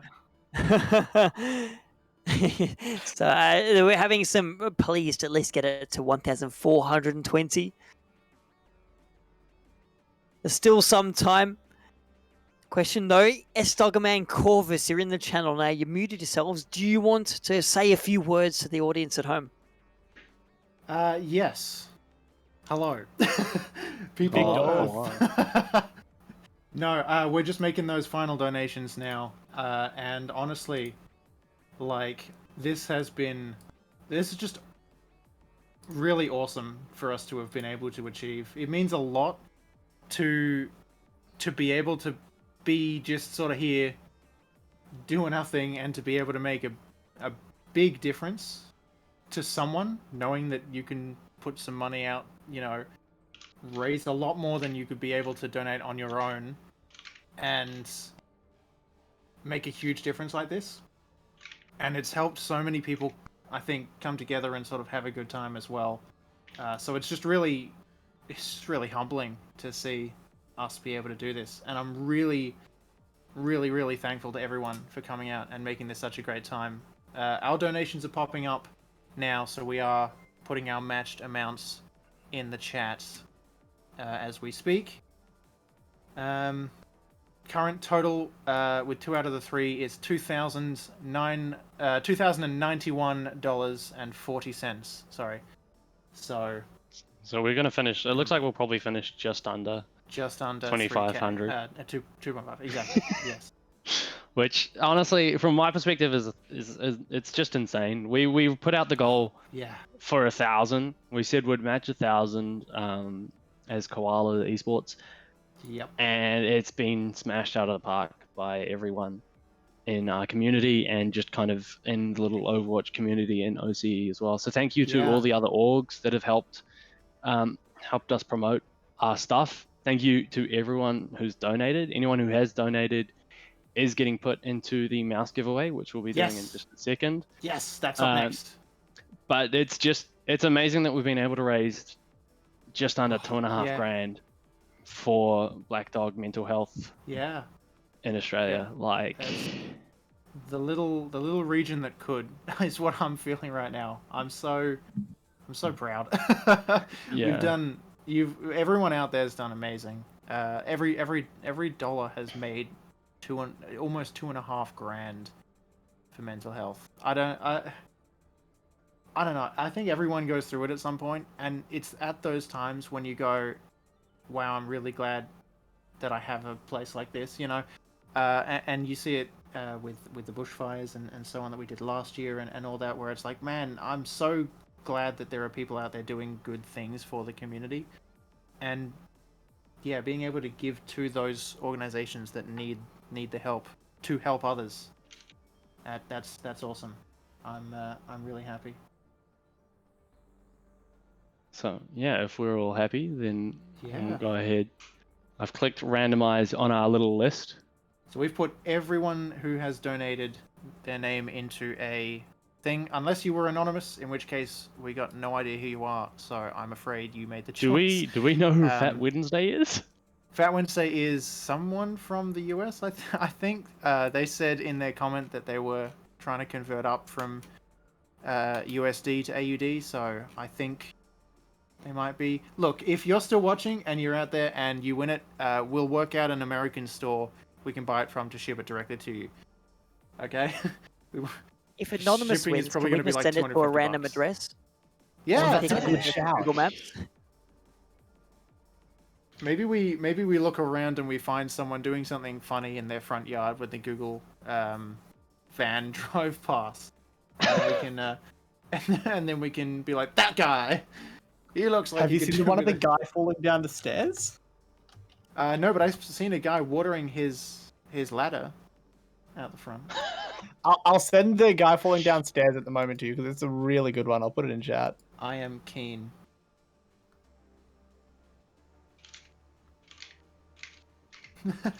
Dr. Forth. Oh, Sdogga is on Steam. On Steam. I am on Steam, but that's not what he said. He said on stream. I am. I'm sorry, Doctor. I'll get off as soon as I can. I promise. Yeah, I think that's us done for the night. If Fat Wednesday, if you can somehow prove that you are who you are, if you don't reach out within 24 hours, then we've got another person that I got in second. Guys, make sure that you're following the Twitter and in the Discord, because that'll be the places where we announce this stuff. Again, if we can't reach you, we'll have to redraw, but we'll give it a fair amount of time beforehand. So that's it. Yeah. Thank you all so much for making a difference. And thank you as well to the casters, everyone who was cast tonight. You guys have been just absolutely stellar. I mean, we kicked off with Zach and Papadaka earlier, who were amazing hype machines to begin things. We had BotNix and this other weirdo casting after that. Yes, BotNix was man. great. And then we had Corvus and Harry after that. Thank you guys so much for casting. Interesting. And what a finish off we had from Neek and Temporal. Guys, you made this possible. Thank you so much for casting for us tonight and for making for having so much fun with our events and so on. Thank you as well to the teams for playing with us. You guys kind of sacrificed your Saturday for this to make this possible. So thank you so much. And yeah, massive thank you to Temporalic, who's been sitting behind the stream for over 7 hours now, diligently flipping scenes and controlling all of the other controls that we have to work with on Twitch and so on here. Absolute carry of a man. And to everyone else that's helped out as well. Corvus has made this event literally possible, and we've had a lot of help as well from people like Shadow, Spooky, Acno, Temporalic. Again, absolutely. Yeah, he's everyone who's done something for this has made it so possible. So you're the reason that Black Dog is going to benefit from this, and from them, a bunch of people in need. So thank you all so much. And do you guys want to sign off as well, Nikki and Temporal? No, you handled it fine. Yeah, we're good. All right. Well, that's gonna be it then, guys. Thanks so much for coming and watching, and for donating, and again for making it possible. We'll see you in the next stream. We've got some big stuff. Remember, keep an eye on Discord and Twitter for our for us to reach out around that giveaway. And yeah, we'll see you next time. We're going to run a lot more show matches in the future, so stay tuned. Until then.